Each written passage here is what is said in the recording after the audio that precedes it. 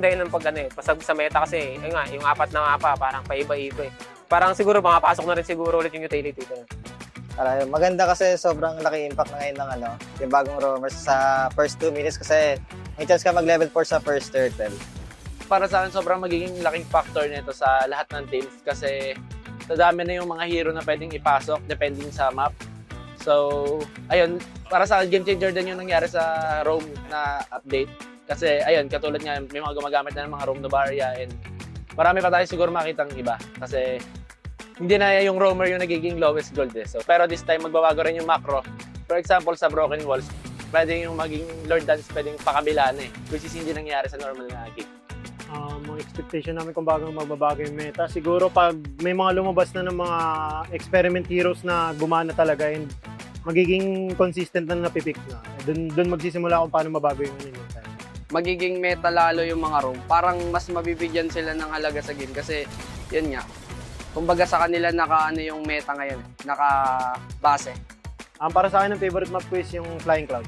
Yung Cloud kasi ang bilis tas nakakabalik agad sa lane. Dangerous grass since parang nagtatago-taguan din kayo pagka mga hero mo pantago. Ako personally yung grass kasi yun nga, pabor sa mga assassin yun eh. Mas madaling makatago, mas madaling makaabang yan. Siguro yung Flying Cloud. Kasi yung kulit eh. Ang cute tsaka parang ang bilis kasi rumeso sa kampi pag sigurado pag low ka. Ang favorite map ko so far yung Expanding River. Kasi as a side laner, maraming bagay yung makakonect ka sa mga team fight, sa turtle fight, tsaka sa mga lord fight.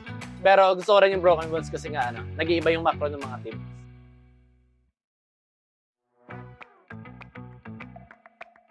Sobrang ganda po yun. Parang nakaka-excite po lalo maglaro kasi may mga panibago naman pong mapa na pwedeng ma-flexible po yung mga player. I really love the change na parang it introduced four new map. It changes the meta. Pwedeng kahit sino pwedeng gamitin na hero and different kind of playstyle for different kind of maps. Okay siya sa community kasi mas maraming makukuha yung mga players na bagong entertainment kasi pag stuck lang sa isang meta, parang naboboring yung mga players eh. So yung Project Next, maganda yung ginawa niya kasi mas maraming choice yung mga player. Tsaka mas marami silang aabangan. Interesting kasi siya, iba-iba yung magiging game style mo. Depende sa maps. Iba-iba yung magiging experience ng bawat players. Ayun, tingin ko overall magiging maganda siya. Ang hirap po ngayon kasi parang iba na ngayon yung meta, hindi na yung hero yung map. Yung favorite map ko po sa Project Next, yung Flying Clouds po. Then, ayun po, mabilis po siya makapag-rotate, kaya mabilis po siya makapunta po sa mga laning. Pag after namatay po. Yung favorite ko yung may dalawang clouds kasi mabilis ka mapupunta sa mga buffs. Yun. Lalo kapag core yung player mo. Ganun. Siguro po yung Broken Walls po kasi mas maraming play na magagawa tsaka yung mga decision making kasi mas accessible na yung sa pag dive sa second turret or sa pag invade po.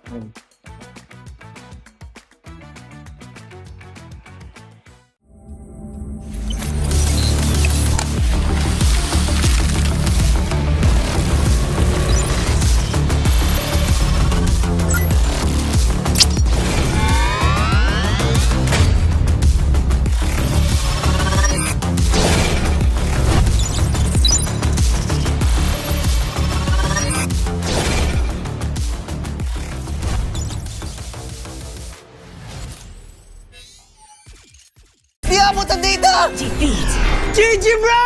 Don't worry, the Unli with Smart Power All 99. Hindi bitin with 10 gig data to power your games plus Unli Facebook or Unli TikTok. Load now! Power up your money game with new BPI Wealth Builder for as low as 1,000 pesos. Earn points when you regularly top up and grow your investment to unlock more free rewards as you level up.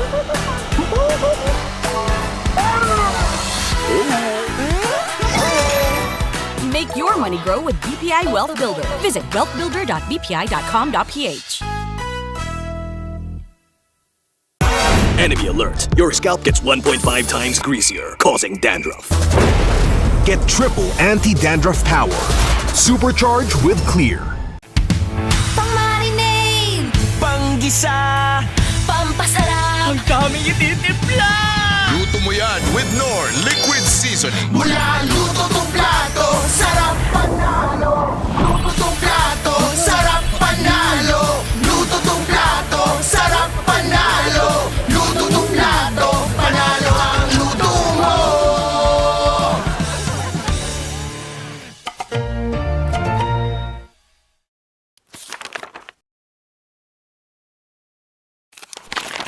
Kung yung isa ka sa mga player na natigil matatag sa MPLBH, anong sekreto ng isang field?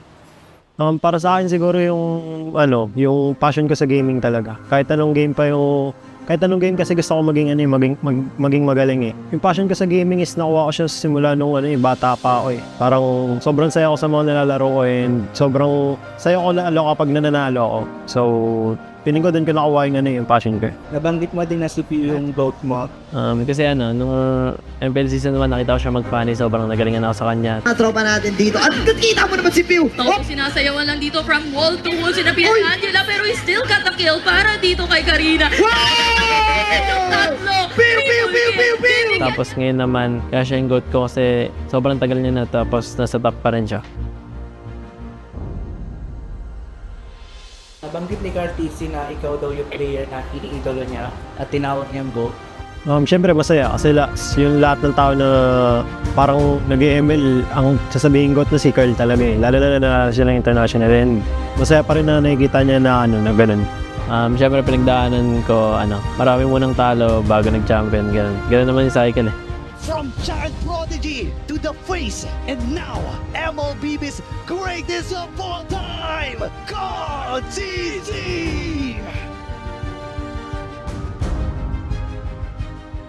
Paano nito nabago yung buhay mo at yung pananaw mo sa buhay? Sobrang dami nagbago sa financially, tsaka yung routine ko sa buhay, yung ginagawa ko sa buhay, tsaka pag lumalabas ako ganun, may mga nakakilala na sa akin. Feeling ko, abang tumatagal, parang napapansin ko sa sarili ko na mas madisiplina ako and mas mature.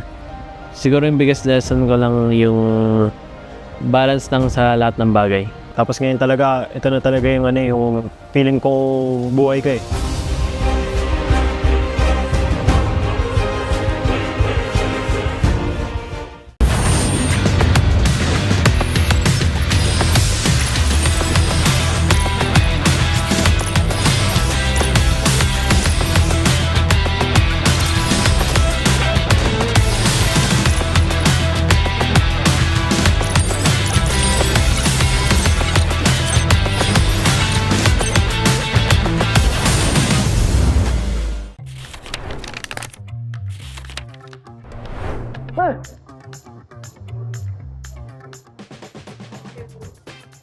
Siya, sino yun?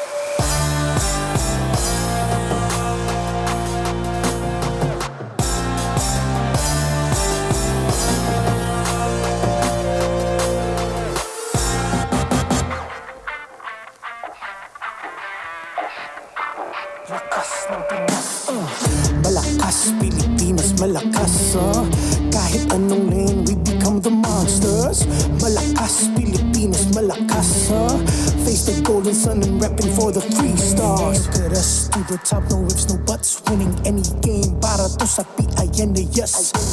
Di mo matitinag aming boses sa new level. Nasa kalye man o mobile, you know I become a legend. Listen, open fire, we unite, we winners. But with pressure, like diamonds are made of. Switching the lane na parang gera. HP Racing made a setup. Kakatang buhat ni Hilda, full dome SS parang Laila.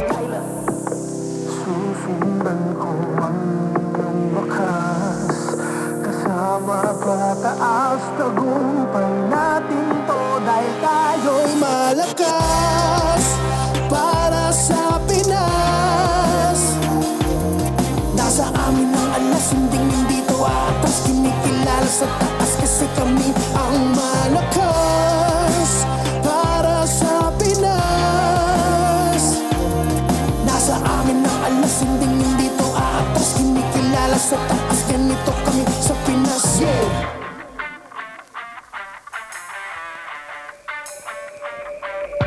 Laging MVP, no surrender, no retreat. Pag nagsama-sama, just imagine what we can achieve. Laging MVP, no surrender, no retreat. Giving 100 on my all, cause we just cannot be defeated. No retreat. We are unstoppable, immune and invulnerable. Ready ang equipment, lahat frozen, mala, crowd control. Pakita on the jab, east to the southeast. Taas ang watawat, proud and loud, cause every enemy we devour. Susundan ko ang iyong wakas. Kasama pataas, tagumpay natin to. Dahil tayo'y malakas para sa Pinas. Nasa amin ang alas, hindi to atas. Kinikilala sa taas kasi kami ang malakas para sa Pinas. Nasa amin ang alas, hindi to atas. Kinikilala sa taas, ganito kami sa Pinas. Yeah. Malakas, Pinas, malakas. Kahit anong tumas. Malakas, Pilipinas, malakas, huh? Face the golden sun and repping for the 3 stars.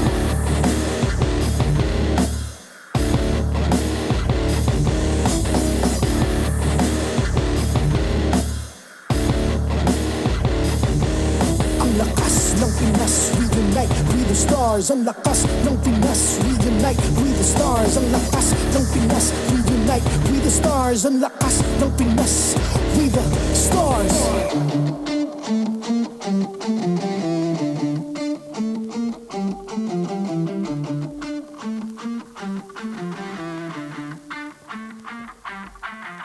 The 16th season of MPL Philippines is brought to you by the following sponsors. Infinix GT30, the power behind every madlang gamer. Victories you can count on. Smart, the simply reliable telco partner of the MPL. BPI, the official bank partner of MPL Philippines. Mas epic na bukas, buksan sa BPI. Our partner in esports, Clear Men. Power up your dandruff-free scalp. Supercharge with Clear. And NOR. Sarap panalo with NOR. Don't miss any MPL action by following our official Facebook and subscribing to our YouTube channel. Follow MPLPH on TikTok for more content. Experience MPL live and stay in comfort at the Green Sun Hotel. Enjoy the promo exclusive to MPL ticket holders. This is until October 13, 2025, so hurry and book your stay. We're weeks away from the playoffs, and you can secure your tickets now. Join us at the bigger stage for the biggest clash of the season. Go to the official MPLPH website to secure your seats. MPL Philippines is monitored and supervised by the Games and Amusement Board.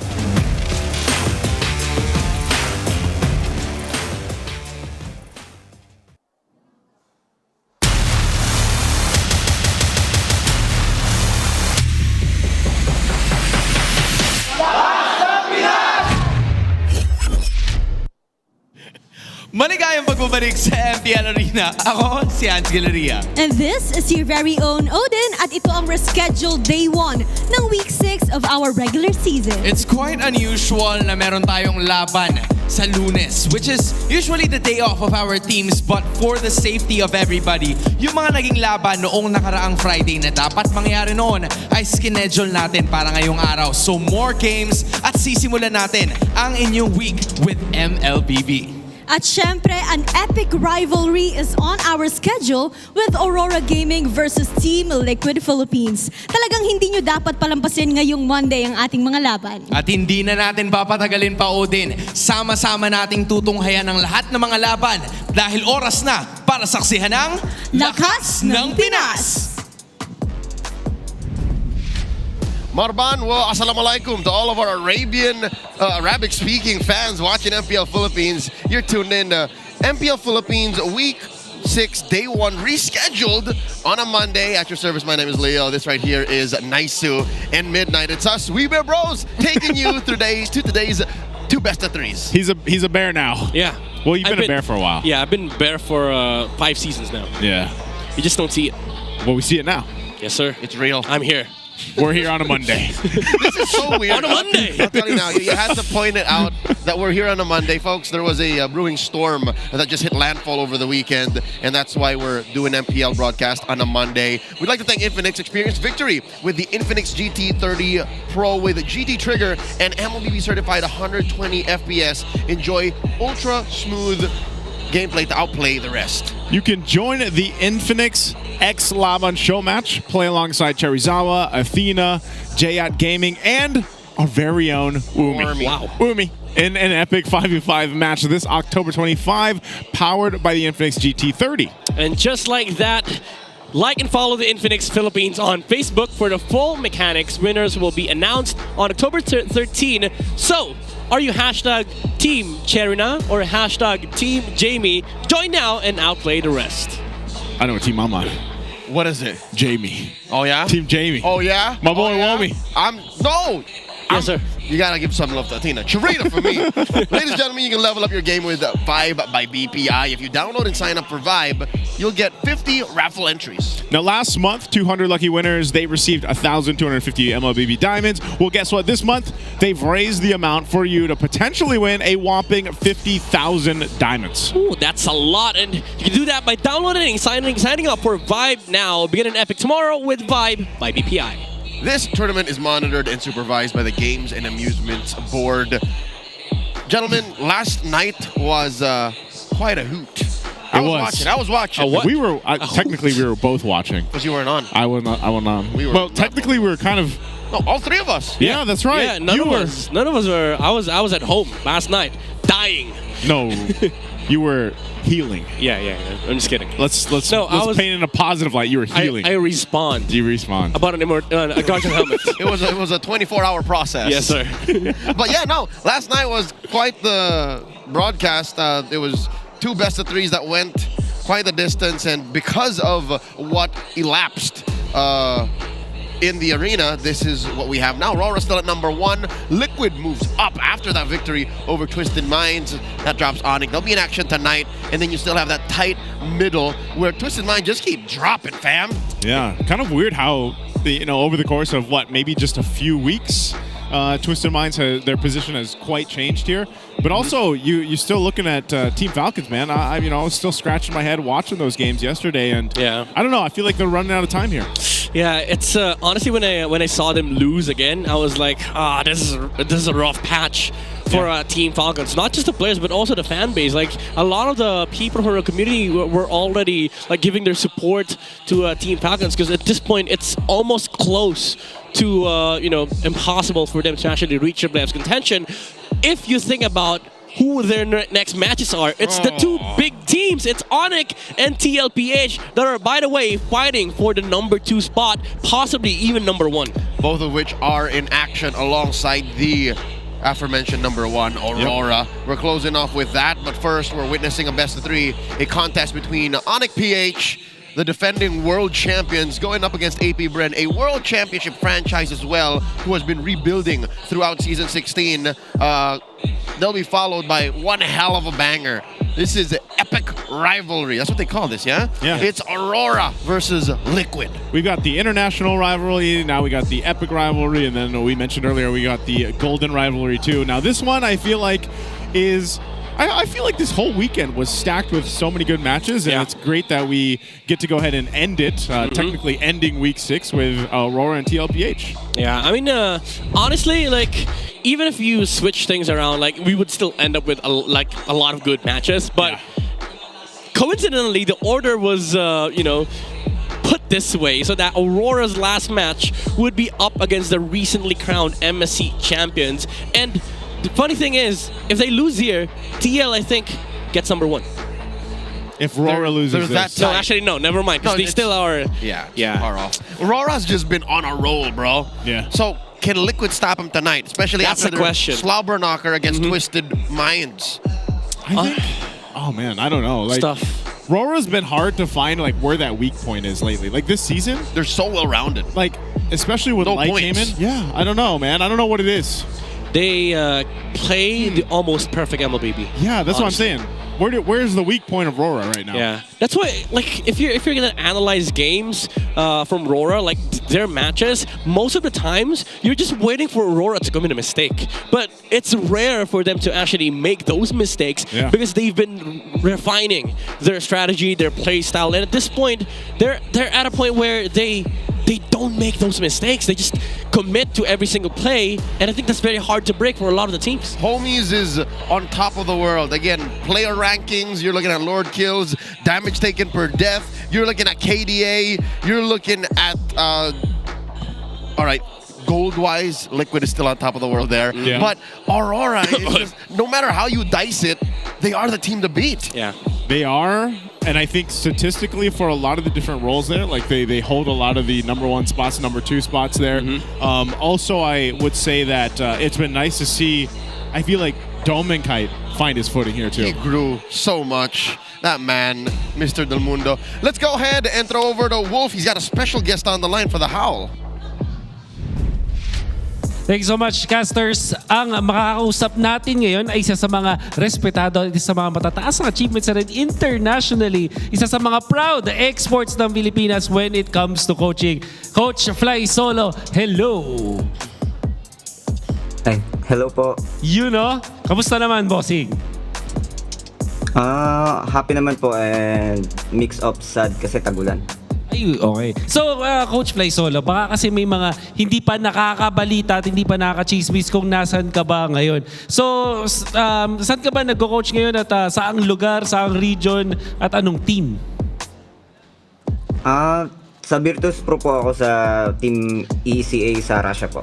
Yon, okay. So, isa sa mga exports ulit. Kamusta naman? Okay ba? Nakakakain ka ba ng maayos dyan? Actually, nasa Pilipinas ako ngayon pero magpa-flight pa lang ako sa November po. Ayun, okay. So, ayun, good luck sa'yo, Coach. Ato, bilisan na lang din natin yung mga questions sa'yo, Coach, kasi mainit ngayon yung mga usap-usapan.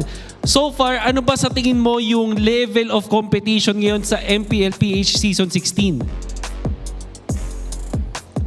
For me, the level of competition in MPLPH 16 is very intense right now. Arguably, one of the more balanced seasons so far. Kasi, not like before pag sinabi mo na etong team na to sure win na. Pero now, hindi.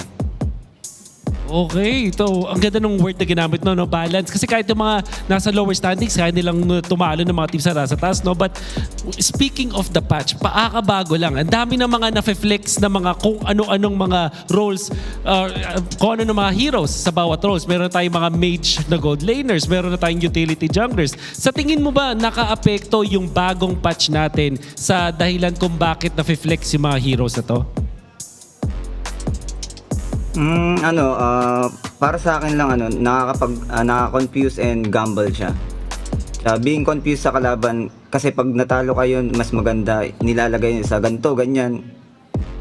Tapos pag gamble naman kasi since flex hero siya, madami kang way na magagawa sa draft.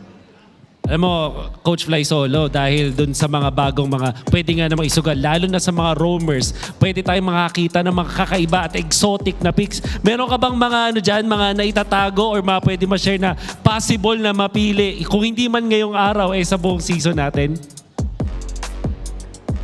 Actually, yung Bane yung pinaka-OP, yun yung sasabihin ko pero nagamit na nung TLPH eh.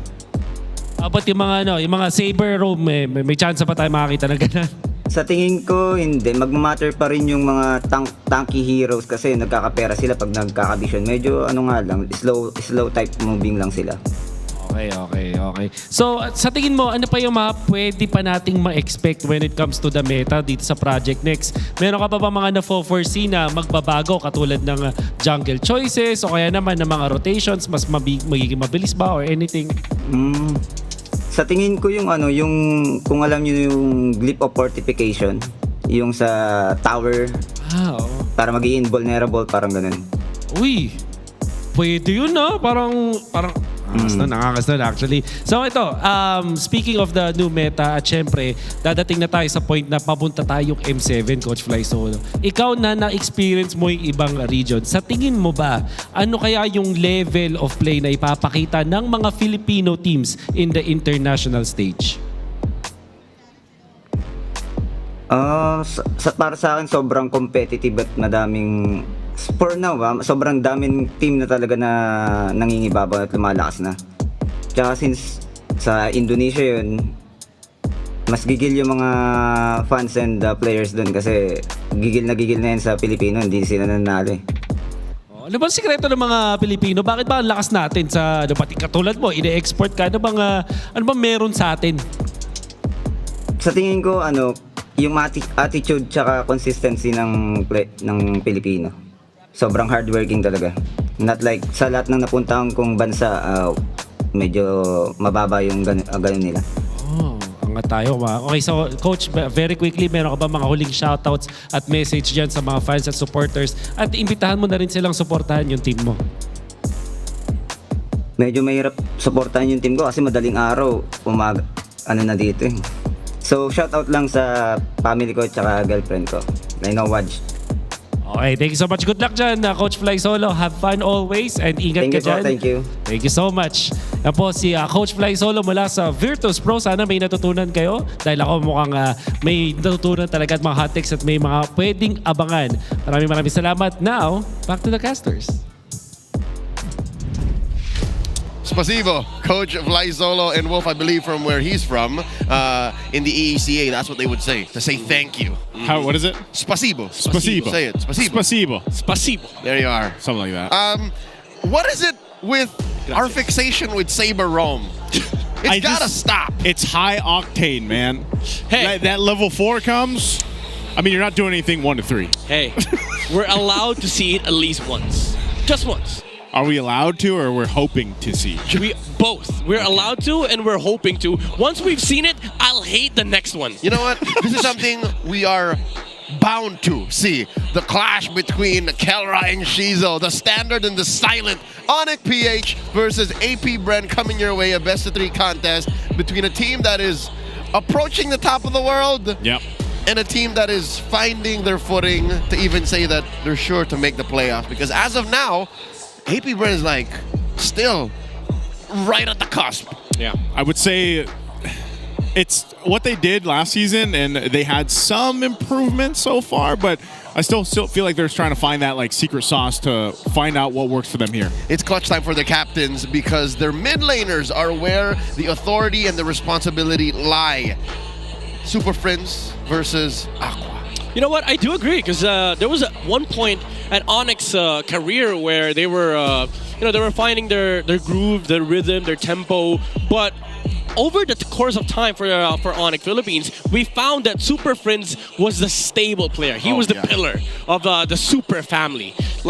There were a couple of seasons where you would see King Kong underperform, Kelrod even underperform, but Super Friends was the pillar. He was the stable rock of ONIC Philippines, and that's also true for Aqua. He's been with the franchise for so long, MPL Philippines, back when he was still with RSG. He was sort of the original Super Friends. He was playing a lot of mages that were off meta, but he never had a season where he was off. It was always Aqua, with RSG playing the Raiders playstyle. Yep, he's reliable. Looking at the stats again, comparing their KDAs to overall everyone else in the league at the time during Season 9 and Season 16.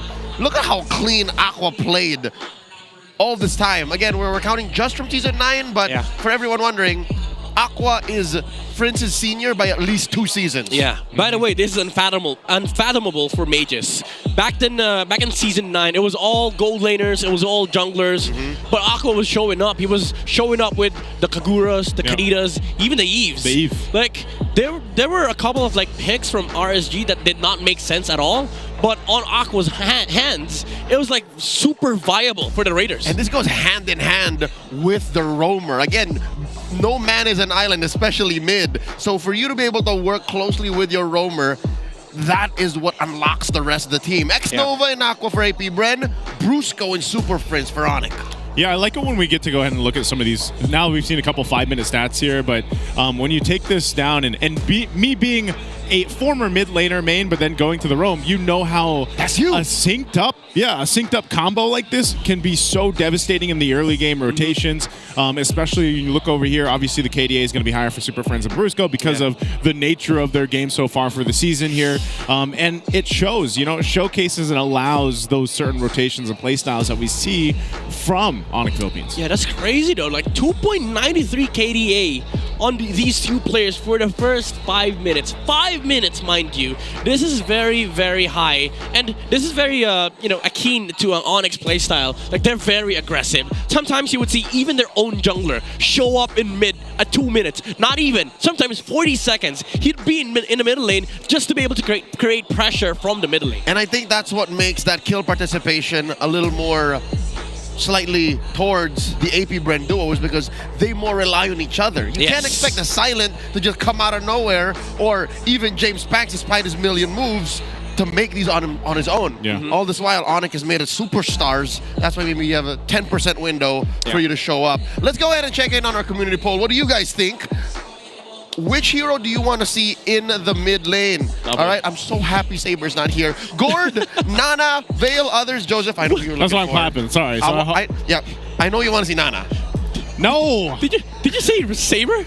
Yeah, I'm so glad he's not here. He's so glad. He's not a mid laner, but yeah, Technically, I understand the hate. If you've seen the comment section, that is true. Yeah. That is Saber. I want the Saber gourd mid. though. Both these mid laners can play the gourd. They have at some point. Yeah, that is true. And I would love to see it. Haji. Yep. Have we seen Super Prince play gourd? Super Friends? I don't know. But okay, wait. I might be thinking of Few. Didn't Few play an M5? Yes. Yes. It's played like a sub Selena when it's not available. Oh no, he did play it once. I remember he played it once. So let us know what you think. Who do you want to see? Again, Gord, Vale, Nana, and others. Others is not a hero. You have to type a name. Just like what? Eudora? Sure. Hey, sure. Dangerous grass. Ladies and gentlemen, let's welcome our teams. It's ONIC PH and AP Bren making their way to the arena. Now. Let's get MPL Monday started. Here's Kelra, Brusco, Super Fritz, King Kong, and Ryota. This is ONIC Philippines.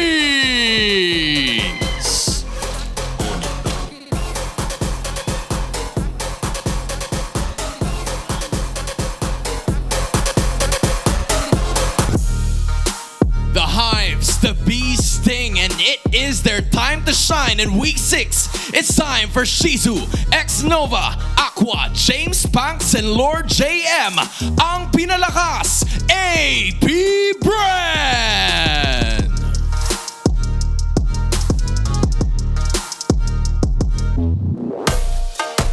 To oversee and uphold the tournament's integrity, guiding us through this match are our marshals, Joshua, Chico, JJ, and Jeff. The two teams are going to be joined by their coaches. It's Coach Wynot for ONIC PH and Coach Jeff for AP Bren. Sonics Bees, this is the first match of the day. Make some noise!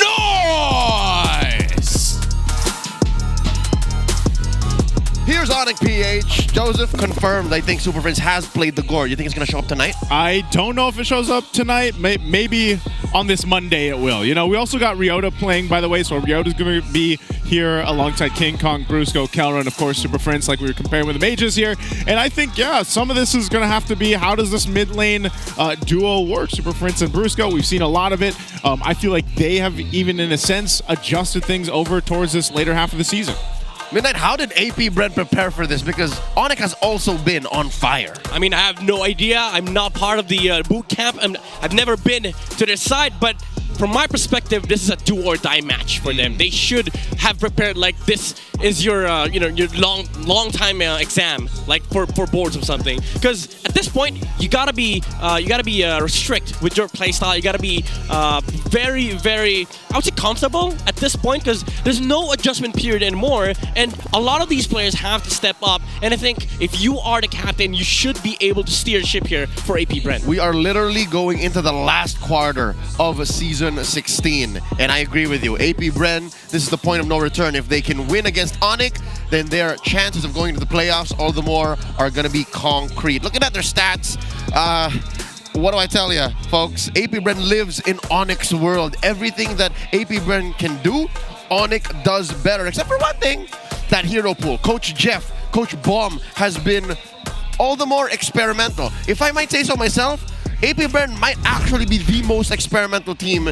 in Season 16. Maybe only second to Smart Omega. Which is funny, because I thought it'd be Twisted again. Like, I thought they would be the ones with the most unique hero picks. But 41 is quite impressive. Yeah, Twisted Mind's just really good. That's true. That's true. That's their thing. It's just really good. I mean, the thing about AP Brent is that they do love experimenting. They love switching up the styles on James Spanks. Ludolf Ruby. But I think over time, it's hurt them so much, honestly. Cost them points. Real quick, let's listen to the comms. Smart 5G ping test coming your way. Let's listen to this. Mic check, mic check. Ano ang message mo kay Aqua, King Kong? Dad, good luck, dad. Namas na kita kalaban, dad eh. Parang dati lang. Mic check, mic check, mic check, mic check. Sino malagkit ya? Ang lagkit ng pawis niya ni Dwayne. Ay! May nanuntok. Langs creative lang sa creativeness. Brusco, ano ang palag mo? Sabi ni Tony, pre-disiplina. Wala ba kayo nun? You need to fake until you make it, bro. Brusco, ano ang palag mo kay Ak? So, next time, kalaban. Sino lalaro yung X-Pin? Good luck. Good luck lang. Say Super X-Nep. Alam mo ba, idol ganyan dati? Legit. Hala, ngayon, idol ko na siya. Dugi tayo. Super Monster. Ay, Monster Mage pala. Monster Mage. Isa naman ya. Kailangan na namin manalo. Kaya pa. Kaya pa magtapan. Kailangan natin silang durugin. Okay, all in guys. All in up. Kailangan galingan para may day off. Kailangan manalo guys. Kasi mag-only day off na kami. Hindi pwede yun. Ayun lang pag-ukom. Sana umabot kami sa playoffs guys. Para sa pangapans namin. Meron ba? I don't know if Aqua did the math, but this sentiment seems to echo even throughout them. They know that this is a must-win. Yeah, it has to be. I mean, they're in a dire situation. I think Midnight talked about this a little bit. And, week 6 is basically about to be over. So you're down to your last 2 weeks. Yeah, to be fair, if you have a score like that, every match you lose, you'd expect that, all right, maybe we're out. Unless announce in the official broadcast that, hey, you're still in. Oh, okay. But you don't want to wait for that point. Yeah. You would rather have control, have agency in your playoffs chances. So with that being said, let's listen to the Infinix Keys to Victory brought to us by Wolf via The Howl. Welcome to the Howl. Ako pala si Wolf, bringing you the Infinix Keys to Victory. Para sa ating unang match ngayon, it's ONIC Philippines going up against AP Brent. Ang ONIC Philippines ay kaagaling lang sa pag-aatalo, pero para matalo nila ang AP Brent ngayon, kailangan nilang i-punish yung early game ng AP Brent. Actually, pag tinignan natin yung stats ng AP Brent, it's noticeable na sila ang pinakamababa ang early game sa lahat ng teams natin dito sa liga. And this is including even yung teams like Falcons na nagsastruggle dun sa may baba ng ating standings. So it is something na kailangan talagang i-fix ng AP Brent. But for ONIC, knowing na malakas din sila sa early game at napaka-aggressive ng team na to, if they punish yung mahinang early game ng AP Brent, it will be easier for them to take over the series. Also, I think this is the time where we can say na kailangan talagang mag-marksman goal drainers ng ONIC. They just have to focus on their standard gameplay dahil mukhang nagsastruggle sila kapag si Kelra ay gumagamit ng mga fighters or kaya naman ng mga mages. I'm sure na kayang laruin ng ONIC Philippines sa ganun drafts, but I guess now that we are deep into the season, kailangan nila mag-focus sa kanilang strengths. Now for APBR, they have to ban yung mga assassin ni King Kong o kaya naman i-force yung Yi Jin. If we are gonna look sa mga stats ni King Kong, hindi ganun ka-impressive kapag hindi assassin sa kanyang hawak. Although we know that King Kong can play the Yi Jin or mga utility junglers or kung ano man, we know that for as a team, etong ONIC Philippines, dun sila nag-struggle kapag hindi assassin ang hawak ni King Kong. Now, they also have to give Aqua a winning matchup in the mid lane. Malaki ang focus sa mid lane matchup ng Super Prince versus Aqua. Merong time na parehas sila ng playstyle at napakataas ng kanilang KDA. So it's gonna be up to APBR on how they can set up for Aqua to win that mid lane matchup. Abangan natin ang laban na to. Back to the casters. I mean, a lot of good stuff brought up here by Wolf. It's some options for APBR are kind of obvious. You gotta force King Kong to play anything else rather than the Lancelot, because he's been shown to be exceptional on as a hero. But of course, for ONIC, no experimentations. Just pick the normal marksman for Kelra, and you'd be fine. No Masha shenanigans for the Super family. Or CC and gold. What? Or CC and gold. Maybe sometimes I would agree with the CC gold if there is a YSS asterisk in the pool. There's an asterisk to it. As to what Light has mentioned in one of their streams with Doming Guide, it still works if you have a funnel, but sometimes we see ONIC dodge away from the YSS pick if they're up against teams in the bottom 4. So taking these into consideration, the map will also affect how they draft. We're looking for the map enhancement going into game number 1. The contest is about to begin. We're getting Flying Cloud! Mr. Joseph! Clouds! Mr. Cloud is in the building! Mr. Clouds, baby. Whoa, look at the percent! I don't know if you saw the percentage. What was it? What was it? It was like 1,000%. 1,000%? No on way. Mr. Clouds That for both teams. That is incorrect. It was incorrect. Completely incorrect. ONIC PH on the play. Coach Why Not here, taking charge alongside Coach Hayes, banning out the Chip and the Baksha, while Coach Jeff and Coach Bomb respond with banning the Fanny and the 1-1. Real quick, some stats. Red side has slowly caught up over the weekend. You're looking at a 52 to 48% win rate, blue to red. Blue to red, 52 to 48. Yep. Honestly, there's a lot of stuff that you can do on the red side, but it's very team specific. Because sometimes you'd see teams really prioritize heroes like Zushin, Harith even. But the norm is to go for the Lancelot first pick. And then for the red side, the reason why it's been losing a lot, because we've seen a lot of like Lancelot first picks, and there's no proper response to it. Even if you try to get the Kalea, you're not really picking it to counter anything. You're just picking it because it's such a good pick. Yeah, it's valid. I think X-Nova can pull it off. Yes.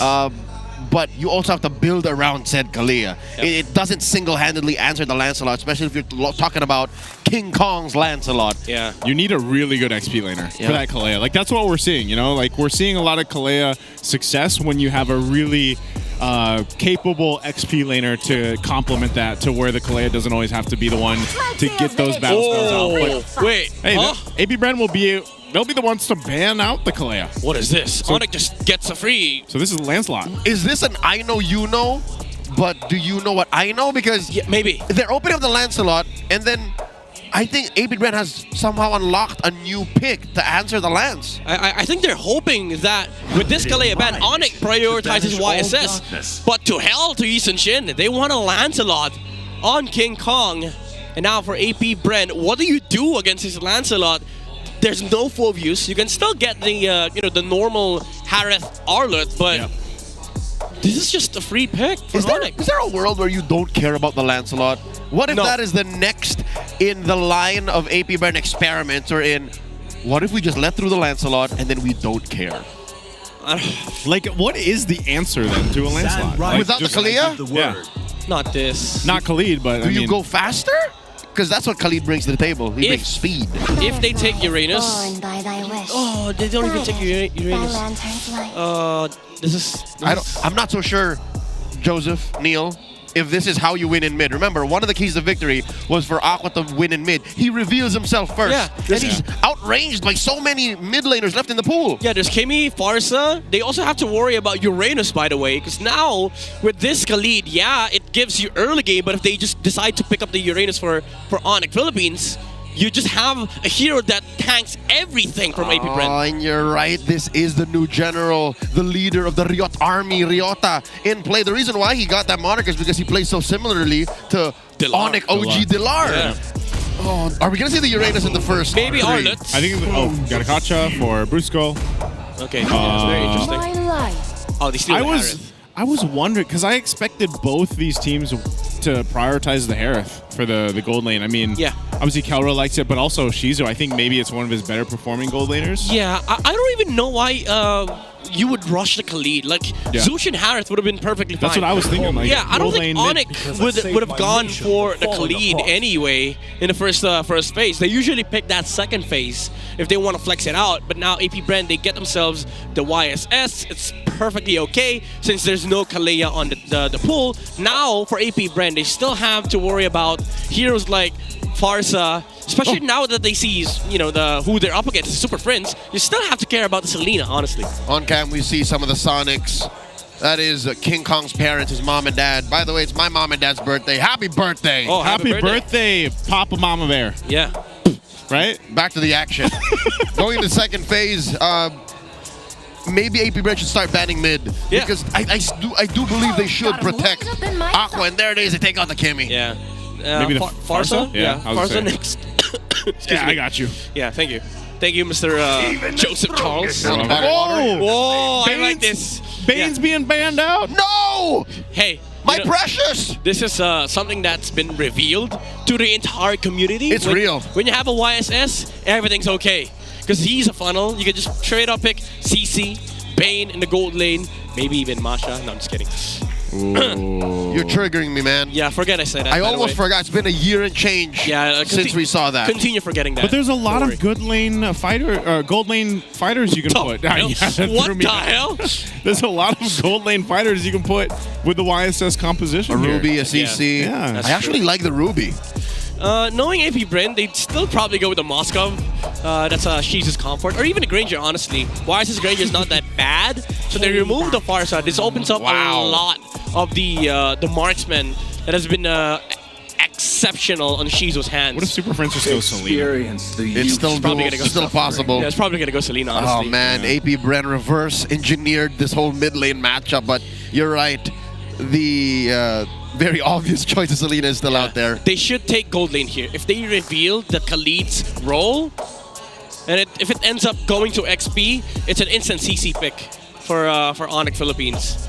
If Kirk was playing. But Ryoto is playing now, so we don't even know. Hey, we're not privy to how they switch or how they decide, right? Yeah. So maybe Ryota's been working on the CC. Yeah, but they've been heavily prioritizing Arlet for Ryota for quite some time. And now. Uranus is still open too. Still out there. Yeah. Ooh. Oh, so this is the okay. If you pick Uranus, we'll have the Esmeralda. The preemptive pick. Preemptive pick. Yeah, Mr. 50-50. Staying ahead of one step ahead. Yeah, you can't go Lapu here for ONIC. Arlet is still decent, honestly. Arlet, CC, Uranus.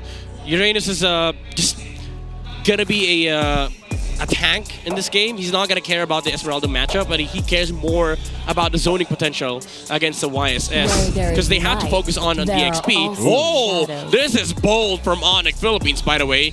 It's a Luyi against a YSS. They have a Mountain Shocker, so every after TP you do, they can reveal your position.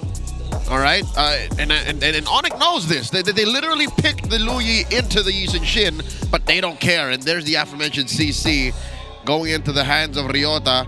AP Brand, what do they throw into the silent hands? Gold pick for Shizo upcoming. So Moskov. Yeah, that's probably Moskov. That's so much mackerel. Unless like they really go fight, but would they even want to go fighter with the YSS here? Like, what's even left for them to put in the gold lane? I don't know. I don't want the Esmeralda on him, please don't.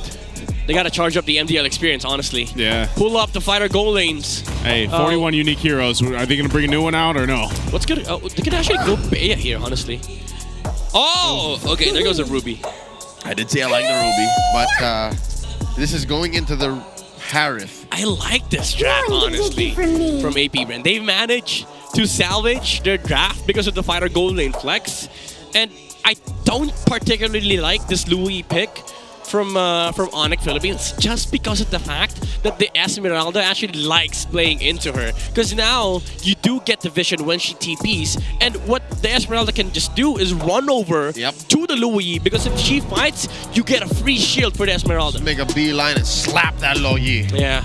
That's why the lineup ratings are so different too. -1, dude, on the counter index. That's so high. Yep. And honestly, out of all the all ONIC drafts, as much as we love praising why not so drafts for ONIC, this is probably the most questionable. It is the most brazen. Yes. Just literally relying on your comfort, your signature, aggression, and gameplay. Again, this is a best of 3. The first Welcome to Mobile Legends. And AP Bren entering the Land of Dawn. I do remember the Keys to Victory having an early game focus for ONIC. They have to punish AP Bren. There might be a small window where that works. Yeah, part of this too is always this early game. That's why we were highlighting, mid-roam duos here. The Revitalize is already going to be popped from Brusco, but they know this. And taking a look at the emblems here, how's it? Whoa, Snow jumps in. Not sure if he's going to be able to do much more. Maybe just trying to also get that flicker out from Super Prince. Yeah, I mean, he's also level 2, so he does have access to the heal from the second skill. But I do like that he went for the thrill here on the Khalid, adding more damage, more poke in the early game. One of the highest damage poking tanks out there. And this Khalid pick is really scary, considering that in this patch, most roamers actually get a lot of gold in the early game. And I've seen a couple of Khalid roamers just straight up build Fury Hammer just for the amplified damage and then revert back to the tank builds. Yeah, he does so much damage, no? Like early game, even with just that Fury Hammer. That's what I like about the Khalid too, but I like him even more when it's not Flying Clouds. But I think when we talked about the discussion of Flying Clouds specifically here over the past weekend, it was like, where does that advantage come from? And I think it was Wolf that mentioned, it's really that defending team that makes it work the most. Whoa, mid lane already. Whoa, X-Nova gone the first blood. It's going to be a trade though. Brusco falls as well. James Panks taking a couple of shots here on King Kong, but a trade roamer for roam. If there was anyone to punish X-Nova and again stop his quick sand guard, it would have been Brusco. So Brusco saw that opportunity and took it. I would have said that ONIC would have loved that trade, honestly, because it's the normal pattern for them, King Kong going to mid lane. But in terms of economy, AP Bren actually won that trade because James Spans was the one who was able to get the kill onto Brusco. Yeah. Fight for the turtle. Half health already. Brusco not level 4, but he did pop the Revitalize. Just going to go for the zone here. James Panks will get the turtle.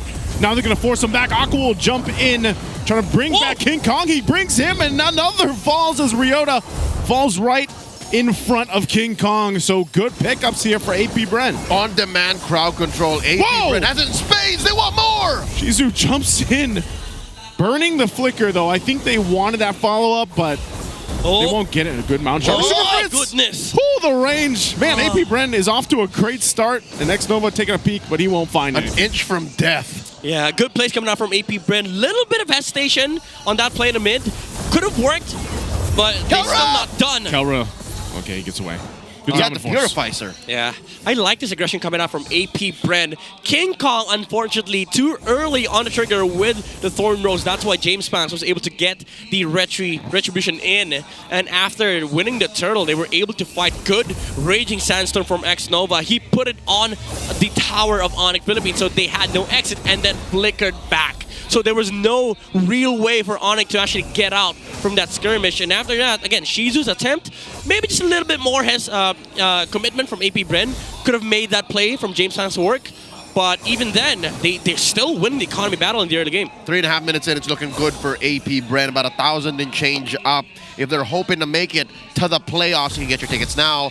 This is how you do it. Again, make ONIC PH feel bad about drafting this way. We can already see it now, how they're getting punished. Like, there's very little they're doing against AP Bren in the early. Yeah, it's gonna be a lot worse because the Esmeralda CC matchup, yeah, sure, the CC can actually lane against Esmeralda, but after the first turtle, wherein XP laners usually just rotate, that's where the problem starts coming in. Because who do you send to deal with Lord Jaya?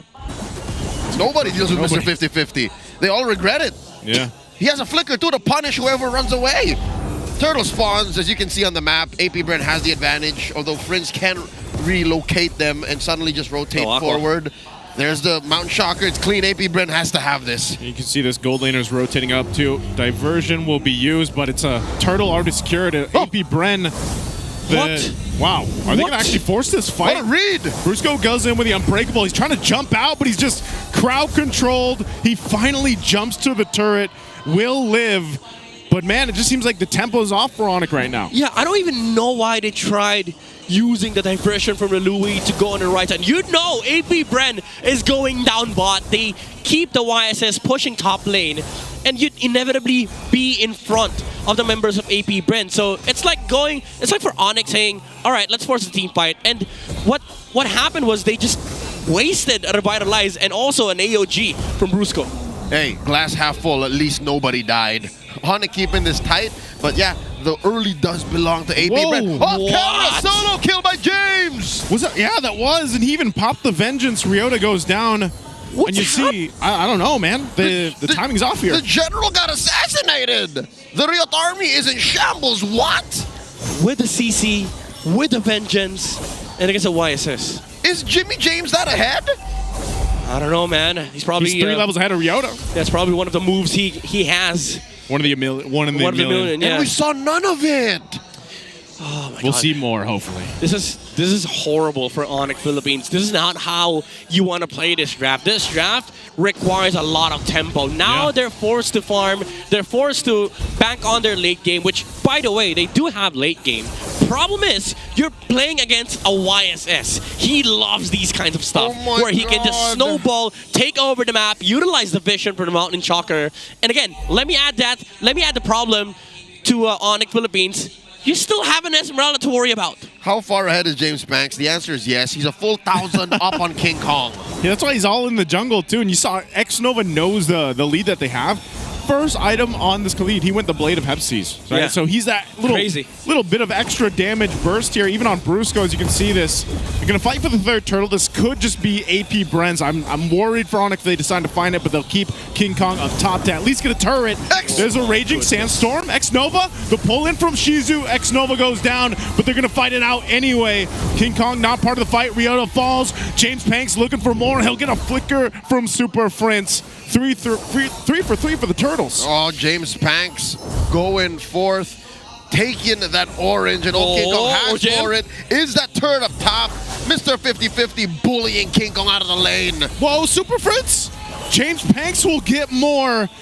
Kelra already popping the Zaman Force, and they are losing so much here. ONIC far behind at 7 minutes in. Total tally, orange buff turtle, mid lane tier 1. Yeah, a lot of economy going in favor of AP Bren. And do you know how bad this is for ONIC Philippines? The reason why they're able to sort of like control the lanes and keep the the gold lead in check from AP Bren, this map is flying clouds. So they're able to return to the lanes much faster.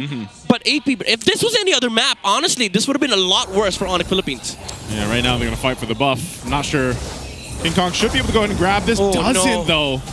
So he even used the Retribution. Now Brusco's going to be in trouble. Has to jump out with the Avatar of the Guardian. Right now, AP Bren knows they're in full control. They're taking everything they want. They're starving out ONIC. Yeah, this is good stuff. Now, AP Bren, because they have a YSS, they're not going to lose this Lord lane control. They have vision for Mountain Shocker, and what they're doing right now is preparing the Lord setup. You go to the long lane, you keep the slow push going, and then for ONIC Philippines, they can't even do anything because they don't see the Esmeralda. They can't even use, the diversion for the setup, because if they accidentally bump into Lord JM, then they're just going to be ran over. There's a Mountain Shocker to confirm where the members of AP Bren are. And ONIC too. They're getting corned off. Midnight, drink a bottle of water real quick. 10 seconds until the Lord spawns. And they're just going for it. Yep. AP Bren, the way that they drafted too is even the late game is all but secured because ONIC also have to dive in. There's very little in range that they can speak of. Yeah. Yes, they can re-engage, but AP Bren can keep going. Look at these. The only real ult they're waiting for is Mountain Shocker and then Raging Sandstorm. That's it. And honestly, like, even if you say ONIC finds a good team fight, it's still very hard to execute with their heroes because most of their damage dealers is countered by the Ruby. Imagine King Kong and Kelra going into the team fight and they just get controlled for like 4 or 5 seconds. And the Ruby don't care. Shizo's building hybrid, has a Radiant Armor, has a War Axe. Here's ONIC being sent over. Defensive maneuvers back as AP Brand secures the Lord. Yeah, there's nothing they can do. I mean, they got to concede the Lord on that one. King Kong will go ahead and grab his buff, but they just got to get ready for this fight. Oh! Aqua does take a little bit of damage, but he's fine. They're just so far ahead right now. I mean, you saw the breakdown for the rolls, too.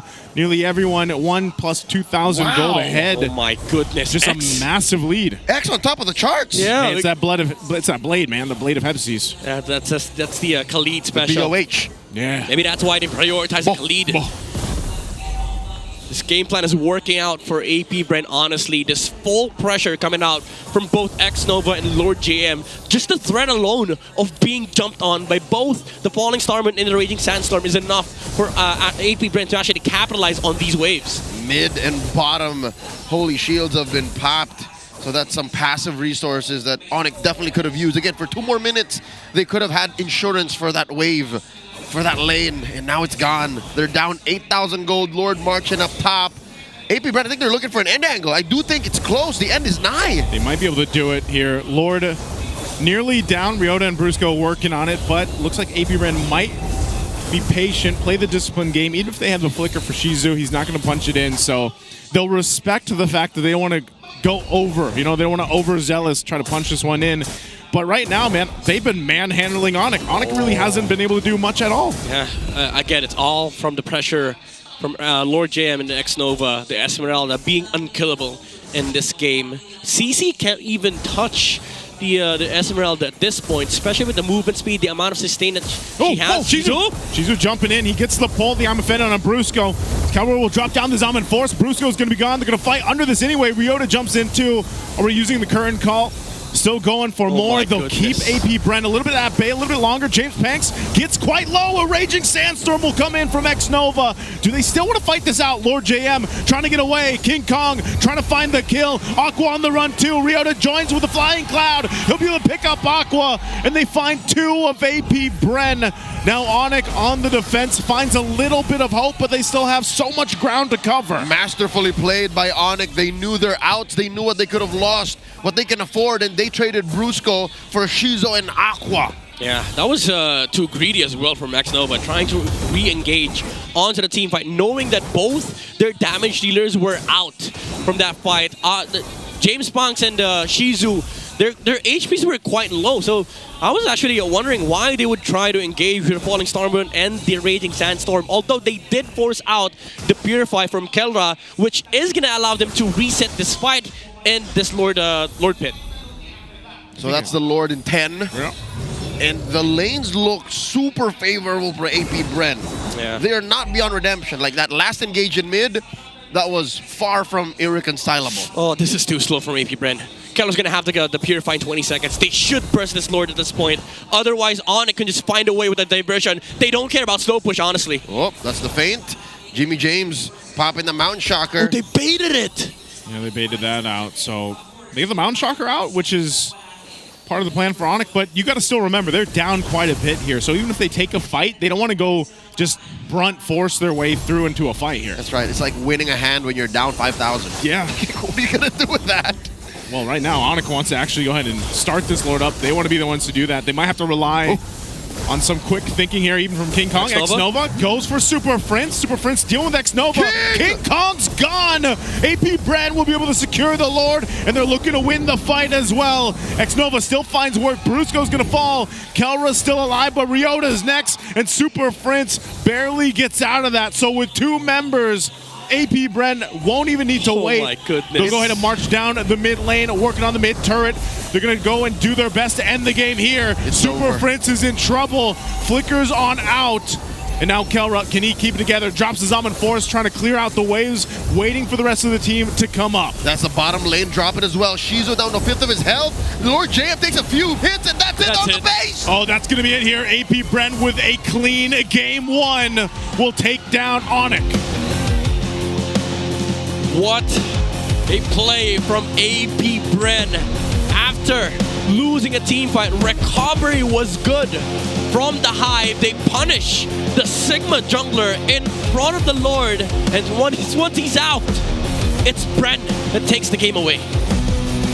for every stumble AP Bren had, they were sitting on a smorgasbord of good deeds.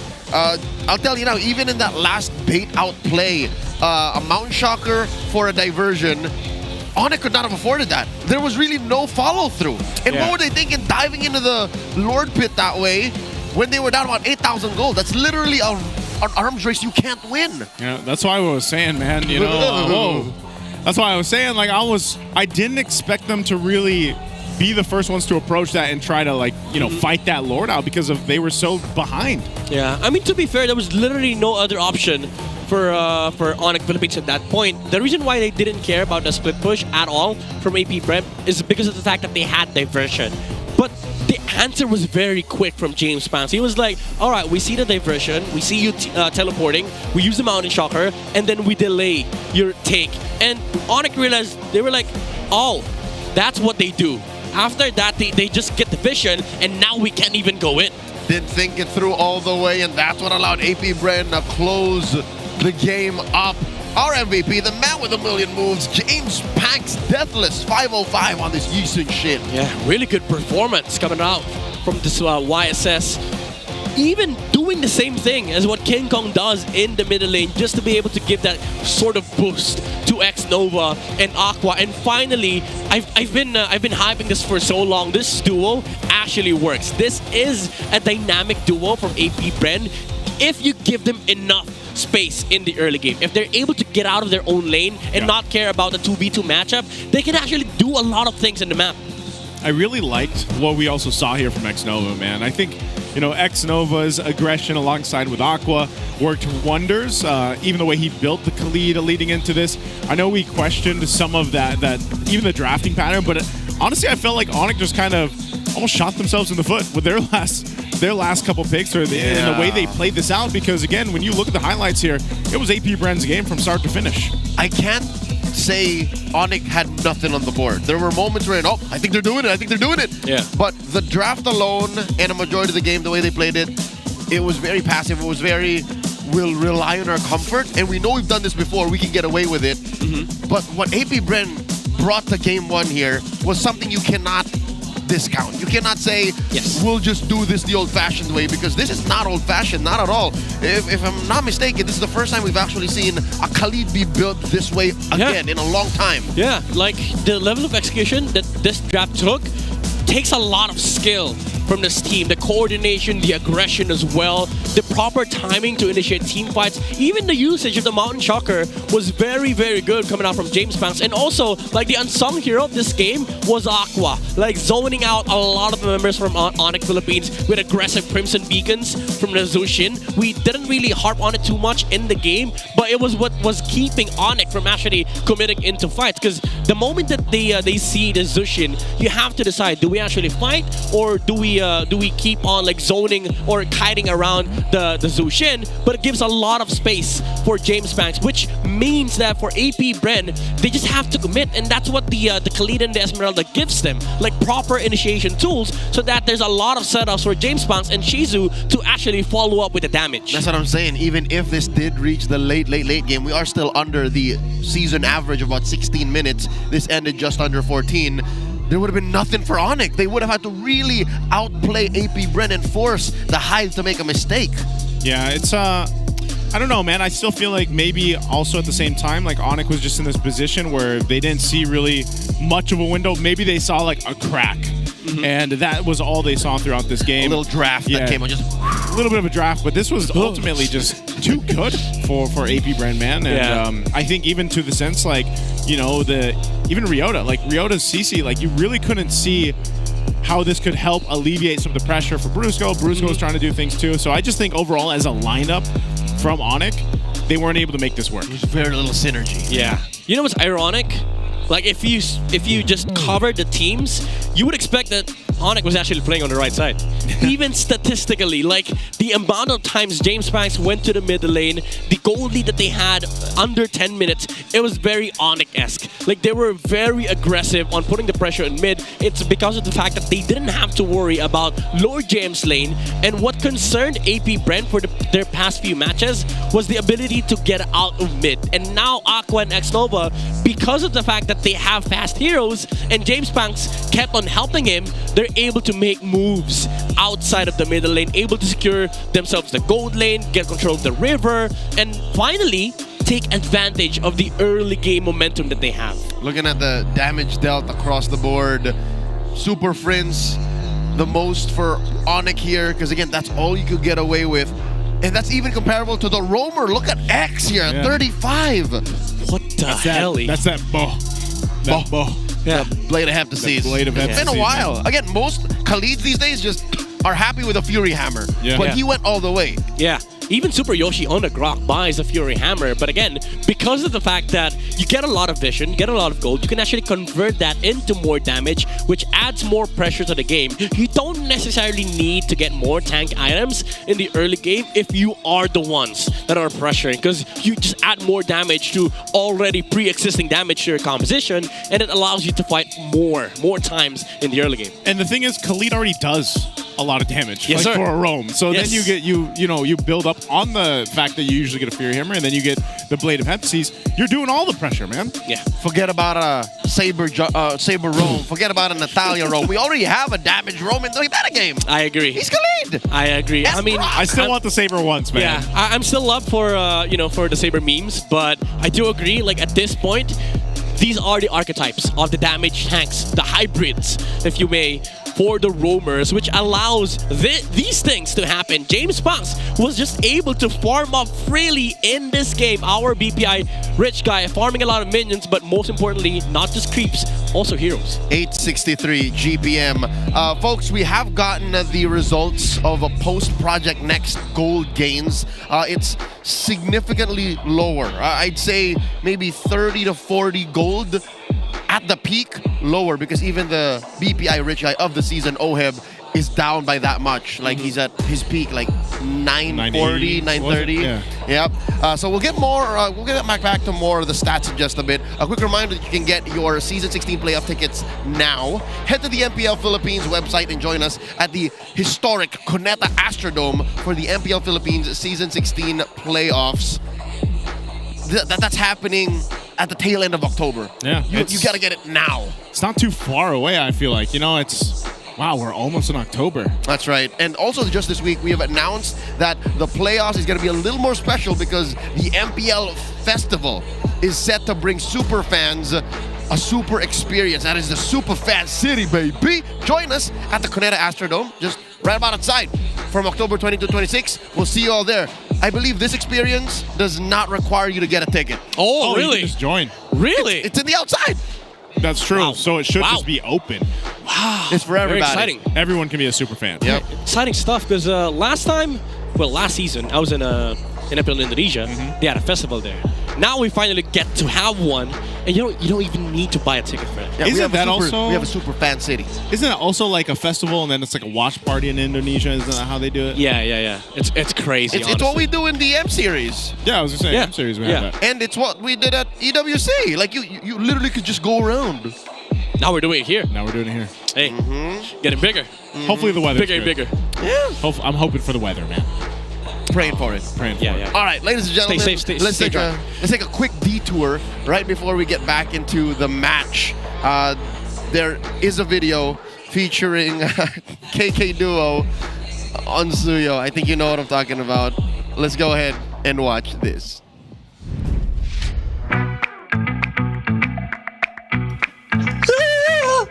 Ayun na yan.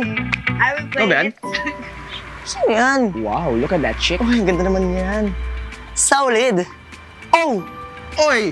Grabe. Pwede na sa Netflix ako. Pwede ako sa Netflix dyan, ah. Oh! Uy! Sino yun? Hindi ko napansin. Sino? Ba't di pinansin? Wisdom lang. Uy, pinahabol. Pinagod ata, ah. Pinahabol, pinaasa. Pinaasa.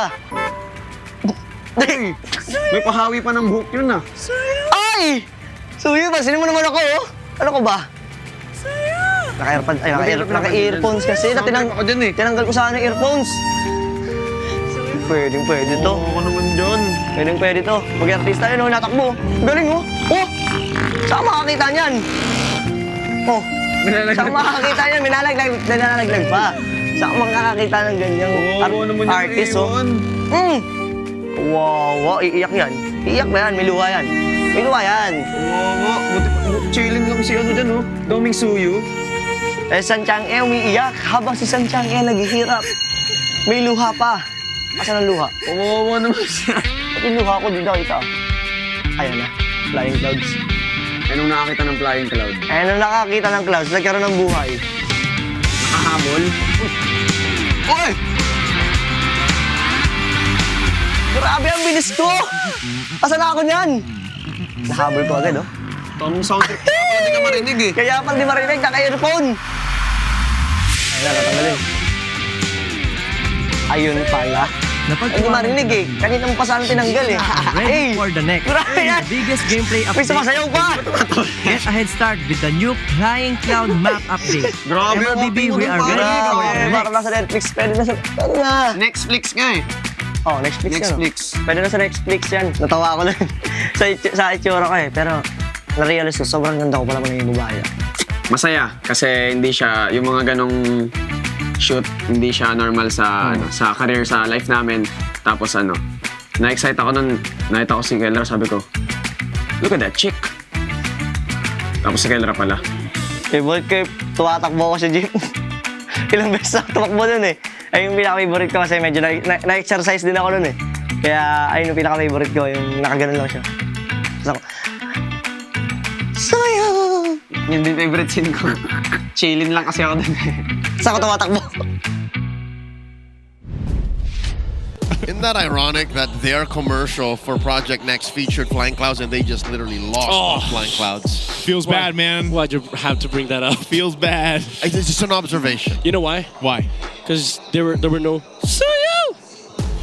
I love it, but I hate it at the same time. This is my relationship with Saber Roam. Oh, that's how you feel? Love it? You love it, but hate it? I'm annoyed by it, but there's a part of me that is endearing. Yeah. But I hate it. Suyu! What if they change it up to Saber? Oh, yeah. No! It's even worse. No, the man of the hour here, X Nova, our Week 5 Roamer of the Week. His all-star performance on the Khalid in Game 1 puts him at match point. Wow. This does allow them to go for the jugular here, picking second into game number 2. He's number 1 across the board in these stats in Rome. Hey, he hits the spot. That's why he's the Admiral. X marks the spot, baby. That's true. I like it. What? Wait, it's you. He's the Admiral? He's the Admiral, yeah. X marks the spot, baby. If you know, you know. If you know, you know. Will's probably going to get it. I'm going to have to ask Wolf about that. Yeah, I'm not going to explain. I'm not going to explain myself. If you get it, you know it. You're of a very specific age bracket. Yeah. Well, yeah. Now they picked Red Side, by the way. This is an AP Brands special. Honestly, I think they're one of the few successful teams on the Red Side, aside from Twisted Minds.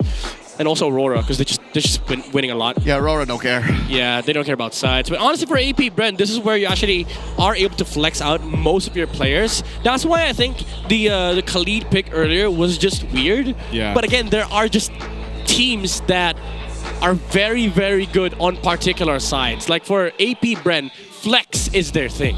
That's why the Khalid worked earlier, because they were able to flesh out the Esmeralda Red 4, which was very, very good. Honestly, if there was any like Stockfish metric that was keeping up with the draft scores, that Esmeralda pick would have been 10 out of 10. I like how we were saying too, with that first pick, Lancelot from ONIC, we were like, what could work against that? Well, I guess their lineup was the answer to that, because even then, King Kong, I mean, he was down against James Panks multiple levels. Yeah, and I think for AP Brent, they realized that, okay, there's a tradition before that, blue side was just very overpowering with their first pick. If you don't have anything to counter it with, just don't care about it. just pick your own thing. And I think that's what they did in game number 1. They didn't even really answer the Lancelot. They just prepped their own lineup. And that's exactly what they did. I wonder if they can pull it off twice in a row. Map choice coming up. It's Broken Walls going into game number 2. And Coach Jeff and Coach Bomb reacting to it. They know that they have good odds with this because, again, they've won 1 out of 3. Yeah. And ONIC has lost every time. Let me just say, if there is an anti-Falcons map, this is the anti-ONIC map. Because you would see a lot of utility junglers here. Now, Lancelot gets picked up. Fredrin is open from AP Bren. Maybe not here, but if you want, you could just go Fredrin and Zushin because it sets up the Arlet pick for Red 3, but they still go back to the Khalid. You don't change what's not broken. Zushin and Khalid first 2. But where do they reconcile the lack of Esmeralda? Okay. And here they are. They answer to Aqua immediately. Super Prince has had it. I need to win that matchup, coach. Give me that Kimmy. Yeah. Gimme. Gimme. Give me that Kimmy. Gimme. This was banned. Was it banned out in? Yes. Second phase. Yes. AP Bren attacked it at red 4 ban. Interesting. They went with a YS again instead of a utility, and that's to be expected because they won with it game number 1. But now the difference is there's a Hylos on the side of ONIC Philippines. For the past 6 weeks, this has been the most successful hero against YSS, by the way. The Hylos. You just hunt him down. Yes. Stun him. Glorious pathway when you see the traceless. Yep. And he can fight back. And on top of having the Kimmy there, that traction pulse is going to help them this time too. One hell of a duo. Yeah. But I don't know. I guess after seeing what happened in game 1, you can't knock what these first 3 picks are going to be able to do in the hands of AP Bren. So I'm guessing they'll attack XP here. I don't think it's any use to, take out the Harith. You know what's a lot worse for ONIC? Is that, thank you. Now, ONIC removes the CC, because I was thinking, if they forget that the CC is still open, if AP Bren is able to get CC, that's game over. So at least they remove it from the playing field. Now, AP Bren, last option they have is the Lapu Lapu, which still works, by the way, because it's a good tempo controller for AP Bren. It's a bypass against the Hylos, because honestly, that's a thing that you need and want against a Hylos comp. You need somebody that can actually bypass. Also, because Esmeralda got banned, Phoveus is left in the open. Yeah. So I think it comes down to Phoveus, Lapu, and then possibly a glue. If there's if the Phoveus shows up for both sides. God, XP is so wide open. There's so many picks. Yeah. What do you remove here for AP Bren? Okay, you remove the Arlet. So yeah, again, it comes down to those 3, the Phoveus, Lapu, and glue. Phoveus, Lapu, glue. And then you still need for AP Bren after the XP lane is their marksman. So I wonder if this is going to be a gold lane ban here. Yeah, I still think they banned the Granger, honestly. Ban the Granger, yeah. Because Shizu, I don't know, because they have a YSS too, do you still want to go with a fighter because Ruby's not banned out?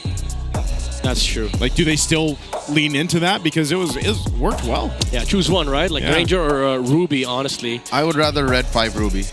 Red 5 Ruby, because most likely, even from the Infinite Keys of Victory, it was give a marksman to Kelra. Oh, good ban. Because I was thinking, hey, that might come up again. Question is, for AP Bren, do you get the Granger here? Because you'd want the XP reveal, but also you don't want to lose the Lapu potential. What about Bane? That was banned in the previous game. That was Red 5 you're right. ban. That was Blue 5 ban Bane. I mean, you're up against Kimmy, but you don't really care. Yes. You're good against Hylos. You're good against Lancelot. And we don't know. We still don't know if it's a Bane. It's possible. They want to see Blue 4 and 5. Yeah. And Midnight, we had this conversation in the elevator coming up to the arena. Yep. You like playing Bane Gold when there's an assassin on the other side. Yes. That's an assassin. That's a Lancelot. Yes. And they go in. Does they Kelra like take going it, though? in. Or is that way too risky? I don't know. They don't see. I mean, Bane is a safe bet because honestly, he doesn't care about matchups. But the fact of the matter is, this is Zushin in this game, and it's not fun playing Bane against Zushin, Uranus, and Khalid. Yep. Because you don't have a dash. So that's why it's more AP Bren. Yeah. That's why Shizo can pick the Bane. But honestly, Bane. I don't mind if they just take the Bane here for Kelra. Or even the Lunox, honestly. Okay, they take the Granger. All right, so they're looking to outrange AP Bren because that's one of the ways Here's the lap. they can win. Because in game 1, they were not outranging AP Bren. This is a good approach. There's 3 heroes that dives, by the way, and Bane loves those. This is the a Bane Lance, game. the High Loss, and the Lapu. Yeah. Okay. Problem with the Bane is that there's Kimi and Granger. You do care about the range, but early game, not as much, because they have to scale up a bit. And Bane scaling is just insane. The Holy Crystal Rush has been phenomenal for his early to mid game, because he is able to participate in fights even during the first solo take. And the reason why is because the debut for the first time in week 6. Let's go. We had to go all the way to the final day, week 6, day 1, rescheduled to see Obsidia. I don't like it, but it's a debut pick. I don't care. That's right. Here Make we it go. 42. That's, the unique hero that's pool. hero number 42, Yes, ladies sir. and gentlemen. Wait, is it? Yeah, for AP Brand. They were 41 before the match. Wasn't Ruby their one of their new heroes too? No, I think they've already picked Ruby. Yeah. X-Nova? Or no, Shizu. Maybe X-Nova played it. Yeah. So here we go. Okay. I wonder how the draft index is affected by a brand new hero, but that's the numbers, and here's the layout. A flicker on Shizo. Not a single not a single purifying sight. Not that it's as important. Wow. So here we go. Let's see how this brand new hero brought in by this new patch is used in MPLPH. I've been waiting for an entire week to say Phantom Shadow Meld. Phantom Shadow That's Meld. one of the coolest named spell. I've been in waiting the game. to say Hunt of Bone. Hunt of Bone. HOB. That's her ultimate, ladies and gentlemen. Hunt of Bone. And also Return of Bones. Return of Bone. No, Return to. Oh, Return to Bones. Yes. I don't know if that's a passive. 25 stacks, by the way. Gentlemen, I don't know if it's just me. What? And I've seen Obsidia in some games, and I just feel like she's underwhelming. I don't know if that's just, you know, what I'm generally seeing in the RGs here, but I don't know, man. It's obviously going to be different in the hands of the professionals. Let me here. try to explain. Let me try to describe how she feels. The gap between and meh is huge. Yes. It takes so long for you to be actually a threat. Yeah. But like, it looks like she's doing a lot. Yes. Literally. On a technical So many aspect, bone shards flying around. on a technical aspect, if you want to remember how it feels to have this kind of marksman, it was, remember when teams were still trying to figure out how Moscow fits into the competitive playing field? As far back as M4. Yeah, that's how she is right now. Like, sometimes it could work, and if it works, it's crazy. But most of the time, it's just useless, honestly. She feels like, I don't know, you know, maybe for the people that have like done sports out there, it feels like, you know, when your coaches are watching you and you're like purposely making it look like you're exerting so much effort, but you're actually not, like, Yeah. That's what it feels like when I see her in game. Like, she's got all this stuff going on, but like her damage is just barely there. I don't know. To be fair, though, if I'm not mistaken, globally, she has a positive net win rate. Yeah, when she's seen play in the other leagues. Yeah, in MPL ID. But I mentioned this one time in one of my live stream. I don't like Obsidia in MPL Philippines just because of the fact that teams move faster here. And somebody asked me the question, why does Moscow work? Because he has good matchups. And I think that's the only rule to Obsidia. She has to have good matchups. And what's funny is that good Moscow matchups are also good Obsidia matchups, even more. Because you would sometimes think, okay, good Moscow matchups are Harith, you know, people that are actually committed to team fights. Obsidia, most of the heroes that dash, she counters. Yep. So I think she works, but also just the mere fact that she's much slower than Moskov also makes her worse. Yep, the Hanabone acts like a curtain call. Yeah. So you're stuck to that fight. You have to commit to her. Real quick, let's revisit King Kong's Season 16 heroes while we wait for the game to load again. We are just about to jump into game number 2. His most used hero this season is Lancelot with a whopping 73% win rate. It's not his Joy, and he's got a skin. I need to see Joy more here, man. Hey, he hasn't lost with Joy, though. That's true. We did see that one amazing shot where It's he all had- about quality. That's Yes, true, sir. that's Quality, excuse me, over quantity. But also, I do like seeing the Lancelot stats, But the YSS, it's kind of sad because most of the games that he played in YSS, it was against the top 4 teams, like Liquid, Aurora. It was just him trying to contest the YSS from them. Yeah, take it away. Yeah. That's what you call limit testing. Yes, sir. He's only won 2 out of 4 so far. Folks, we have gotten word that we are remaking the lobby. So once this is done, best believe we're jumping back into the game. Let's check out Kelra's Season 16 heroes. He's played this many, fam. That's 10 heroes. And that's so quick. Not a single loss on Bruno. You counted that so quick. And of course, his signature Bea. But he hasn't used the skin with Bea. Yeah, that was, if I'm not mistaken, that was week 3. Yeah.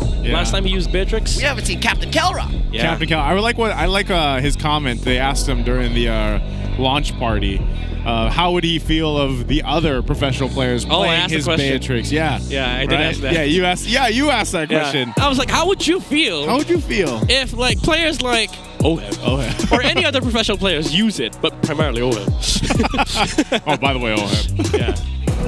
I'm referring to OHEB, by the way. And his answer was he would feel pretty good because like they're using my skin technically.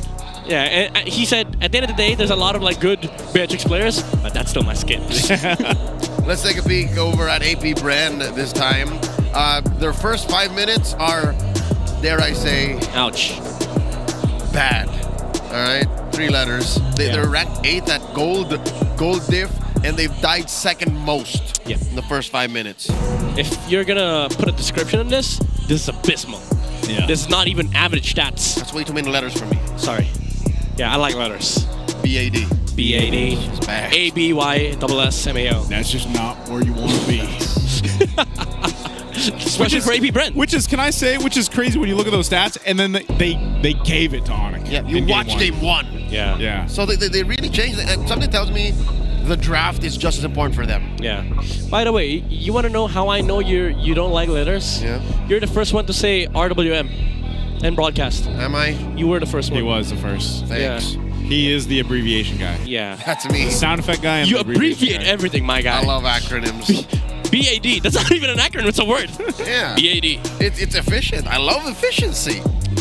I mean, if you think about it, trying to say real world manipulation in the middle of the action. It's a mouthful. Yeah. Is a mouthful. Yeah. Hey. To be fair, that caught on. Like every other caster I know used RWM. Yeah. My name has 3 letters.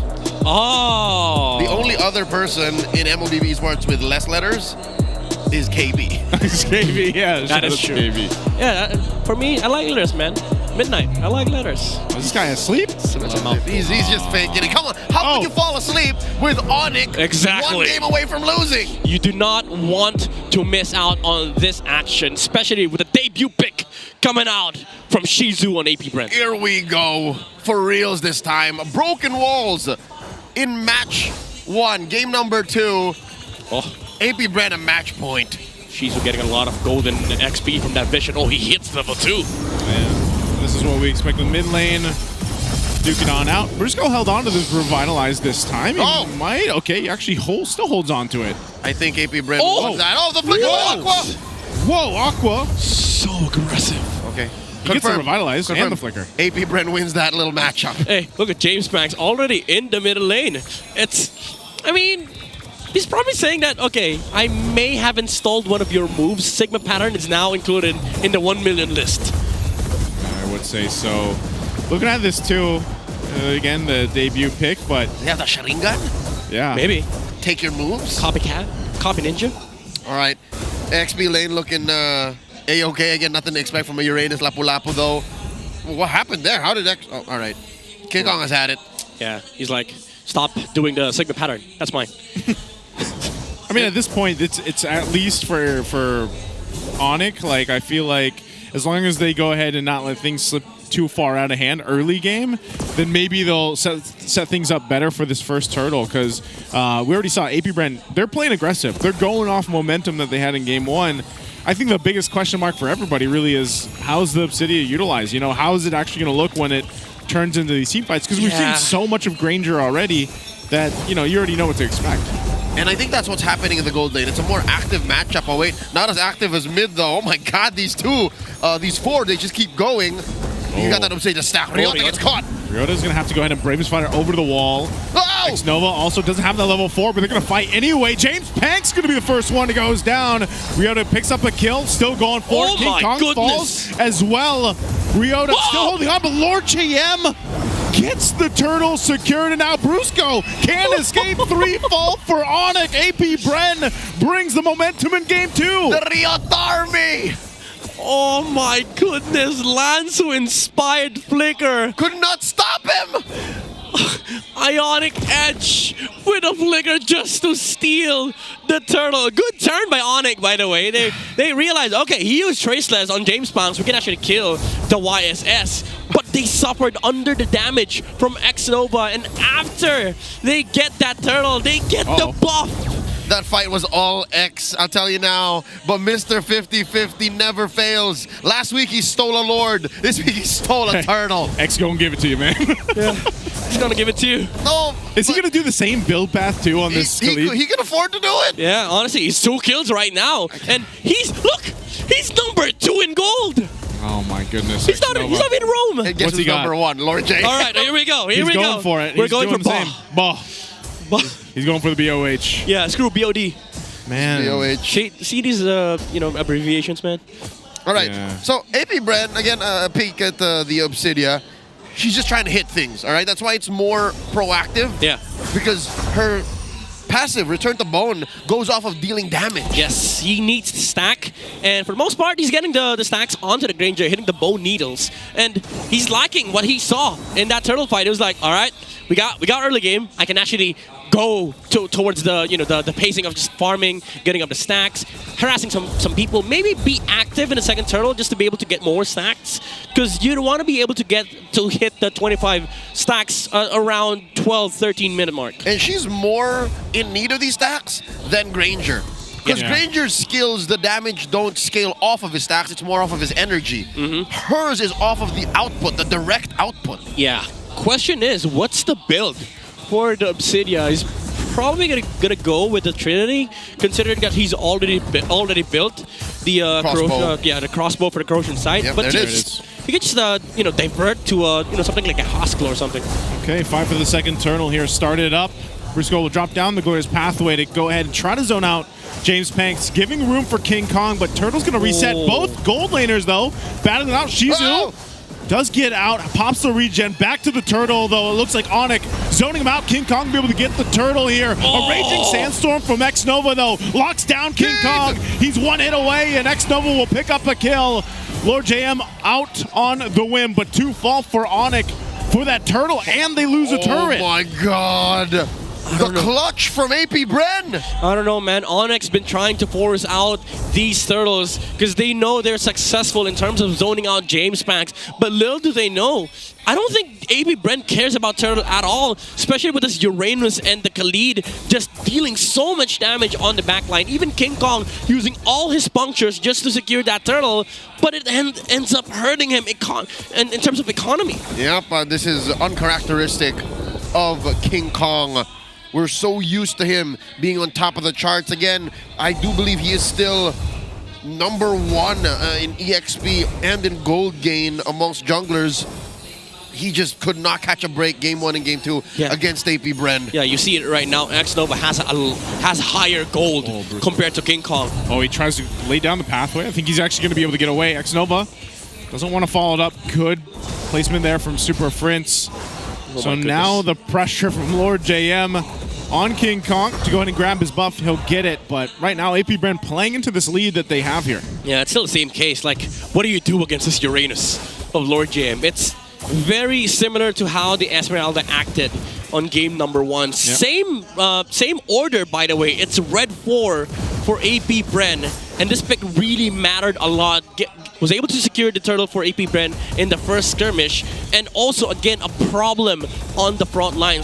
A hero that King Kong cannot actually deal with on his Lancelot. Man, I love Mr. 50-50, Lord JM on these heroes that just live in your face. Yeah. Like he's so good at that, at annoying whole teams. That's what XP laners do best, you know. Some of the best ones do that very well, and Lord JM seems to be one of them. Him specifically. Him specifically. Some like setting up for, CCs, initiating, but look at this. He's in front of Brusco, forcing that early. Aqua though. Oh, he gets it. They already used the pathway too, so Lord Jam's going to be fine. Aqua still has his flicker. They're going to pop the Mountain Shock, and they might just force a fight. Raging Sandstorm. Whoa, it's going to be able to find King Kong. He's gone. Ryota jumps in. Shizu will pick up a kill. He's already locked in. He's already used the return to Bone. He's going for more. 3 fall again for ONIC. Ryota might be next. He's in trouble. 4 members take him out. AP Brent is massive again in game 2. Approaching a 5K gold lead under 8 minutes. They've taken everything away from ONIC. Save for one turtle. It's just all the hive. The hunt of Bones working out from AP Brent, and also just the sheer jump. 5 heroes jumping on to King Kong, and there was no puncture answer because he couldn't even dash because he was literally not allowed to because of the Obsidia ultimate. And also just the sheer pressure coming off from Lord JM and X-Nova. By the way, this is kind of annoying for ONIC Philippines. They can't even utilize the high lows because Aqua's been so annoying on the Zushin. Yep, and again, that early forced glorious pathway changed the dynamics. Here we are. Oh, they want to hunt Shizu. Shizu already using the Hunt of Bone. He's going to get caught, though. He's relying on some of this, but he's taken out anyway. So a good pickup and a response from ONIC to at least get a kill. Okay, so a quick interaction with that. Glorious Pathway slows heroes down. Phantom Shadow Meld is actually a speed up. Yes. So it's not a dash. He had to walk through that, and that's why he was so slow. That's why he died. Yeah, and unfortunately for him, he walked to the wrong direction, so he couldn't even get out of the carpet. But James Pounds still getting a lot of free farm on bot side, and this is a matchup that, as Lancelot, you do not win, especially with this amount of scaling on the YSS. Okay, Consecrate going to be used. Lord Dam's fine, taking up a ton of damage. Definitely going to be a sandbag for this game here. A ton, but not enough. Look, he's back. He wants more. He wants more. I would like more, sir.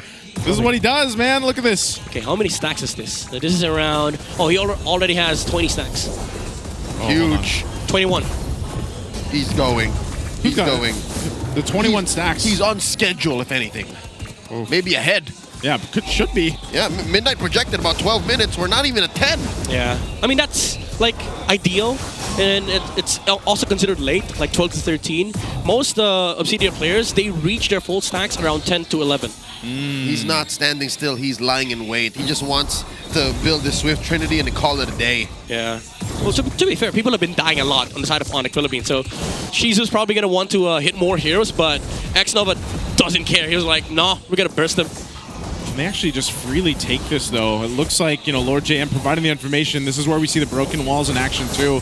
Aqua's half health there. Ryota's in the midst of it all. Ouch. He might get chased down a little bit here, too. Aqua, Traction Pulse, he'll go ahead and use the beacon. They're going to force him in this side of the jungle. Glorious Pathway is going to be dropped down by Brusco. Now Lord JM still popping the Consecration, going to be fine. This is all just a zone out ONIC, so they can't even contest. This Lord is secured for AP Brent. They get pushed out by the Mountain Shocker. Yeah. And AP Brent with this huge gold lead to secure the Lord. Yeah, for ONIC Philippines, honestly, it was relieving that they were able to outlast the Zushin, the Uranus, but they had to spend the Glorious Pathway. And once they were able to get back inside the Lord, they were met by the Obsidia, and it felt awkward because how do you deal with Shizu when you don't have the movement speed to cover it up with? Because the Phantom Shadow Meld has been really allowing Shizu to just pressure on the front line. It feels like they're up against a 1-1, honestly. This is a historic pick. She is the 128th hero to be played in MPL Philippines League history. And Shizu's making it work. Shizu's actually making it work. And this might be the perfect map to do it in. Broken walls. Phantom Shadow Meld can get you through there. Yep. Mind you, guys, he does not go over walls. It's a movement speed buff. Not a dash. And also, Yin's just crying on the corner. Not a dash. He's not been picked yet. This doesn't trigger Phobius. Yeah, he doesn't. It doesn't. Yeah. She doesn't. She doesn't. All right, they do pop that Holy Shield up top. Bottom goes down as well. Mid also does not work out anymore. Again, there's about 15 seconds left on that window, but AP Brent in control. Who'd have thunk?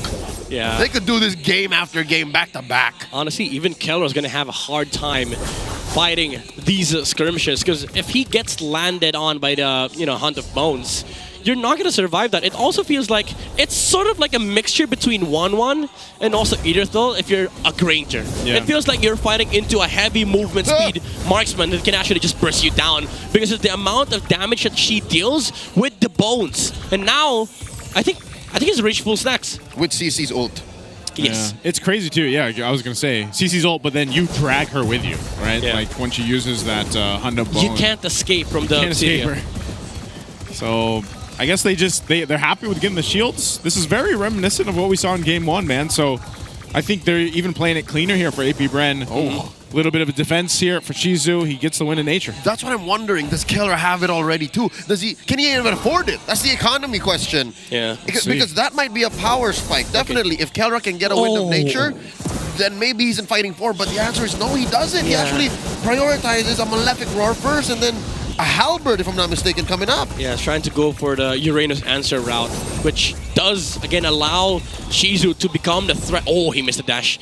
He's a big threat here for ONIC Philippines. Like any hero that Shizu sees, he can actually just go and use, the Hunt of Bones. Because honestly, what's ONIC gonna do? Most of their spells are targeted. Yeah. So they're not even gonna be able to hit Shizu under the Phantom Shadow Melt, especially with the Hunt of Bones, because she moves a lot under that spell. Yeah, because technically when she uses that ultimate, she can kind of use the Shadow Melt around. Yes. Right? So that's why you guys will see for that circular area when Shizu pops that ultimate, the Hana Bone, and that's where you play around. So they're going to go ahead and start up this Lord here. Again, 8.5 thousand head. Kelra's up top on that side of the map. Lord JM will jump in, just trying to zone out with X-Nova. The rest of the members of ONIC, so Kelra will make his way, but they're going to be too late. They just go ahead and decide, let's go and on the defense for this Lord push. This is hard for ONIC Philippines. I don't see any reliable way for them to actually take down this Obsidian. Mind you, they still have to go over the Uranus, the Zushin, the YSS. He's the least of your problems, but even then, if you try to find a pickoff, like if you go to stage 5 first, you don't even have the kits to do it. Yeah, I think it's a damage profile issue too. There's not enough burst. Super Friends can find a way, but Brusco's gonna have to die for it. Yeah.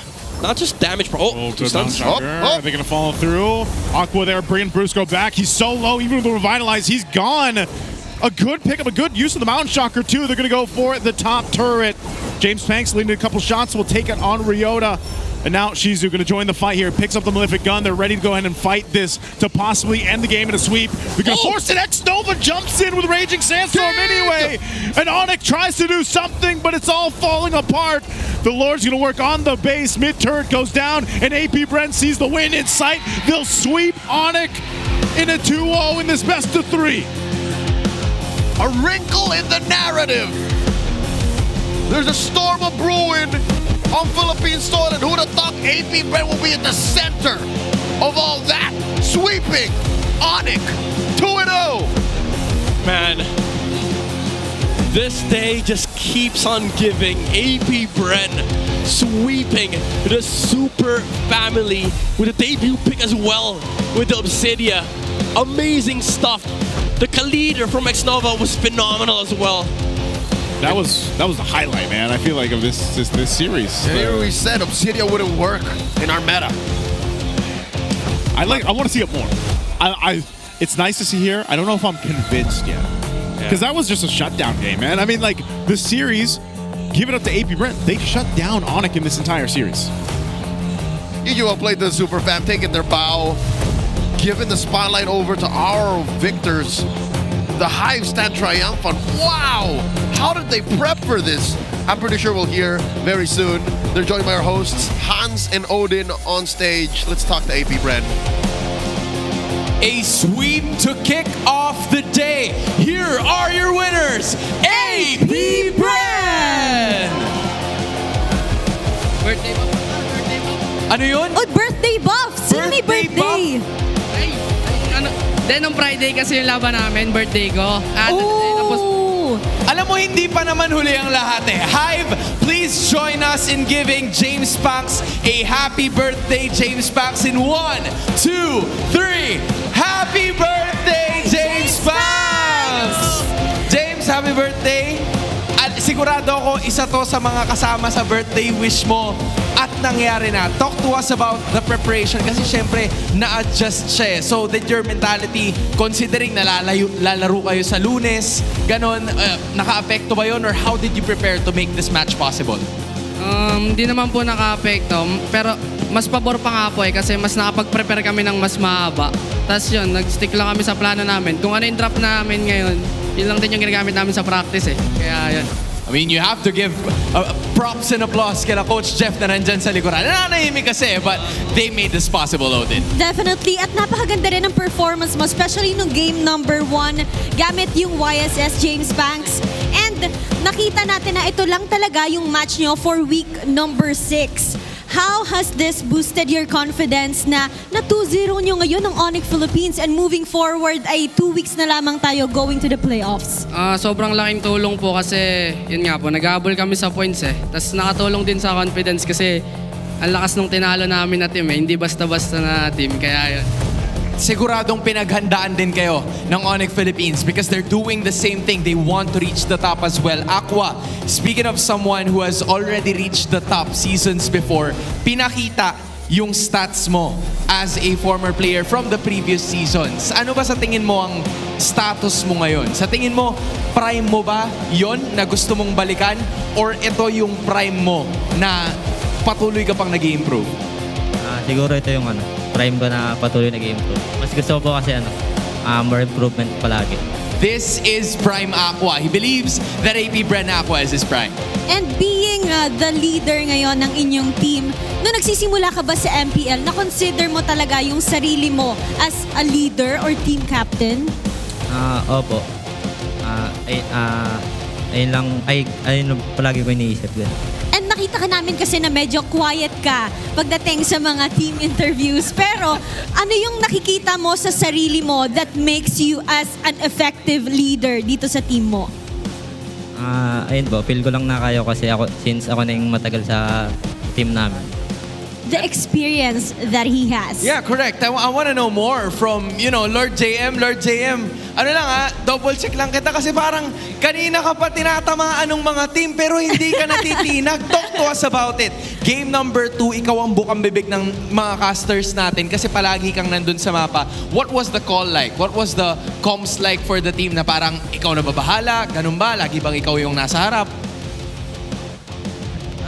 Binivisionan ko lang din yung kalaban para may mga makalibre din sila ng farm. Parang yun lang. And I guess it's that pretty simple. I mean, there's a lot of people who have watched you today coming in from the Hive. And sabi nga ni James Banks nung nakaraan, tatandaan niya daw lahat ng mga nanonood sa kanila. Lord JM, anong masasabi mo sa lahat ng supporters nyo? Thank you sa mga supporters namin dyan. Tapos shoutout sa girlfriend ko. Yung pala yun! There we finally have it! Once more, please give it up for your winners, APBR! This is a much-needed victory para sa Bees as they made it happen for their team. They're still on the race for those points. They're absolutely the better boys in a black and yellow today with a 2-0 sweep. With that being said, there's going to be a lot of conversation, so we're throwing it back to our casters. Happy birthday, Jimmy James. I did not know that today was the day. Me too. I know it was coming close, but hey, maybe it is birthday buff. He's got the birthday buff. To be fair, there wasn't supposed to be an MPL today. Yeah! That's why. So he should have celebrated it on the day off, but hey, a win is a win. Yeah. It's a water MVP. It's going over to Mr. 50-50, Lord JM. That was a hard MVP to choose, by the way. Yeah. We were discussing behind the scenes. Everybody could have been. Yeah, anybody. Could have been Aqua, could have been James Banks, could have been X-Nova. But he was also the X factor here for game number 2. Could have been Shizo. Could have been Shizo. X gonna go give it to you. Dude, that flicker play. Yeah, this is the turtle stealing Uranus. The show stealing Uranus. Yeah, he went from 50-50 to 100-0. In like that. Yeah. Game 1, actually, he was building up to this accolade. And then here, he just gave too much to ONIC to deal with, so that the rest of APBR could just ride the momentum. Yeah. To be fair though, that was a trade that ONIC would have accepted if they got the turtle, because King Kong literally gave his life away for that turtle, and he was just hoping that Super Friends could have gotten the turtle for himself. But honestly, Lord James was just getting the vision for his teammates. But he was like, all right, I'm going to finish the job myself. I'm a flicker, steal a turtle away, and gave, again, the early game to AP Bren. This is just what they need, you know? The mid lane problem fixed, and also the XP laner giving vision so that James Banks can actually pressure the map, let Shizu play. It goes down to the blueprint of AP Bren. This is such a good ending here, too. I mean, X-Nova goes in with a great ranging Sandstorm, but ultimately, you know, they buy so much space for Shizu and even James Banks to go ahead and thrive on these, you know, from game 1 to game 2. That's what Lord Jam and X-Nova did really well. And even like Aqua, you have to throw him into the equation, too, being a Jushin. Like, how many times do we see him actually catch Bruce or catch the right people with, you know, the lantern and make things set up for AP Bren to capitalize on? And most times it's not even the actual catch, it's the threat of the catch. Yeah. And that makes ONIC approach the team fights so awkward. Yeah, that wasn't a Melissa. Yeah, that's where... It's Obsidia. Obsidia. They rhyme. They're both petite little ladies, but one plays with dolls, the other is legitimately from the abyss. Yeah. Maybe the lore is Melissa. No. No. Don't say. What? Like a Melissa devil, went to the a abyss. devil Melissa? Because isn't Melissa like is she a doll? No. Oh, she's not. She's a little girl. No, don't worry. She doesn't play with dolls. She plays with bones. Okay. That's Obsidia. Yeah. That's lore accurate. She's literally of the abyss. Yeah. Right. But again, this is how you build Obsidia if you were to bring her out to your ranked games. Oh again, no, it's mixed. Do not try. All right. Do not try wonton willy-nilly. Like you have to wonton willy-nilly. You have to talk to your teammates. Like she's wonton. What is wonton? Wonton willy-nilly, just like whatever. Yeah, whatever. Whatever it is goes. You know, don't ask. Whatever goes. Sounds like a good soup. You're hungry. It does. What? Wow. What? The carry Lord JM? I honestly, I think this is the first time I've seen this. Ionic Edge, baby. Yeah. This is the first time I've seen this. The carry and the sandbag. He's three dudes. Also the wingman. I've seen carry and sandbag, by the way. He is him. He is. He is him. Mr. 50-50, Mr. 100%. Midnight is dying. Midnight's dying. He's incapable of comprehending what Lord JM did. That's how impactful this MVP nod was. Brother, you might as well just Photoshop his face on James Banks. No, to be fair. It's his birthday. Oh, that's true.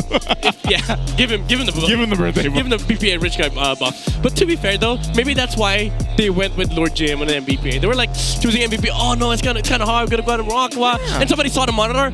Oh, okay. Yeah, the stats demand him to get the nod. Yeah. If you can't choose, go down to the stats. Yeah. Besides that, of course, you still have your BPI rich guy, your BPI birthday guy, James Banks at 822 GPM. Again, in case it wasn't enough for y'all to just say that they were going off momentum, given Lord JM's performance, James Banks just literally did the same thing. Just farm out of his mind and approach a point of inevitability where, yeah, I just deal more damage. Yeah. I'll never say Uranus is boring again. Like, when you can do that, yeah, I'll play him. Again, just to put into context how hard it is to do that turtle steal, Ionic Edge with 0 stacks deals like 200 damage. Yeah. For me, it's still boring unless Lansu or Lord James playing it. So those are the only two Those players. two. Yeah. Dude, Flicker plays on Uranus? Since when? Just those two gentlemen. Since when? They're the only ones. Yeah. Ladies and gentlemen, we have the Infinix mic check coming up. Let's listen to AP Bren's comms in their very, very high moments in that series. Walang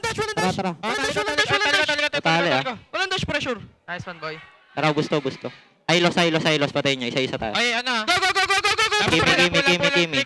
Kimi. Balik lapo, pre, balik lapo. Sure. Okay, patayin na to. Buhati mo dito. Patangke lang. Ay! Maganda nangyayari. Maganda. Pre, shot, Colpangs. Boy ako, walang skill, pre. Bula. Chase. Mabot ko. Chase. Ito muna. Harapan.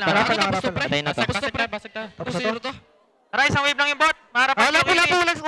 Walang ulti, lapo. Ayun, mid ah. Tapangan nyo sa lapo. Ay, kaya natabot tapusin. Tapos bot. Okay, kalma. Laba, set. Eh, harapan ko. Ulti na Kimi. Kaya sa met. Tingin lang. Okay. Patay si Keller, pre. Malis ka, pre. Kaya tower. Kalman. Wala ko wind ah. Kalma, Shiro tayo. Kaya tower. Pwede na tower. Nice one, guys! Not a single word from my MVP. Yeah. Chilling. Yeah.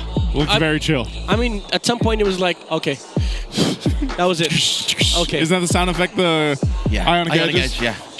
He was managing a whopping 2 bars. HP and HP mana. Oh, I'm low. Let me concentrate. Yeah. I'm low mana and HP regen. Yeah. It's the most intense moment. I have no mana. It's not a fight. Ladies and gentlemen, a quick reminder, you can celebrate ONIC PH's victory in M6. The ONIC PH Joy Pass will be available on September 20, so it's been out for quite a while. The starter pass will include the M6 Championship skin Joy ONIC PH and more exclusive in-game items. Join Joy ONIC PH on your very own road to champion. There is another ONIC PH skin in the game. You know that it's the FMVP skin, Beatrix Skyforce Maverick. It's also available up until forever, basically. But the thing is, it's 30% off right now, all right? The M6 Finals MVP Kelra added a personal touch by including his son's name, Slake, on the midriff of her outfit. It's printed right there. You'll see it. It's very visible. You can get the fight alongside Beatrix Skyforce Maverick now. Claim your own MVP. We wish ONIC the best. I'm worried what's going on. Yeah. They just didn't look like the normal ONIC Philippines that we were used to seeing. But congrats to AP Brand. This is once again a picture of just how competitive our teams are here. I'm here for it. Again, it's probably the most competitive season ever for MPL Philippines, and this is a testament. Like, even if you're world champion, even if you're number 2, number 3, even number 1s, they don't care. Honestly, teams don't care. Speaking of number 1, Aurora will be in action tonight in the epic rivalry. They're facing off against Team Liquid PH. Folks, if you don't have anything to do this Monday night after work, after school, you better be here with us in the MPL arena. But for now, we're going to throw it over to Wolf to talk about how these two teams did or did not make it through to their keys to victory in the Howl. He'll be talking about AP Bread and ONIC once more. Let's listen. Thank you so much, casters. At mas preparadong AP Bren nga ang nakita natin ngayong araw. Kung babalikan natin yung keys to victory, minention ko na faulty yung early game ng AP Bren. And before this match, sila ang may pinakamababang record doon sa first 5 minutes of the game dito sa ating liga. But that's totally changed. Ibang-iba ang AP Bren na nakita natin ngayon. Pati rin yung recommendation ko na wag bigyan ng assassin si King Kong, hindi rin nila ginawa. But they changed it totally because of how they prepared against ONIC Philippines. Simulan natin by giving Aqua a winning matchup in the mid lane. Although ginagamit ang isang Kimi kontra sa isang Jushin, it's clear that Aqua knows how to play against it at ginagamitan din nila dito ng kakaibang jutsu with the choices for X-Nova going in for the Khalid. Ngayon, ang natutunan ko ngayong araw is na-confirm natin yung theory last week na ngayong bagong patch, napakalakas talaga ng Khalid in almost all of the maps. At dahil yan sa disruptive na nature ng isang Khalid, hindi lang niya pinigilan si King Kong pero the entirety of ONIC. Napakabilis makakuha ng level 2 nitong Khalid nito because of that extra roam vision. Sobrang aktibo niya sa mapa at dumating sa punto na 0-4 ang ending para kay King Kong nung game number 2. Naging malaking problema ang Khalid ni X-Nova dito, so big props to AP Bren for adjusting as a team at syempre para na rin kay X-Nova nang inaral niya yung paglalaro ng isang Khalid na panggulo. Ngayon, itong AP Bren, binigyan pa nila tayo ng glimpse kung paano nga ba gamitin itong Obsidia ginamit versus Keldra na hindi rin nakakilos. Ang bilis mag-rotate, connecting with Yison Shin to push the lanes as fast as possible. Ang dami nating natutunan. Congratulations by AP Bren. What a big upset they have shown us. At ngayon, kailangan na silang katakutan. Yan po ating analysis ng ating match number 1. Pero meron pa tayong bakbakan mamaya. Tandaan, it's Aurora going up against TLPH after this break. Huwag po kayong alis. Magbabalik ang MPLPH Season 16.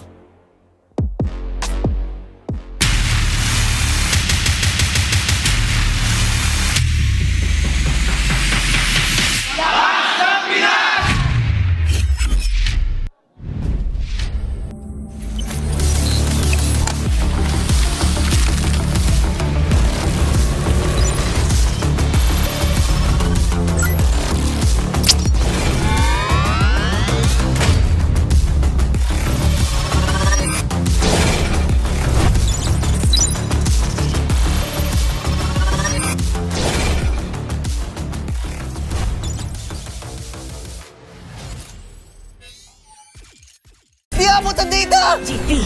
GG bro! Don't worry! The Unli with Smart Power All 99.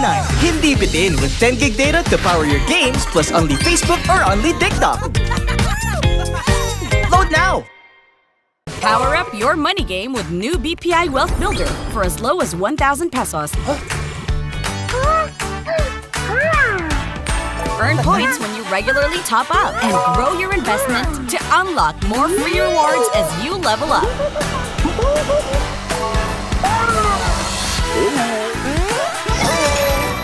Make your money grow with BPI Wealth Builder. Visit wealthbuilder.bpi.com.ph. Enemy alert. Your scalp gets 1.5 times greasier, causing dandruff. Get triple anti-dandruff power. Supercharged with Clear. Pang-marinade, Panggisa!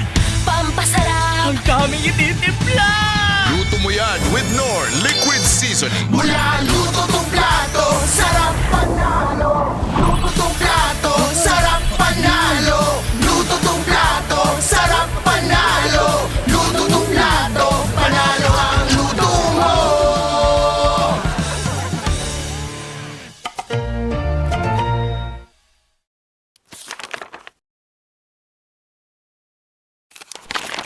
Kung yung isa ka sa mga player na natigil matatag sa MPLBH, anong sekreto ng isang field? Para sa akin siguro yung passion ko sa gaming talaga. Kahit anong game kasi gusto ko maging magaling eh. Yung passion ko sa gaming is nakuha ko siya simula nung bata pa ako eh. Parang sobrang saya ko sa mga nilalaro ko and sobrang saya ko lalo kapag nananalo ako. So, piling ko din ko nakuha yung passion ko. Nabanggit mo din na si Pio yung GOAT mo. Kasi nung MPL Season 1, nakita ko siya mag-funny. Sobrang nagalingan ako sa kanya. Tropa natin dito. At nakita mo naman si Pio! Tapos sinasayawan lang dito from wall to wall si Angela pero he still got the kill para dito kay Karina.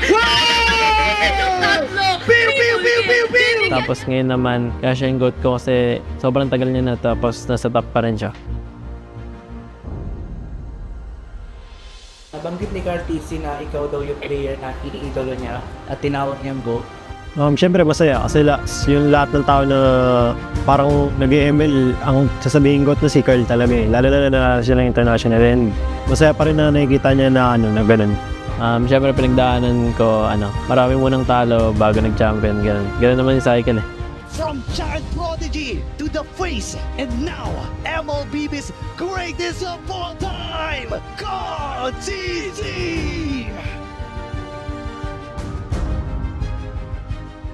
Paano nito nabago yung buhay mo at yung pananaw mo sa buhay? Sobrang dami nagbago sa financially, tsaka yung routine ko sa buhay, yung ginagawa ko sa buhay, tsaka pag lumalabas ako ganun, may mga nakakilala na sa akin. Feeling ko, abang tumatagal, parang napapansin ko sa sarili ko na mas madisiplina ako and mas mature. Siguro yung biggest lesson ko lang yung balance lang sa lahat ng bagay. Tapos ngayon talaga, ito na talaga yung feeling ko buhay ko eh.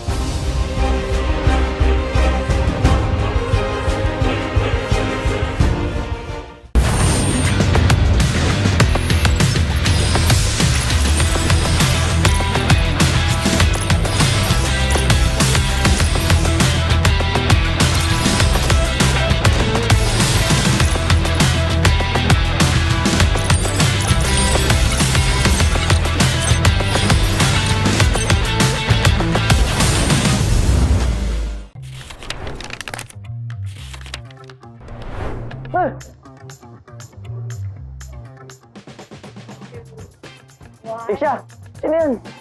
Si Gary? Esmeralda? Edith. Si Edith. Edith. Arnold. Edith. Edith niya. Ano? Edith. Robe. Edith. Yan si Grak. Grak. Grak. Grak. Grak. Grak, grak, grak, grak. Uy, naunaw kanina sa Edith. Sige, all one. Pinagbigyan kasi nila ako eh. Lancelot! Lancelot! Lancelot. Si Lance. Lance! Sabay tayo, bar. Yan. Ranger. Ranger! Ranger. Ranger. Ranger. Si, Lucian. Yes. Ay, wala ako. Okay, sabay ulit. Competitive. Florin. Ay, Florin.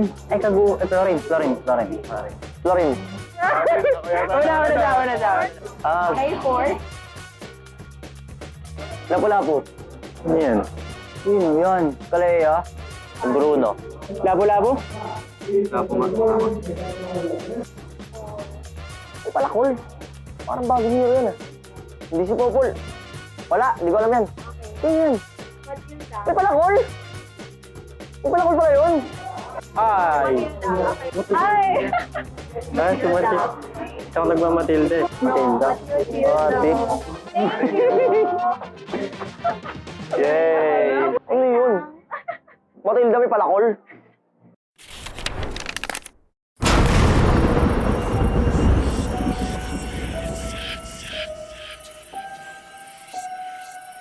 Gising na ako nang di wala ako sa swerte. Sabi mo, mag-win streak ko to. Dahil sa'yo, tambak na ako!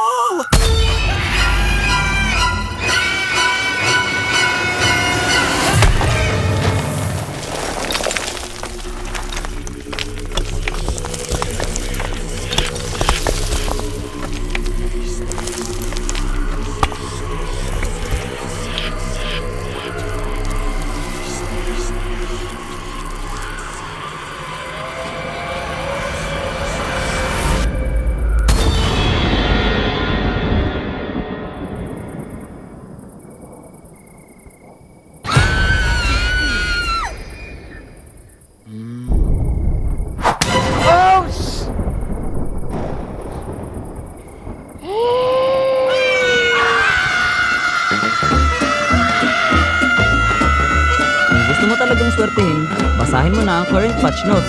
Andito na ang Ready for Next, the biggest gameplay update of the year. Break through boundaries with the new Broken Wall map update. MLBB, we are ready for next.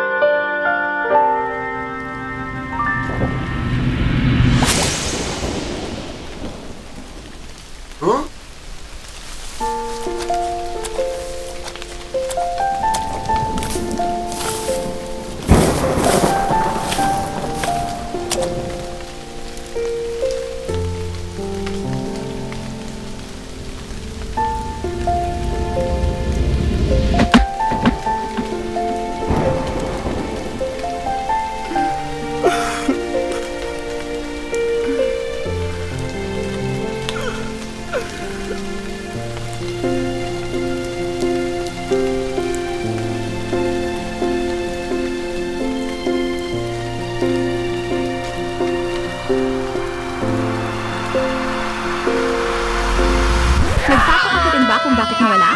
Basahin na ang current patch notes. Andito na ang Ready for Next, the biggest gameplay update of the year. The all-new Dangerous Grass Map update. Use it to your advantage. MLBB, we are ready for the next.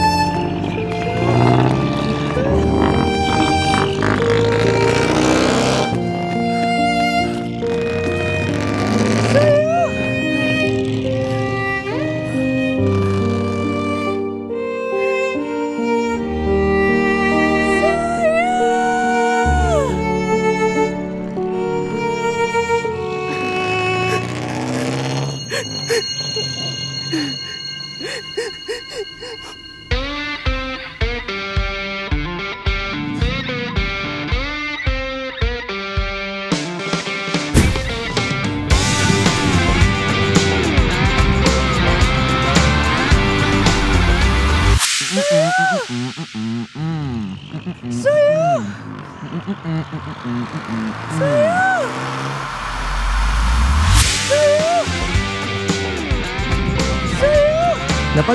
ka na rin ba?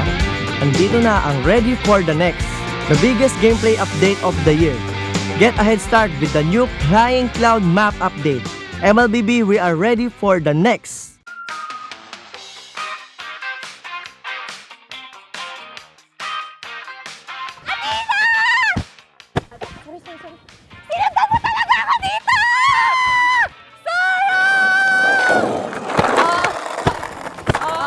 Hoy, ano ba mga bulag ba kayo? Hindi parang mga bulag kasi wala ba kayo nakikita? Mga bulag!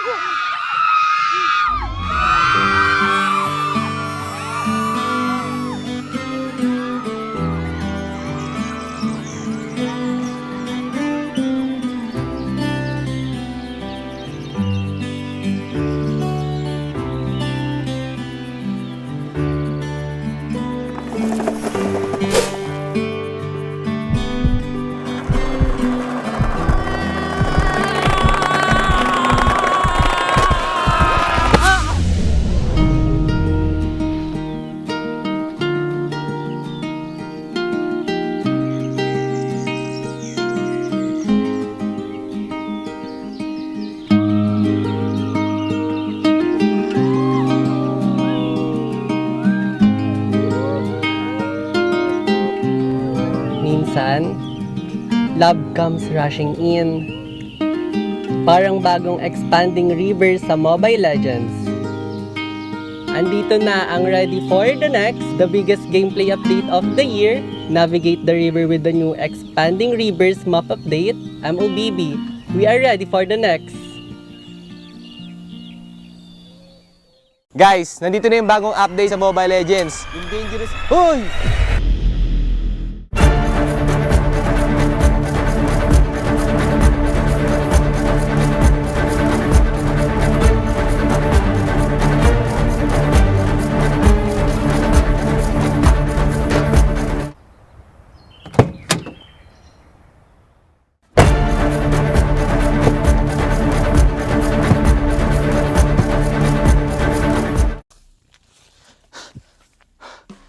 Okay, guys, yung sinasabi ko nga pala kanina yung bagong update. So una, yung dangerous grass at yung broken walls. So sa broken walls, guys, meron mga iba't ibang butas yung mga walls sa mapa. So mas magbe-benefit dito yung mga jungler kasi mas magiging mabilis na yung pag-gank nila kasi mas mabilis na yung pag-roam nila sa mapa dahil may butas na. At guys, magbe-benefit din dito yung mga heroes na walang mobility dahil di na nila kailangan ng mobility para humakbang sa mga walls na to kasi may butas na nga. At sobrang magbe-benefit din dito, guys, yung Johnson kasi mas marami na yung shortcut, so mas mapapabilis yung pag-roam niya sa mapa. At yung pangalawa naman, guys, is yung dangerous grass. O yung dangerous grass, nagdadagdag si Muntun ng mga iba't iba pang grass sa Mobile Legends para mas maraming opportunity para mag-gank at mag-ambush. At marami pang iba, guys. So, yung pangatlo naman is yung Flying Clouds. So, sa Flying Clouds, pwede ka umapak sa base at mapupunta ka sa lane mo na mas mabilis kapag ginamit mo ito. At yung pangapat naman, yung expanding river. So, si Muntun magdadagdag daw siya ng maraming tubig sa river kaya mas magiging mabilis yung movement speed nyo kapag umapak kayo sa river. At yun lang, yung mga bagong update in Mobile Legends kaya i-check nyo na. Payong mo.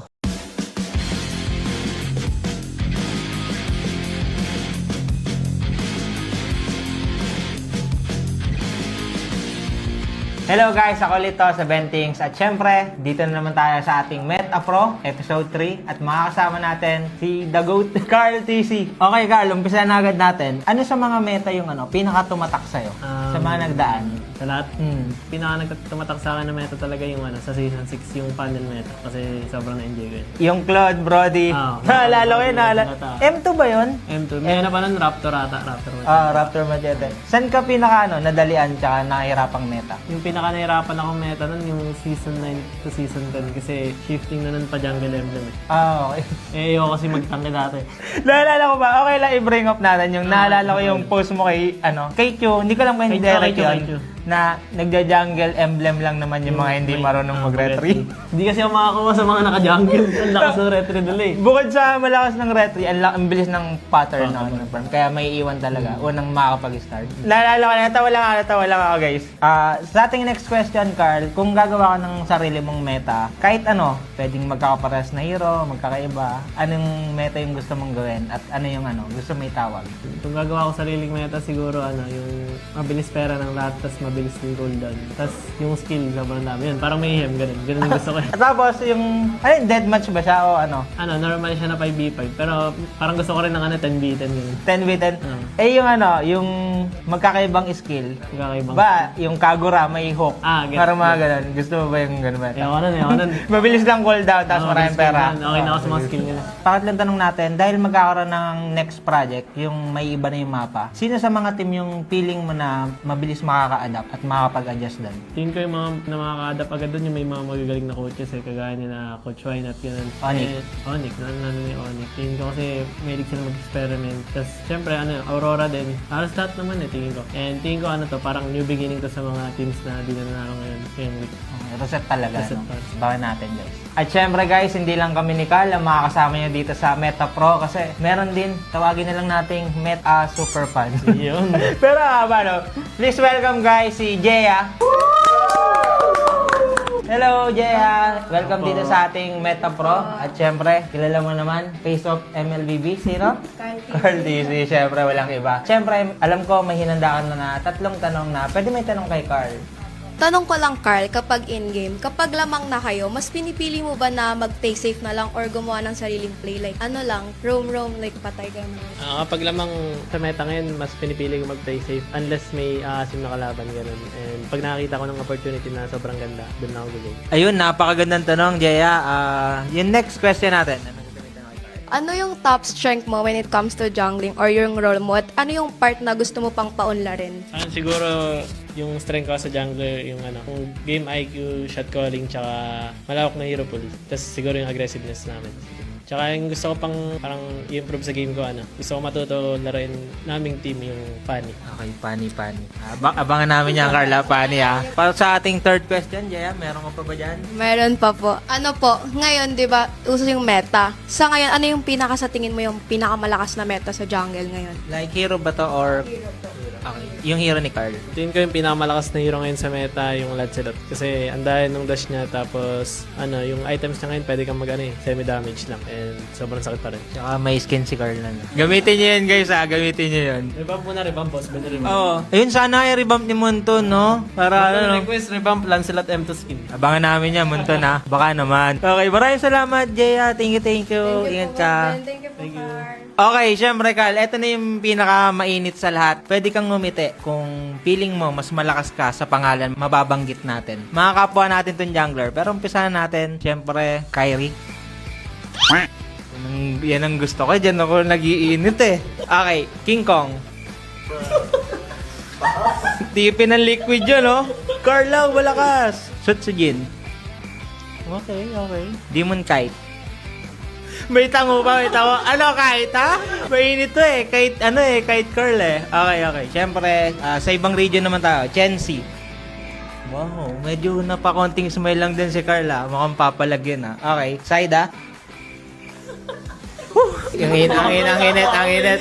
Sabi ko, ngiti lang Ako sa inyo Okay, pinagpawisan ako doon, Carl. Maraming salamat sa ating pagsama sa Meta Pro. And syempre guys, kung gusto niyo rin makapunta rito at baka kayo na yung isa sa mapili sa ating Meta Pro Super Fan, huwag niyo kalimutan pumunta rito sa Greensun, Makati, and available yung ticket.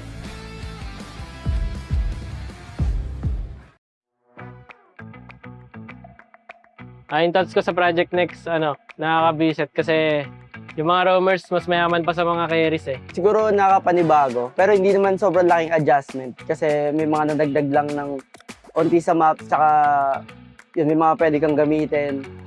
Pero yung rotation sa mapa, tsaka yung parang sistema ng laro, feel ko same lang So para sa akin, hindi naman sobrang laking adjustment. Though meron, pero para sa akin, hindi siya yung mahirapan ka talaga ng sobra.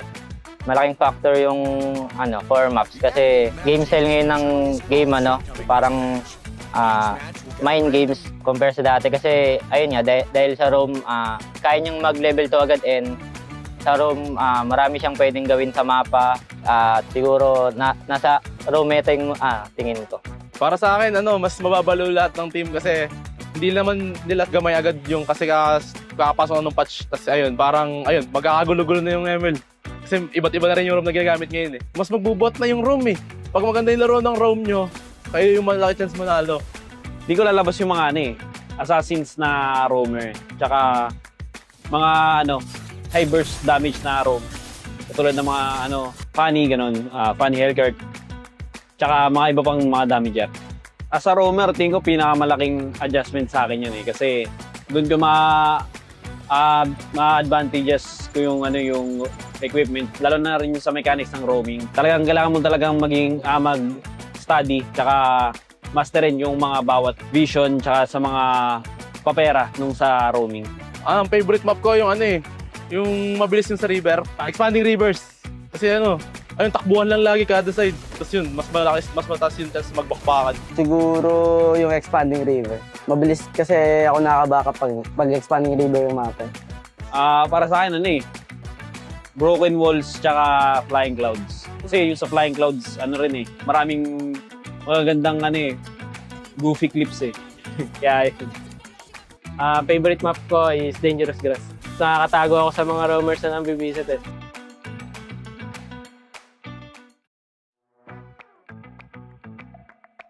Yung thoughts namin natawa kasi mamemeta na yung mga tank na sumisilip kasi pumabor din sa amin.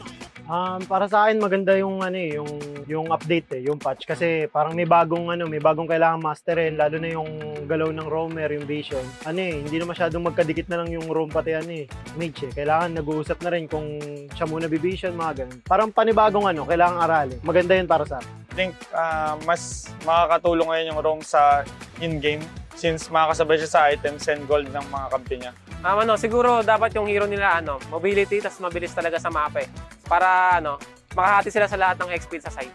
Siya yung magiging dahilan pag pasag sa meta kasi yung apat na mapa parang paiba-iba Parang siguro makapasok na rin siguro ulit yung utility doon.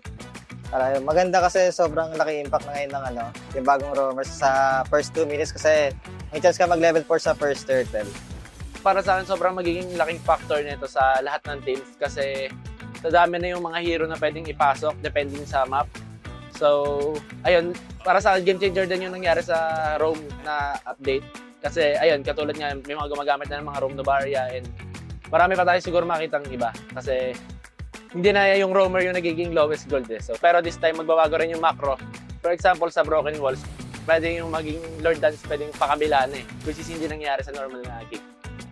Mga expectation namin kung bago magbabago yung meta. Siguro pag may mga lumabas na ng mga experiment heroes na gumana talaga and magiging consistent na napipick na. Doon magsisimula kung paano mabago yung meta. Magiging meta lalo yung mga roam. Parang mas mabibigyan sila ng halaga sa game kasi yun nga. Kumbaga sa kanila yung meta ngayon. Naka-base. Para sa akin, ang favorite map ko is yung Flying Cloud. Yung Cloud. Kasi ang bilis tas nakakabalik agad sa lane. Dangerous Grass since parang nagtatago-taguan din kayo pagka mga hero mo pantago. Ako personally yung Grass kasi yun nga, pabor sa mga assassin yun Mas madaling makatago, mas madaling makaabang yan. Siguro yung Flying Cloud. Kasi yung kulit Ang cute tsaka parang ang bilis kasi rumeso sa kampi pag sigurado paglaw ka. Ang favorite map ko so far yung Expanding River. Kasi as a side laner, maraming bagay yung makakonect ka sa mga team fight, sa turtle fight, tsaka sa mga lord fight. Pero gusto ko rin yung Broken Walls kasi nga nag-iiba yung macro ng mga team.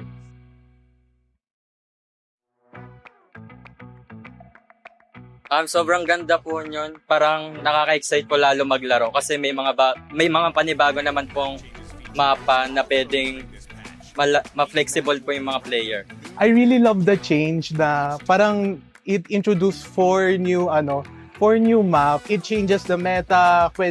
Kahit sino pwedeng gamitin na hero and different kind of playstyle for different kind of map. Okay siya sa community kasi mas maraming makukuha yung mga players na bagong entertainment kasi pag stuck lang sa sa isang meta, parang naboboring yung mga players eh. So yung Project Next, maganda yung ginawa niya kasi mas maraming choice yung mga player.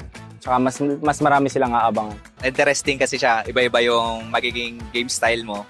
Depende sa maps. Iba-iba yung magiging experience ng bawat players. Ayun. Tingin ko overall magiging maganda siya. Ang hirap po ngayon kasi parang iba na ngayon yung meta, hindi na yung hero yung map. Yung favorite map ko po sa Project Next, yung Flying Clouds po. Then, ayun po, mabilis po siya makapag-rotate, kaya mabilis po siya makapunta po sa mga laning. Pag after namatay po. Yung favorite ko yung may dalawang clouds kasi mabilis ka mapupunta sa mga buffs. Yun. Lalo kapag core yung player mo. Ganun. Siguro po yung broken walls po kasi mas maraming play na magagawa tsaka yung mga decision making kasi mas accessible na yung sa pag dive sa second turret or sa pag-invade po.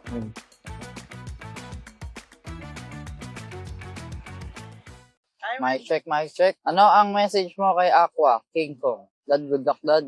Namas na kita kalaban, dad eh. Parang dati lang. Mic check. Sino malagkit ya? Ang lagkit ng pawis niya ni Dwayne. Ay! May naruntok. Longs creative longs, ha? Creativeness. Brusco, ano ang palag mo? Sabi ni Tony, pre-disiplina. Wala ba kayo nun? You need to fake until you make it, bro. Brusco, ano ang palag mo kay Ak? So, next time, kalaban. Sino lalaro yung next team? Good luck. Good luck lang. Say super X-Nerf. Dad, alam mo ba, idol ganyan dati? Legit. Ngayon, idol ko na siya. Dugi tayo. Super Monster. Ay, Monster Mage pala. Monster Mage. Isa naman ya. Kailangan na namin manalo. Kaya pa. Kaya pa magtapan. Kailangan natin silang durugin. Okay, all in guys. All in up. Kailangan galingan para may day off.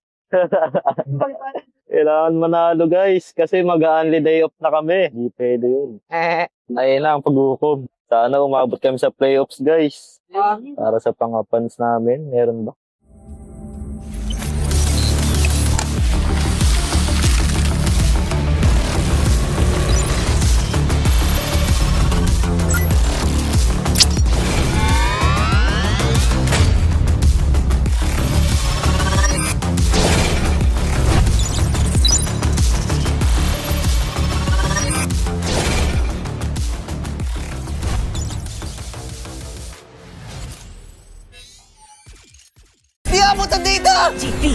GG bro! Don't worry! Be only with Smart Power All 99. Hindi bitin with 10 gig data to power your games plus only Facebook or only TikTok. Load now! Power up your money game with new BPI Wealth Builder for as low as 1,000 pesos. Earn points when you regularly top up and grow your investment to unlock more free rewards as you level up.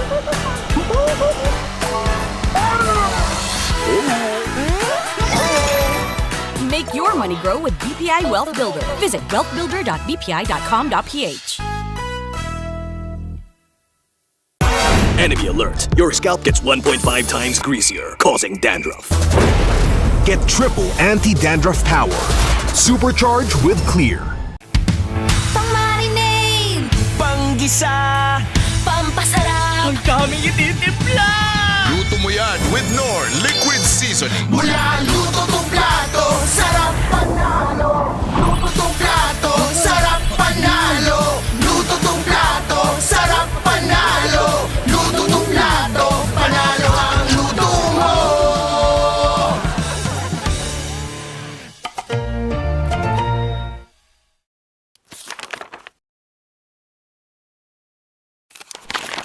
Ang curious ka sa mga player na napigil matatag sa MPLBH, anong sekreto ng isang field? Para sa akin siguro yung passion ko sa gaming talaga. Kahit anong game kasi gusto ko maging magaling eh. Yung passion ko sa gaming is nakuha ko siya simula nung bata pa ako eh. Parang sobrang saya ko sa mga nilalaro ko and sobrang saya ko lalo kapag nananalo ako. So, piling ko din ko nakuha yung passion ko. Nabanggit mo din na superior yung growth mo. Kasi nung MPL Season 1 nakita ko siya mag-funny, sobrang nagalingan ako sa kanya. Mga tropa natin dito. At kita mo naman si Pew! Sinasayawan lang dito from wall to wall. Sinabihan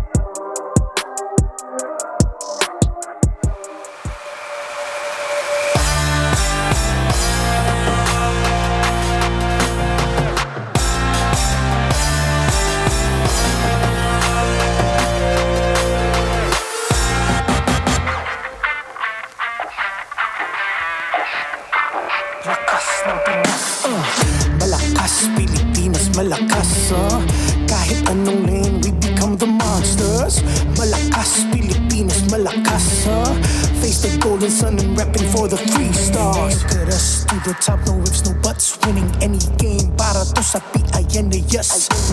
Di mo matitinag aming boses sa new level. Nasa kalye man o mobile, you know I become a legend. Listen, open fire, we unite, we winners. But with pressure, like diamonds are made of. Switching the lane na parang gera. HP racing made a setup. Look like a tank, buhat ni Hilda. Full dome SS parang Laila.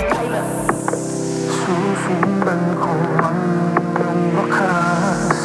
Kasama pataas, tagumpay natin to.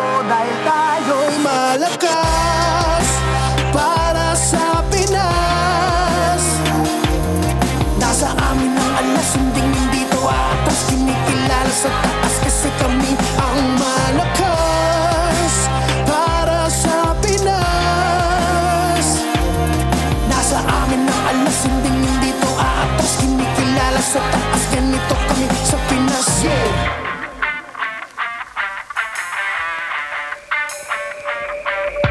Laging MVP, no surrender, no retreat. Pag nagsama-sama, just imagine what we can achieve.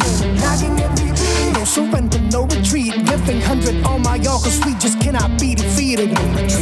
We are unstoppable, immune and invulnerable. Ready ang equipment, lahat frozen, mala crowd control. Pakita on the jab, east to the southeast. Taas ang matawag, proud and loud, cause every enemy we devour. Susundan ko ang iyong wakas. Kasama pataas, tagumpay natin to. Dahil tayo'y malakas para sa Pinas. Nasa amin ang alas, hindi to atas. Kinikilala sa taas kasi kami ang malakas para sa Pinas. Nasa amin ang alas, hindi to atas. Kinikilala sa taas, ganito kami sa Pinas. Malakas, Pilipinas, malakas. Kahit anong tumas. Malakas, Pilipinas, malakas, Face the golden sun and repping for the 3 stars.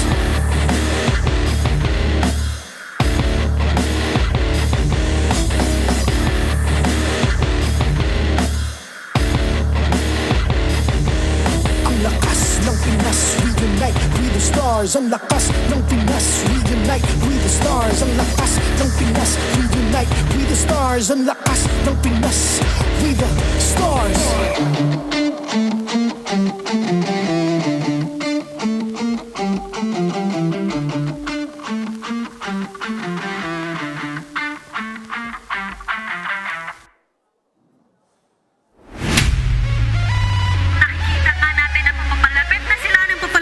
To securing the playoff spot. Nakikita ko talaga siyang rival kasi siya pa lang naglalaglag sa akin sa playoffs ng MPL.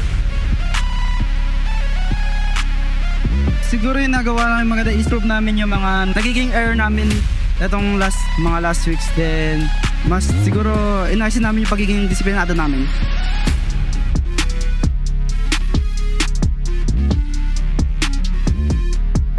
ONIC at saka TLPH pa rin talaga. Lalo sila yung finalist last season.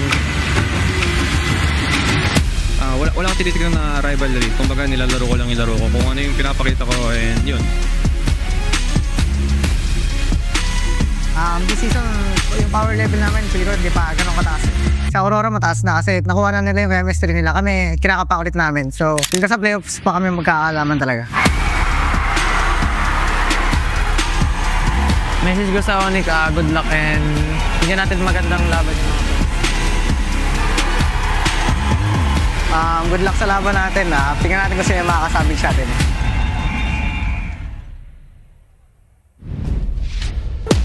Namaste, wa Shub Sandhya.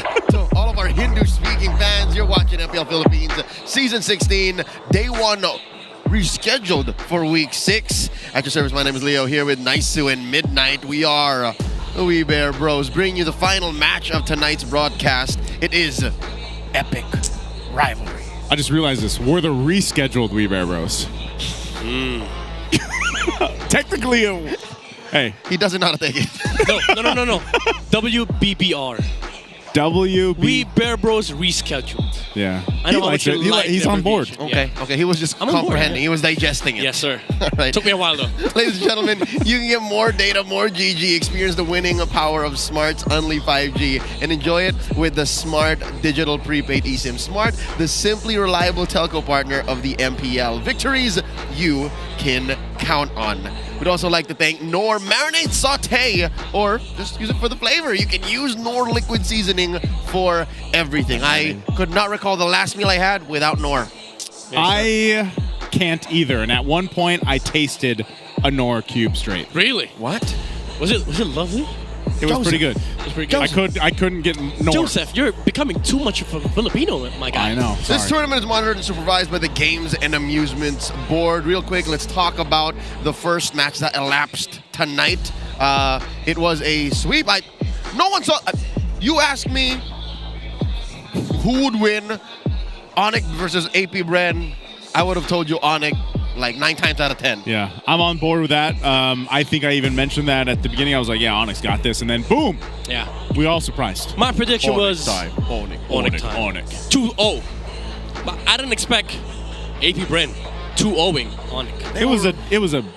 It was a dominant one too. They got swept like under 16 minutes both times. So that is sub-average game time in Season 16. And where does that put APBR?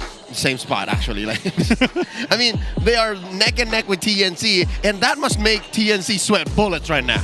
Yeah, honestly, if you're Twisted or TNC, you are sweating right now because all of you are in the same amount or range of matches, and you're close to each other, and they just beat ONIC. Yeah, that's a tall task. That's a strong head-to-head. Yes, sir. Not only that, but like even Omega. To a degree. Like those spots. Oh, 6, you're right. 5-4. You're right. It's all they saw what APBR did. Yeah, 47, 4-7 is technically bottom 4 right now because Falcons it's a different problem altogether. Yep. So those teams they're gonna have to watch out for APBR. Let's hone in on tonight's final match. Epic rivalry. It's Aurora versus Team Liquid Philippines.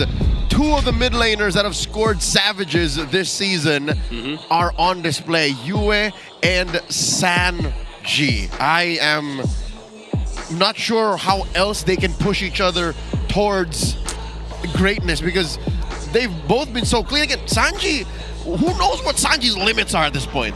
I don't know. We had a good discussion earlier on what maybe possible mid lane picks could come up. These are 2 mid laners that could do that, but they don't. They stay within the realm of their hero pool, and they're just damn good at it, and they make it work. Imagine if they pick up Cord. Then I'll change my mind. Well, looking at the mid laners here for both sides, we have, sorry, I was going to say we have Zushin and Kimi, but you can say the same thing for Yue and Sanji. These 2 players, again, have scored savages in this regular season. The first mage to do so since Season 6. Wow. It's been 10 seasons that we have had a savage drought in the mid lane. 10 seasons? 10 seasons. 10 seasons, it's them who score it here in Season 16, and both against APBR. Oh. It's a good stat line, both in Game 1. It's a good stat line. Interesting stuff. That is how they started that series, and that is how we remember it happening. Ladies and gentlemen, we have gotten confirmation that Aurora are playoffs secured no matter what happens in Season 16 in the remainder of the 2 weeks in the regular season. Yep. They are going to the Cuneta Astrodome. Yes, sir. Let me explain for the fans who were confused. They were like, oh, 2 days ago, MPL just said they need to win 2 matches. But the thing is, APBR and I think Team Falcons or TNT, they have to drop each other. So no matter what, Aurora secured themselves the playoff spot. But that's not true for Liquid, because for them, they have to, after APBR's win versus ONIC, TLPH must win the series against RORA to secure a playoff spot. So because of APBR's win tonight, Liquid celebration was put to a halt. That's what makes them so serious right now. Not a single smile on the face of those young stallions. All the while, the Northern Lights are all teeth. They're all cheeks right now. Especially light. I'm pretty sure that's not how that phrase works, but look at that. Hey. Yeah, they're serious. Oh, wait, Carl! Oh, Carl's smiling. Somebody behind the camera is making the goat laugh. Hey, Come on now. Look at the two mid All right, laners. Sanji just broke. Yeah, he broke. The stars of the show, man. These two players have been exceptional since their debut, by the way. Oh, yeah. Like, I don't know how to word it out, but they're just superstars in their own right. That's right. Yue has always played under this banner. He's got the DNA of Blacklist in him. All this while Sanji has the DNA of Echo in him. Yep. And they've both stayed on this trajectory, and their shared pool shows that while they have their own specific flavors. Look at the stats of these two mid laners in the first 5 minutes of the game. They're still neck and neck, man. First and third, KDA, KP. Second and third for Yue. That's insane. Look at the KDA though of Yue, man. Like, who's number one? Is it number one? Number KDA one is might be Sean. Is Sean? him? No, it's him average. Sean in mid, but overall average it's Yue. Oh, okay, that's a good way of representing Aurora actually, because their A game is early game. Wolf has mentioned this time and time again in the Howl. That's Aurora's MO. Win early game, you absolutely guarantee your victory. Majority of their games, I think around 90% of Aurora's games, if they win early game, it's just a guaranteed victory. This is crazy too. Like, just to see Yue's stats in general, like, he's so aggressive in the early game, those first 5 minutes, that he has those massive five-minute stats, and he's able to go ahead and lead and help lead RORA in a lot of their victories. We'd like to shout out the Cavalry going out on a Monday night, by the way, celebrating their watch party. They are the K-Go Korean Food House in Los Baños, Laguna, south of Metro Manila, supporting Team Liquid in this colossal attempt to take down League #1 Aurora. Dude, that sounds like a good place to actually watch MPL games from. K-Go. Yeah, right? Like, have Korean place? food? Yeah. Oh my goodness. Ramyeon? On a Monday night? Oh. I wonder if they have Korean barbecue while they get to watch party. Oh, no. That would be the best. I'm getting hungry, Joseph. It would be a crime shut if up. they didn't. They are a Korean barbecue place. It would be a crime to not have K-barbecue. And kimchi. And kimchi and everything else. Folks, we want to hear from you. Here's the community poll for this matchup. Who is the best Kimmy in MPL Philippines Season 16? All right. Sanji. Tough question. Yue, he who hath scored a savage. Sean, who just last night scored a whopping 18-0-1, 18-0-2. Yep. A league record too. Ridiculous. And others. Who else might be in the running? Ooh, best Kimmy though. So the best Kimmy here. Gimme. Dude, that's difficult. Like, yeah, what Sean did was impressive, but also we got to factor in the whole first Savages for 10 seasons, man. Yeah. This is MPL Philippines Season 16, by the way. Just a season. For the people that will answer for you, like going back to Season 2, he's not part of this conversation. Sean made a good case, though. We get it, you're OG, but not in this season. Yeah. Season 16, all right? I'm going to say it now. I think it's Yue. I was going to say Yue. Savage? Is it a Savage? Yeah, the Savage and his consistency through the season. And his stats, like his stats, too. I'm conflicted. With him and Sean, yeah? Yeah, I'm conflicted. Last night, that's recency bias. That's what it's called, Robert. Yeah, maybe that's why. But I personally think it's Sean. Personally. Okay, he's putting his foot down. He's putting his foot down. So, Yue, Sean. Yeah. Yue. Sean, I don't know why he's saying. Yeah, I just put it the other way around. Folks, let us know. Go into the chat. Let us know who you think is the best Kimmy in MPL Philippines Season 16. Sanji, Yue, Sean, or others. Type it out. You can tag your friends. Tell them, hey, this season I think you've been a really good Kimmy, so I'm going to say you. And they can have their own pool. Yeah. Who are we to say that your friend is not the best Kimmy in the duration of Season 16? They've been playing during MPL Philippines Season 16. We don't know. We just don't know. That counts. Yeah. Do we like Kimmy though? Are we still happy with her in the meta? I do, if it's on the hands of all of those mages. I hate playing against it. Me too. I hate it. It's just so annoying, man. Yeah. That's why it's so good. Just imagine you play against Kimmy and you saw the name Yue. I'm not gonna play. You're just gonna. All right. You would just stay. Is his personal account named Yue? Maybe Yue. That's a good question. I feel like a lot of the players have different accounts. Yeah. Like different accounts. Like you know, even the TL boys. They don't want to get stream snoped. Chessman. Yeah. With Chessman. Yeah. Chessman. Actually. I don't know. I wouldn't. I don't know because I have them saved as their names. Yeah, like their actual friend names. Yeah. Ladies and gentlemen, let's welcome these teams coming on. It's the epic rivalry once more. Liquid versus Aurora.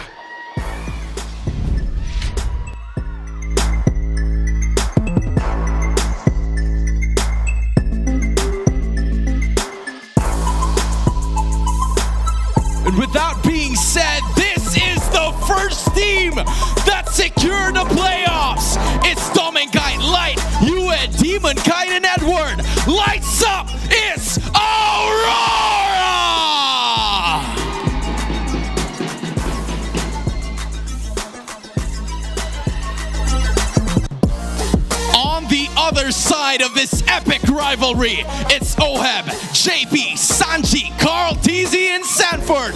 Charge forward, Team Liquid Philippines!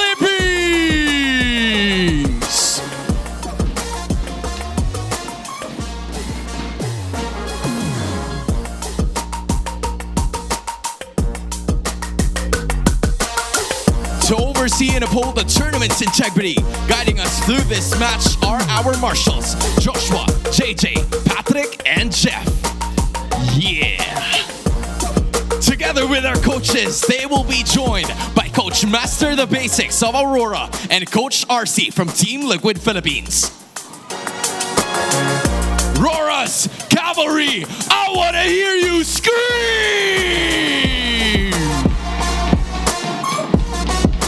We got a jam-packed crowd here on a Monday night. The Roras came out to play to support Edward, Demon Kai Yue, Light, and Dominkite. Yeah, we got the drums of battle here on both sides. And for Rora, again, it's going to be to see if Yue can continue on that dominance against his other counterpart, Sanji, ahead of him. Both having Savages. We'll see what they're able to replicate here. But also, we always got to focus on even the improvements, the impressiveness that Dominkite specifically has been able to go ahead and pop off in that gold lane.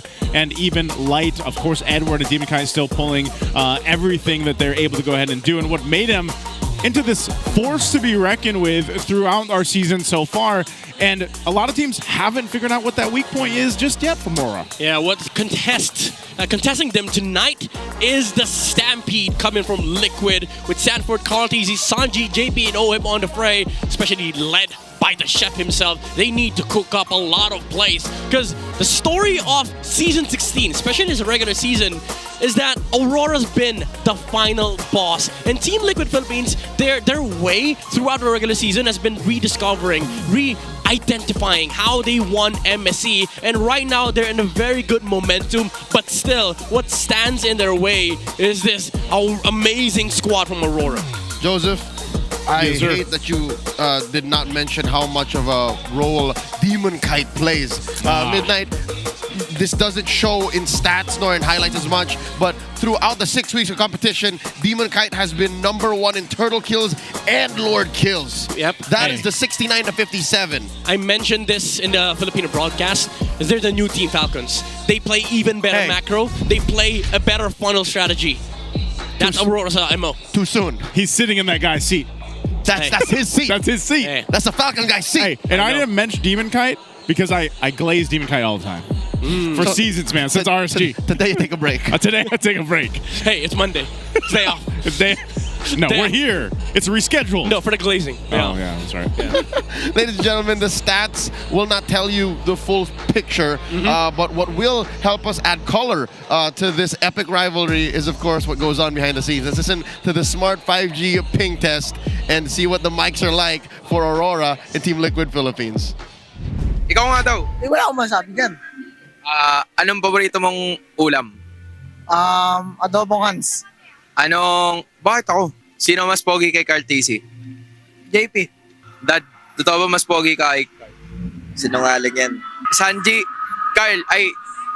Sanji o Sanford sa papogihan?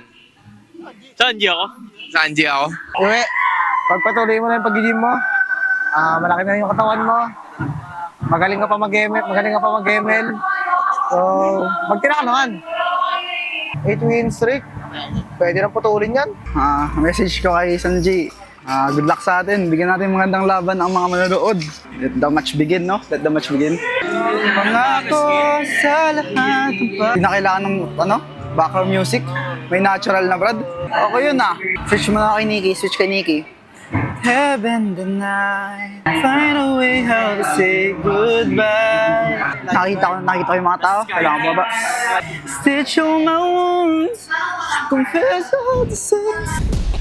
Gotta love that falsetto. Did not know Yue was not just an amazing dancer. Look up his Gento dance cover, but he's also a great singer. He is. I think that's like his ritual, man. Like he does this almost every single time that we get to see him on the mic check, and maybe it's what's helped him play so well. That's what makes him a great player, honestly. I gotta start doing that, man. Yeah, ritual. I gotta do a ritual. Do it, Gento dance. Not that one. That's a little too much to ask, even from Joseph. Let's listen to the Infinix Keys to Victory brought to us by Wolf via The Howl. Let's listen to this. Welcome to The Howl. Ako nga pala si Wolf, bringing you the Infinix Keys to Victory. It's our star match for today. TLPH going up against our top 1 team, Aurora. And para sa laban na to, syempre kailangan natin simulan yan doon sa draft dahil feeling ko ito ay magiging magandang draft battle din katulad nung napanood natin last Saturday.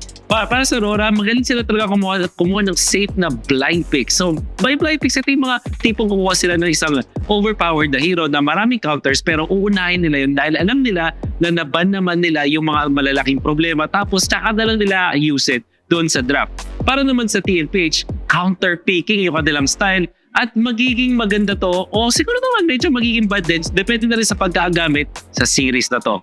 Kimi nga lang ay magiging centerpiece para sa dalawang teams natin at merong chance na makita natin ang Matilda. Well, that's just my prediction dahil alam natin na marami na bago sa patch. Baka makita tayo ng ganitong klaseng hero. Now for both teams, TLPH, kailangan nilang isurvive yung early game ng Aurora. Up until this day, ang RORA pa rin ang pinakamagandang early game sa ating liga. Hindi lang sa maganda, dominant talaga. So para sa TLPH, if they survive this, malaki ang chance na nilang manalo sa ating series. Kailangan din nilang i-anticipate yung retry battle sa lahat ng mga neutral objectives. Even yung first turtle dito sa Aurora, lagi nilang kinocontest or ginagawa nila ng paraan. So baka magkaroon tayo dito ng 50-50 retry battle. Para naman sa Aurora, huwag nilang iiwan yung mid lane na unattended or lalong-lalo na pag itong mid drop naghihiwalay na kasi bigla na lang gumagawa ng play ang Aurora mula dun sa may mid lane. So this is about river control as well as vision and information para sa Aurora. Now for XP laners, we know that they dictate the game tempo. It's gonna be Sanford versus Edward. Nakaka-excite na XP lane battle for this series. Sino nga ba ang mananalo? Alamin natin. Back to the casters. Wolf, you definitely win ham on this one. There's a lot of things to break down, but I want to hone in on two things right here.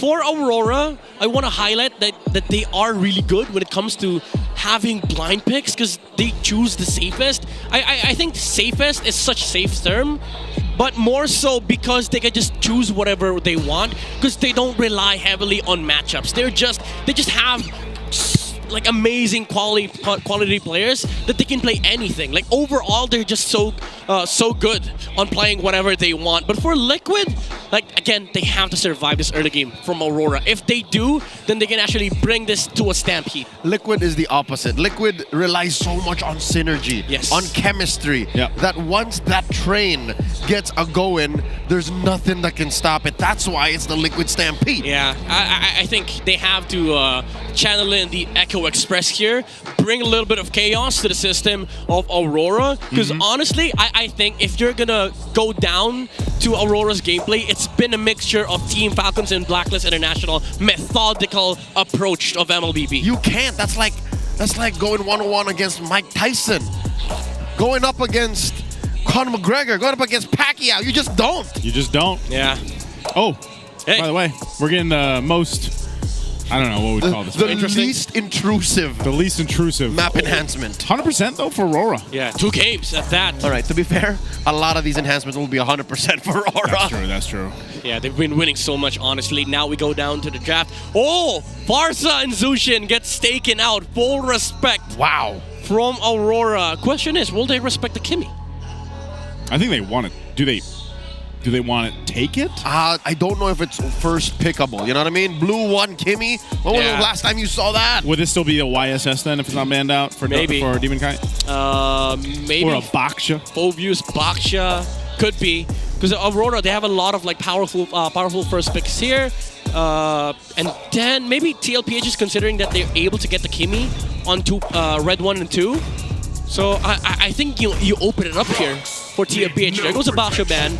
So for Aurora, there's no Zushin, so they can just take either Fred or Lancelot here. Lance got banned, for sir. YSS. The Isan Shin works well for them, but there is a Galea on TLPH side. So instead of that, they go for the Harith, safe pick. Whoa. But you did give TLPH the Kalea plus, I would say Kimi. That's 100, almost 100%. Again, I think the current record is 10 picks, 8 wins for Doming Kite's Harith. So that's how important and impactful this first pick Harith is. Yeah. You're looking at least a Kalia, right? Kalia X. Yeah, Kalia +1. I don't think you give Kalia here, honestly. Especially for JP, he played such a good Kalia game last night. I think it's just a big opportunity to pass on to. From... Oh, they're going for Fredrin. Here comes Carl Fredrin de Pomoceno. Yep. Oddly enough, Fredrin has been going up the ranks of Red. Oh, they take the Kimmy. Second and third picks. Red 1 and 2. Oh my Fred goodness. is number 10 now. 9 times picked in this slot. And then what if they go Matilda for JP on the third pick? So yeah, good. That's true. There's a lot of combos here for TLPH. Even Arlet is a big threat for Aurora. So now, I think you have to either steal some of these picks from TLPH or again just cover your own. Maybe get the Kalea for themselves. With the YSS Blue 3, it's a weird first phase for Aurora. This is probably their most uncomfortable first phase ever, but this is still doable for their side. Oh, too early, Valapu, honestly. Sanford could just go Esmeralda. Okay, he goes for a CC. Oh, I definitely thought they would have gone for Esmeralda there. There's too many shields already for Aurora. This Lapu is really high up there. Maybe second best winningest hero for Aurora. At about 78% a win rate for Edward.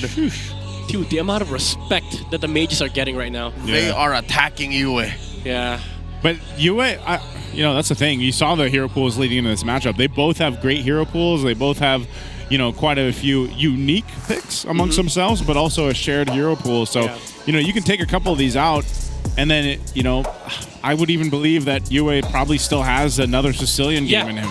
I was gonna say, like, the story of Aurora since their birth was that you never count on banning Yue out because there's no attempt that has been successful against Yue. Every time you ban out Yue, he brings out something completely different. Sounds like an exercise in futility. They're still going! Novaria and Eve! You sure? They're forcing the young man on a Sicilian. Sicilian, Kag, Selena. He has a wide range of hero pool that he can play, but maybe they're choosing the right matchup. That's Liquid style. You pick the right hero, we counter it. That's the next best thing they can do. Yeah, so maybe they steal the Kag Red 4 for oh sorry, never mind. They already have the Kimmy. Again, Selena's just open for Aurora.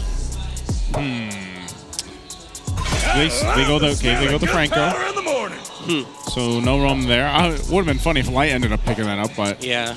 I think I see what Rora's doing here. They're also not completely banning out Daddy JP. They're just taking away options. Yeah. By the way, there's Hylos option here for TLPH. Hylos, Mathilda, they're both very good. Hylos for, you know, anti YSS and Harriet, and you also steal it away from Light. Mathilda, just because it's a good game for the Fredrin, you get away from the Guiding Wind, but they choose, I think, none. Ooh. They go for the Obsidia, which does allow Aurora to steal the Hylos, which is also very good against Obsidia. I wanted to see this again. Like I mentioned that in the last matchup, I was like, you know, it looked good in the hands of Shizu, but I wanted to see the Obsidia played again, so we're getting it in the first game. All right, how's about you put the Obsidia in the hands of someone who knows how to farm really good? Yeah. Against still, bar none, the BPI rich guy of the season, Oheb. Midnight, you talked about a 12-minute, 13-minute max stacks. Yeah. Return a Bone Shard status for Obsidia. What's the read for Oheb? I mean, this is TLPH. 9 or 10 minutes? Probably. They're going to be very aggressive in this game. Rock, and there goes the Sicilian. Expected the Sicilian. Yeah, TLPH.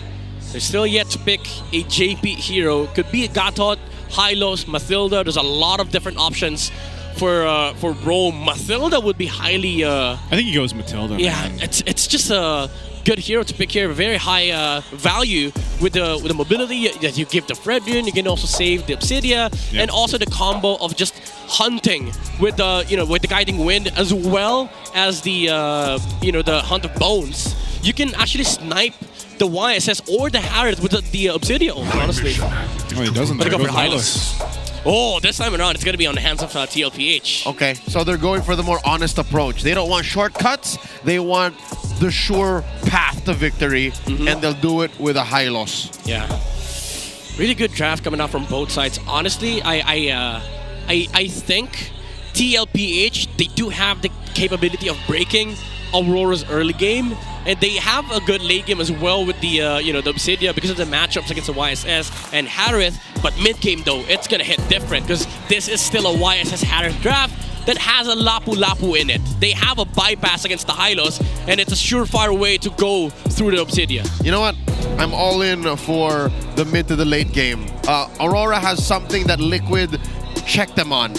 The wind of nature. No one can build it. Yes. Aurora does not have room in their economy to save themselves from the Obsidia. Yeah. This is literally Aurora versus Obsidia, honestly. Aurora versus Obsidia. Yeah. More accurately, Aurora versus Liquid. But yes. I get it. Yeah. Ladies and gentlemen, welcome to game number 1. Welcome The to first Mobile Legends. Game, the first map in the epic rivalry in tonight's final broadcasted match. Aurora versus Liquid. And in 2 matches straight, we see Obsidia come out. She might actually be real. Joseph, if she wins this, is she real? She's real, man. She's from the void. She's gonna be real. Oh, it's the Abyss. Oh yeah, that's right. The Abyss. Because it gazes back at you. That's true. That. And wait, I'm just curious too. What was the? It was Assassin last time. It was Assassin, This right? is So very this is the different. Quantum Charge. This is Tenacity. With It's still Tenacity. Quantum Charge, but it has attack speed now. Got you. I'd say I like this more because you need a sustain on the Obsidia early game. Yeah. People usually go for Marksman or a Common Emblem in my rank games. And is it successful? Is it like The Common Emblems one. The Common Emblems work? ones are actually decent. Yeah, that's what we're gonna be looking at here. How this works in the hands of OHEB, but you can see this too. Oh, good Rampart. This is the thing about the Grok, man. We've seen him come out quite a few times, and it's that Rampart that really. Whoa, no, OHEB could be in trouble already. Dominic Kite taking a couple shots. Oh, he gets the flicker, gives him a little, emote there too. So, hey, good battle here in the gold lane. Kel1 refuses to stand down. Does not want to miss out on any of these waves. Yeah. What's he looking for? What's he trying? I think he wanted to force out the Harriet out of the lane, but did not expect that the damage from the synchro. I think he got hit by one synchrovision in the center. One too much. Yeah, one too much. But that's the beauty of like having a common emblem. You can actually fight it out. If he had the assassin emblem, this would have been over by this point. Yeah. Does Obsidia? I wonder, like, how's that actual matchup against the Harith? You lose the early game. You lose the early game. You win late game.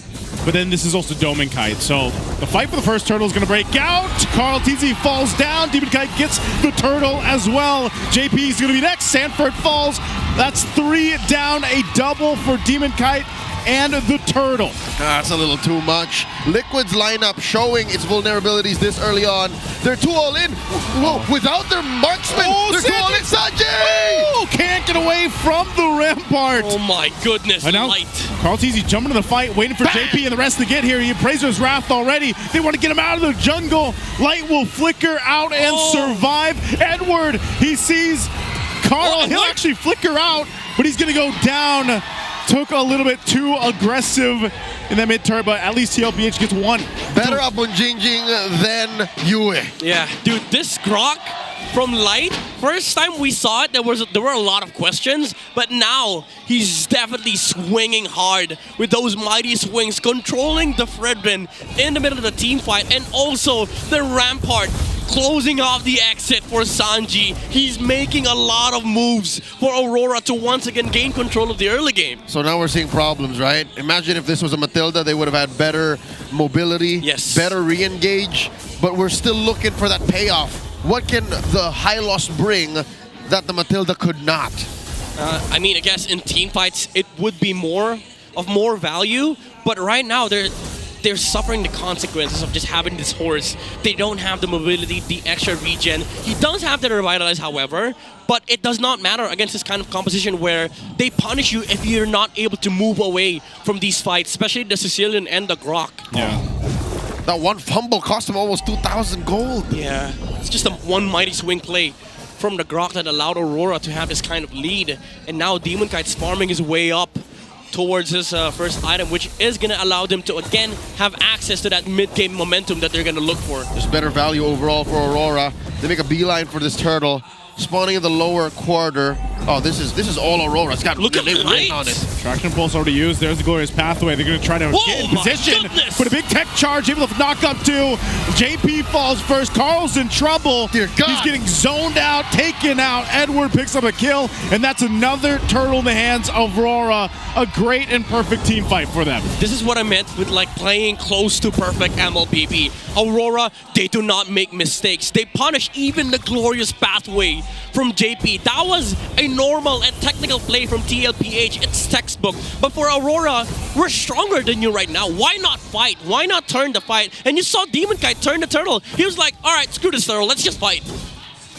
Liquid cannot respond to the clean and fundamentally sound MLBB. Look, he dropped the turtle. Light used his enhanced basic attack to single-handedly push back a Fredrin, which we used to think for the better part of 2 to 3 years was unbeatable in objective fights. Yep. Yeah, and they're going to go for UA. They get the flicker down, but again, it was just a great team fight when you break that turtle fight down, and they're going to go ahead and continue on to this lead that they have. Yeah, again, this is just playing to the limits of the heroes, limits of composition even. And Light is just toying around the Fredrin of Mr. Carl Nepomuceno. This is the GOAT, by the way. Oh, JP could be in trouble here. He's going to get Mountain Shocker knocked in with tech charge and a swing as well. JP is feeling it in this game one. That's 3 deaths now. And by it, you're talking about pressure. He's pressured. Aurora's lineup just has more on-demand crowd control. And because of that, as shown by the Infinix hand cam, Demon Kite doesn't have to insert too much pressure. Like, his farming is free. Yeah, this is just efficient movements coming out from Aurora. Pressure while getting farm, while also taking down these objectives, allowing their composition to just move around. Oh my God! Whoa! Deleted, 2 down, and they're going to go for a third. JP again feeling the pressure here. Sanji under the turret. Sanford hopping over the wall. He's going to be fine, but man, they lose a whole lot again as RORA finds more. If I wasn't wrong, you saw it in the Infinix hand cam. The 3 members of Liquid were not visible. Yet still, Demon Kite walked up to that small camp and forced a fight on Carl and pushed the advantage. Yeah, again, the rampart as well, sealing the exit from TLPH. This Grok is providing so much problems for TLPH. They can't move around the map. And this is the mid-game tempo we were talking about earlier. Once they've gotten the early game down, it's just a matter of, all right, we pick the fights. It doesn't matter where it is. If TLPH wants to brawl, we're going to force a 5v5 team fight. Gentlemen, that's an MVP KDA line for a roamer if I've ever seen one. 306. Yeah. Phenomenal, man. At 7 minutes. Look at him. Like, look, he's got 4,500 gold to JP's 2,500. Dude, this Grok is unkillable at this point. He has the Dreadnought armor, already finished the Blade armor. Where's the damage from TLPH? Even the Kimmy is not gonna tear through the amount of armor because it's just gonna be reflected. Sanji's gonna feel his damage even more than Light will. Yep, I mean, he is magic-based, but physical basic attacks are basic attacks. Yep. So those will bounce off of the blade armor and hurt you on the return. That's a holy shield waiting to be broken out. Oh, they're going to force a fight anyway under this. Goodness. I thought they were just going to go for the shield, but they'll go for the bodies. Sanford could be next, but already Carl and JP are gone. Wow. RORA's just taking everything they want. Yeah, dude, TLPH, their lineup right now, it looks greedy, even though they have a utility jungler, because now Fredrin's tempo is shut down. Yeah. You're reliant to your damage dealers, which are going to scale in the late game, but where's the late game? Aurora's bringing it to you. They're never going to make it the late game if they continue on this pace. Sanji just picks up his Sky Piercer very low. Liquid underneath their own turret. They got to watch out for those claws. Oheb's going to go ahead and pop the ultimate. He's going to get back anyway. JP's in trouble. Can't escape past the rampart. He falls under the turret, and now Edward will get the stun, but it does go down.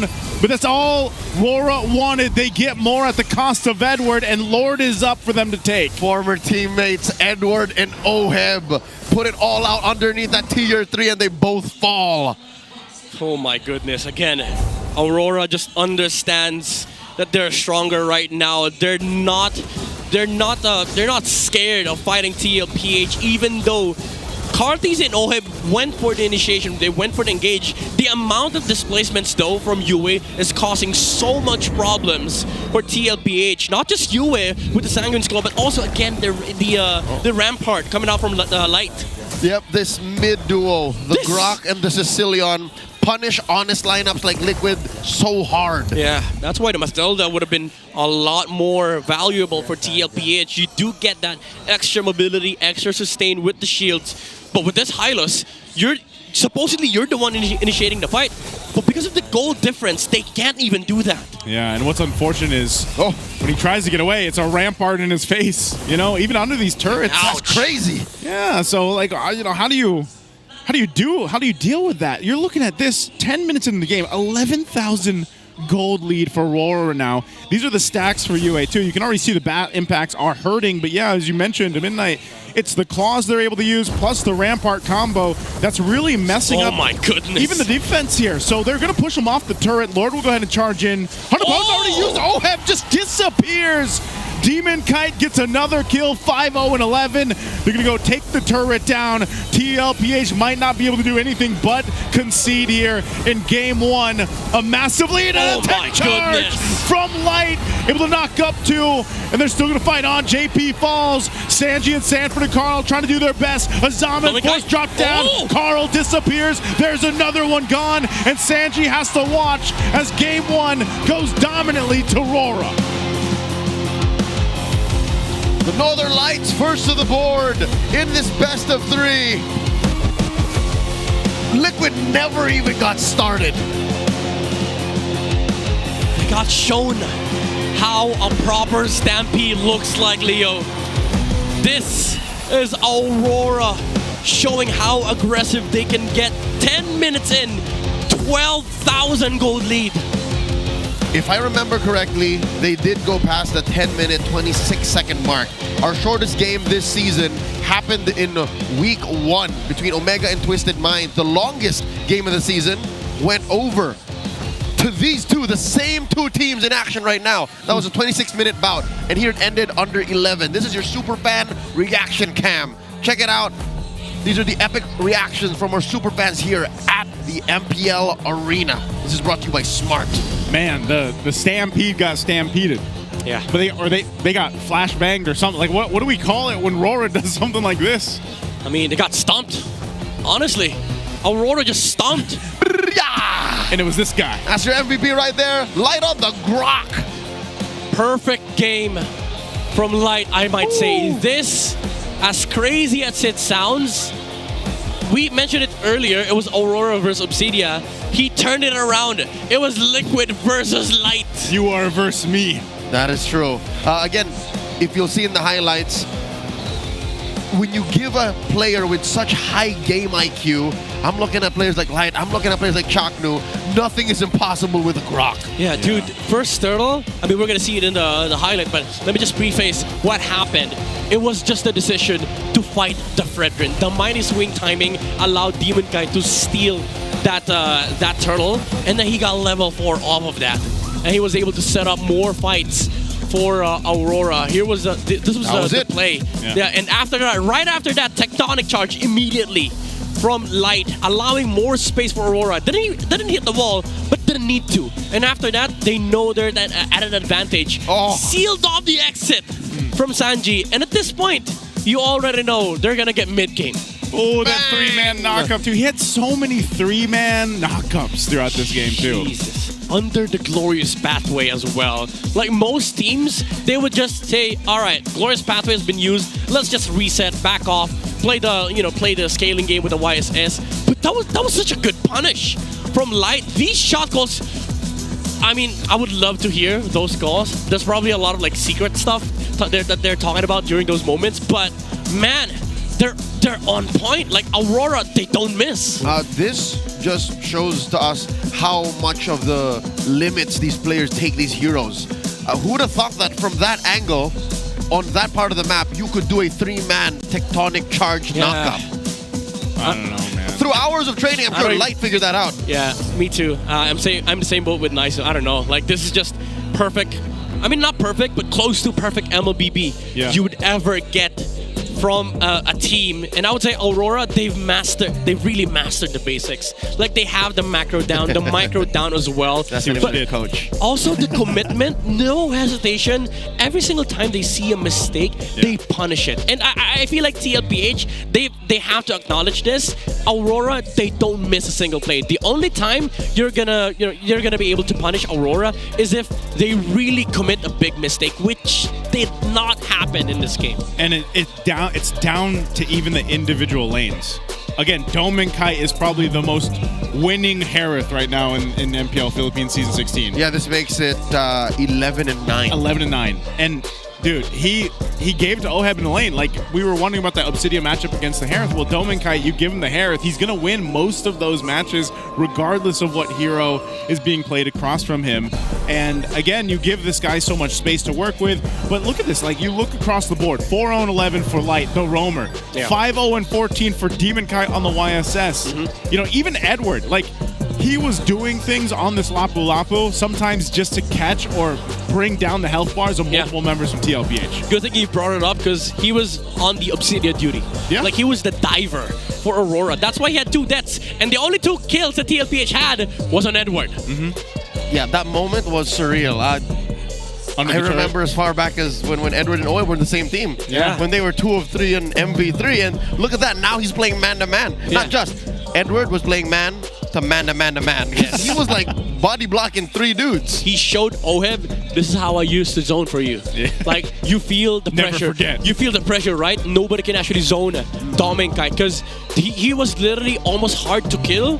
And then TLPH, aside from dealing with Edward, they also have to deal with the Grok that is literally unkillable. They have to deal with the damage output of Demon Kite and Dom and Kite. And just the first layer alone, the Ramparts and the Sanguine's Claws, there were a lot of problems already for Carl Tizzy. There's only so many things that a Fredrin can handle. If he had a good game, maybe he had enough HP and mobility to actually prolong these fights for the other members. But problem is, it's not just an HP problem, it's also a damage problem. Their damage profile comes in late game. Yeah, there's no burst. They're relying on Carl Tizzy and JP staying up long enough for the rest of them to deal the damage. Look at this, Carl Tizzy took the most. 108k. He is the sandbag. The GOAT got cooked in game 1. And you're looking at a double here for Demon Kai. He is both the carry and the rich guy. Almost breaking out through the 900 gold per minute mark. Yeah. This is how you know it's a good game for one side. Like, the 3 people getting the rich guy to carry the wingman, and then the jungler on the other side gets sandbagged. I mean, and you know what? Even if they got to the late game, man, you have to remember this was UA on the Sicilian. Yep. Like that, he was a late game insurance if they needed it. They had their own infinitely scaling hero. Exactly. You know what? I take it back. He is the only infinitely scaling hero in this game. Yeah. Obsidian hits a cap. Yeah, 25 stacks. Yep. 25 stacks. Never got a chance though. I don't think he even got to half of that. Yeah. Because of the kind of pressure. Maybe 18. Maybe 16. I don't know. That's optimistic. Yeah. We all saw what happened. We all saw that by the 5th minute mark, Dom and Kai was bullying Oheb, and Oheb had to call for an early lane swap. So, ladies and gentlemen, that was that. Again, 20 seconds shy of actually breaking fastest game record in MPL Philippines Season 16. Aurora hit us with a flashback. I don't even know what it's called. I don't know. That's why I was just like flashbang. Yeah, lightning round is for ONIC. Yeah. Liquid get a liquid stampede. What is it for Like Aurora? a really bright light would be technically like, flashbang. Folks, have y'all been playing with the new patch? Because if you have, you get a chance to win Kufra's Cursed Scroll Epic Skin for free. All you gotta do is open up the game, go into the events tab, and then there's that one with a big red button, that red dot. As you play, you get points. I think I'm going there right now. I'm like 2 games away, or like 2 days worth of games away from getting Kufra. Really? Yeah. Dude, you're so far ahead. I'm still looking at grinding. mine right now. Like I'm still far off. I got almost all the awards except him. Yeah, I think I'm at him. I'm at him right now. Okay. I'm talking to all of the super fans right now. Exclusive prizes and surprises are waiting for you. If you buy at least 5 tickets to watch MPL Philippines live. One account needs to purchase the tickets to be qualified for these prizes. Don't forget to bring your entire friends and family. Let's go. I think we're jumping on to one of my favorite things to do here in MPL Philippines Season 16. What is that? What is that? What is? You'll find out because people are gonna be risen the camera. in just a bit. This. I always wondered, is this actual like a battle? Like, is this a battle No. off, or do they like The battle, Joseph, begins as soon as you walk into the arena. Oh, like they don't televise it. We just have people who look out for the most handsome, beautiful, dandruff-free scalps with beautiful heads of hair. Power up your dandruff-free scalp, supercharged with clear. Where's the clear head super fan of the day? Where are they? Show your hair. We got a lot of people with hats on. Yeah. Remove them. Remove your hats. Remove Let us them. see your dandruff-free scalps. Yeah, we gotta see him. We gotta see him glorious hair. Here we go. Is he the winner? Is this our winner? Hey. All right. I like that All fade. I like that fade. Look at that. Raise it up. Show Raise off. it up. There you go. Oh, not a speck of dandruff on that beautiful scalp. Very clear. That's our clear head super fan of the day. That was the supercharged, man. Oh, he knows. He's a superstar. He knows. He knows. Yes. I don't know if I know what to do there. Like if I was on the. If you're there? If I was a super fan of the day. No. If only you were a model, right? All right. If only. What if, Joseph, real quick? Pow. I just hold it and then that's it. You got to touch your hair. You got to show it. You gotta show it, bro. That's it. That's what I mean. I don't. Okay. He needs direction. I need direction. I can't just do it You gotta myself. workshop this, Joseph. Yeah. You We'll can't work put me on on it. the spot like that. We'll work on it. We got 2 more weeks. Yeah. Congratulations again to our Clearhead Superfan of the day. We're prepping for Game 2. Again, one more chance for Liquid to take us all the way. If not, then RORA have run out the Echo Express's steam. That is going to be a very interesting ending to Week 6. I feel like, again, getting swept, or I should say, ONIC getting swept by APBR, and then if this is not a series that I expect the sweep to be, you know, but after Game 1, man, I mean, 12,000 gold lead at that point, dude, that's what you expect TLPH to be doing. The whole Liquid Stampede and everything. So RORA has done that. Yeah, that's the crazy part. Like, at this point, we're at the stage of the regular season that we bring the question, how do you actually beat a team like Aurora? Because Week 1, yeah, sure, they lost against Falcons. But that was the last time. Yep. Even ONIC fell this week to this team, and now TLPH, even after saying they're gonna see the redefined Liquid, the stronger version of Liquid, RORA says no. They're like, this is how you play MLBB. Let's talk about these junglers' stats on Yi Sun Shin. Both are prolific YSS users. Better win rate on Carl TZ, more kills on him, and you'll see that he just has higher stats overall. But what we saw in Game 1, Demon Kite's Yi Sun Shin, that was a thing of beauty. Yeah, I would say if you're gonna describe a Yi Sun Shin, if you're gonna describe Yi Sun Shin, he's more of a mid-game death ball hero. And honestly, TLPH, they usually get away with their wins on YSS because of Carl's insane micro capacity on the hero. Most of the games that they win are like post 16 minutes on the YSS. Yeah. But Aurora's YSS is literally what the hero is meant to be. It's meant to snowball. And because of the fact that they win so many early games, they're allowed to do that, which for me does put Aurora Demon Kite's YSS at the top. This is the scariest YSS in the league. Yeah, the problem, the downside of utility junglers right now too that are picked up like the Fredra and the Bakshas is if you do tend to fall behind the fighters or like the assassin, especially the assassin jungler picks, especially a YSS, it's almost like it's got to be a team effort to get you caught back up in a way. Yeah. And that seems to be one of the cases. And if you have this lead over a Fredrin, you know that a Fredrin really, you can take a lot of damage, but then again, you have to rely on the team. Now, the problem was the last game, even JP was having a bad time, man. So it's like JP, as a roamer, could only do so much too. Yeah. He's getting walled up, man. He's getting walled out. Yeah, he's getting back into the stables. Hey, come back. Which circles us back to how you can't beat Aurora one-on-one. Yeah. To even get good synergy, you have to win that matchup. Ladies and gentlemen, we're picking our random map enhancement for game number 2, and last match was Rivers expanding. Now we get dangerous grass. Yeah. This is a map that we've seen Aurora be vulnerable with. And I think this is where TLPH, if they really want to highlight the Echo Express, they can draft around. Like, there's a lot of grass in this game. There's a lot of bush.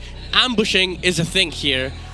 But now their first pick, Are they able to get the Lancelot? No, not even. Master the Basics says no. Okay. But, okay, Zushin, this is a classic for TLPH. The blue first pick special, they go with the Zushin, but Aurora, they could just answer it up with Kalea, honestly. Kalea, Yi Shin? Yeah, if they go Kalea here, they don't even have to pick Yi Shin, honestly. They could just go for other heroes like Harith on Dolmikite again. Oh, Harris Band, never mind. Brock is also still in high demand. Ooh, so for TLPH, question is, do they get Fredrin again? I don't like Fredrin in this map, honestly. So Aurora, Ranger, Kalea. Oh, they take the Fredrin Arlet combo away. Interesting. Yeah, I don't know if you can... No, I have seen versions of the Liquid Stampede lineup without the Arlet. Yeah, they can cobble together something. Yeah. Fred Lapu? Fred. Yeah, that's one way to do it, Fred Lapu. Or they get YSS Kalea here. Since Aurora gave them the Kalea, take the gratitude. Oh, there's Red Phobius. Okay, so this is pure early game for TLPH. This is commitment to shutting down Aurora's early game. Now, for Aurora, they don't have any utility junglers anymore. They've only played Fred and Akai. So I think you go back to the YSS here unless they want to balance it out and play the Hayabusa for Demon Kite. Or maybe even Joy. No, that's a bad idea. Joy is gonna struggle. Yeah, it's a bad idea. Only King Kong would do that. Yeah. Hayabusa, I think, might even have a little bit of a difficult time against this, but probably the better option. Yeah. Oh! How about the Akai? This is 98% a jungle pick here.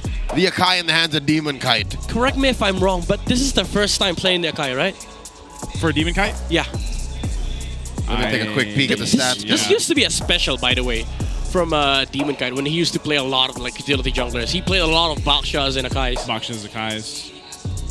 Interesting stuff. Baksha, Akais, Freds, then there was the Barretts. Yeah. This emulates the Arlet Fred though. Like this still makes the Arlet become a Lancelot. Does this work does it work against each other though in a little bit if you're not careful? Like the Arlot with the Akai? I mean, if you're able to pin it to the wall, then it's okay. But sometimes you have to like communicate who goes first, because the final slash, like the swipe, does negate some of the the pros of using the heavy spin. Good ban, by the way, with the Mathilda, and also I like this Navaria ban.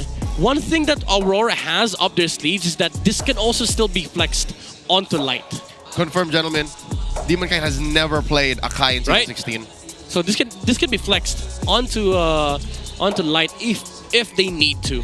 Because honestly, I still think there's a world where they just pick up an assassin here for Demon Kite. Like if they see a vulnerable gold laner, they could just go for a Hayabusa, honestly. So they could still flex this if they wanted to.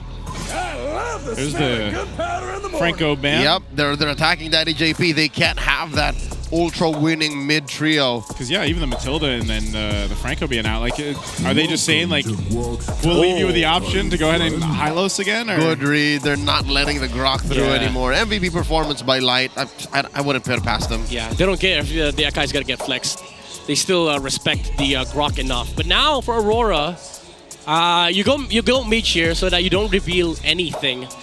What's a good mage? Farsa is available, by the way. Farsa, Kimi, Kagura, Eve.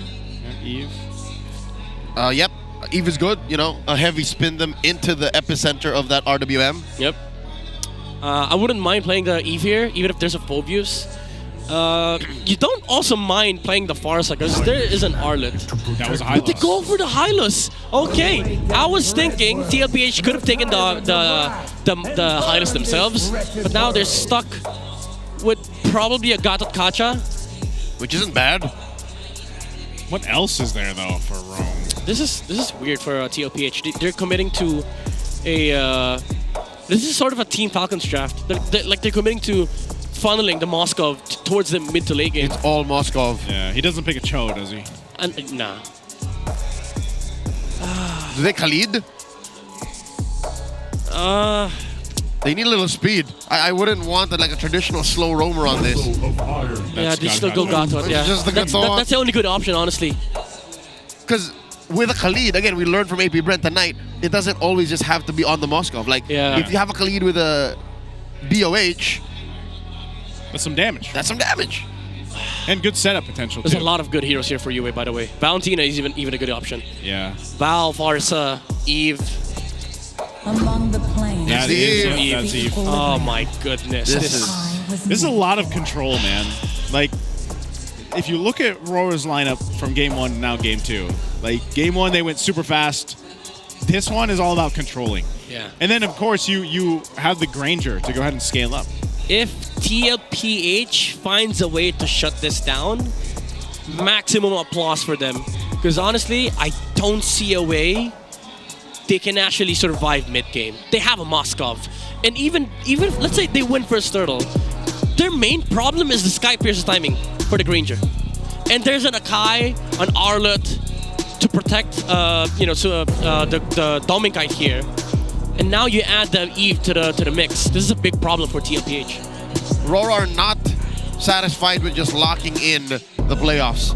They want to go for first or second seed. They want that extra life. They want that play-ins bye going into the playoffs. Ladies and gentlemen, welcome to the Land of Dawn. It's match point for the Northern Lights. Team Liquid Philippines are defending NBC Welcome champions. to Mobile Could not Legends. Find any solid footing against the league #1, and they're holding on at match point. This is going to be an interesting one to see how it starts out again.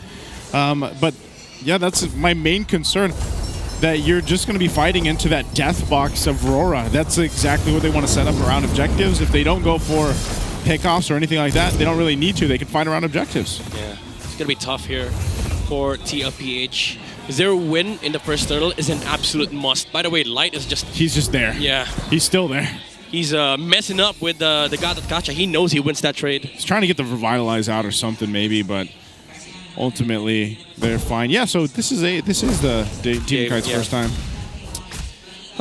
This season anyway. TLPH have to do a lot with Phobius and Zushin, honestly, for their side. How to make the first turtle work in their favor. Problem is, how do you do that against Akai? Like, he's one of the most reliable turtle takers in the game. Oh, wait. They did it. Aurora did it. What they do? This is Lancelot at home. Akai plus Arlot. Yep. That's only dash. Well, up to a certain point, but you know. Yeah, imagine pinning both the Phobius and Fredrin to a wall. Dash. At Edward's going to have to Only vengeance. Especially Dangerous Grass, by the way. So the objectives get even more deadly. That's right. Or dangerous, if you will, around this composition that RORA has. I believe the term is dangerouser. Yes, it's very dangerous. No, I consider deadly. Deadly. Deadly grass, dangerous grass. Yeah. DD grass. Major presence from both sides here, down bottom. 3 apiece, with the mid lane still looking to clear faster so they can rotate towards the turtle. No, the mid lane, bro. Oh, wait, what are they going to do here? I don't think they can do anything yet. Even Edward has a Final Flash. He's not going to use it here as that turtle's up. They're already setting it up, though. Rora's in position at TLPH. Round the corner, Carl Teasy will jump in. There's the RWM. No. It's going to get the heavy spin out. Carl Teasy will actually get the turtle, but they might lose some bodies here. A Spear Destruction is going to come through. JP and Carl fall down. 2 kills for Aurora, possibly looking for another, and it's a double for UA. So you might have gotten the objective, but you lose 3 to Aurora. As impressive as that is, that's not the first time we've seen a Fredrin under a heavy spin get the retribution. There are windows within that mini stun. Yeah. But again, it's still impressive and oppressive what Aurora is doing in the Liquid. And that's usually the response against the Akai. But again, this does put a big problem for TLPH because you lose early game, mid game once again becomes the turning point. Light, he's not getting away. It's a good pickup though for TLPH. At least to get something in their hands over here, because again, it was looking like you give Aurora too many of that, they're going to go ahead and just snowball again, just like they did in game 1. That is again the Northern Lights MO. Flawless early game that leads to an inevitable mid-game finish. Yep. And now their next agenda for Aurora is make sure that Dominkite gets the double lane. Every lane right now is guaranteed protection from Aurora. You see the rotations coming out from Light. He's just serving to protect the river for Dominkite to cross. That's so finesse, though, when you get to see Arlot played. And with this, I think Oheb might have to count on some of this help. Oh, the Unbreakable. It's going to be charged up. A spear into the wall, too. But a flicker from Dominkite. And he's still alive. Dominkite survives what he should have died, or he should have died. And even Light comes up a little bit just to hold the lane. Cold-blooded escape. Dominkite knew that he was not going to die. He had the moves. Those are the moves and grooves, man, right there. I don't know. Honestly, that's a little too conservative for Oheb.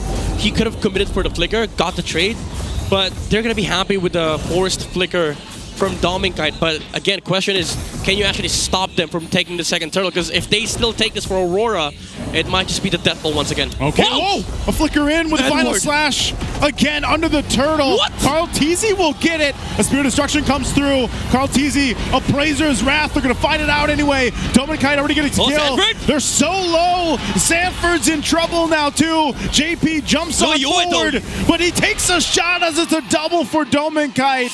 Again, the space, and it was only Light that goes down. Yeah, Yue with the position. He turned to the right side. He wasn't in the radar of TLPH, and he was able to slow down the other members of TLPH. They couldn't chase for more, and it allowed Dominkite to actually just free hit from the front lines. And that's deja vu again, right? A favorable trade for Aurora for the turtle. I wonder how long this can go for Liquid, because if you told me that this would happen one more time for the final turtle and maybe again in the Lord, I'd say that's diminishing returns for the Cavalry. Yeah, I don't agree with this kind of decision making from TLPH, because you're losing the economy battle against Aurora, and you still have to worry about the mid-game power spike of Dominkite. Now he does have the Sky Piercer, I believe.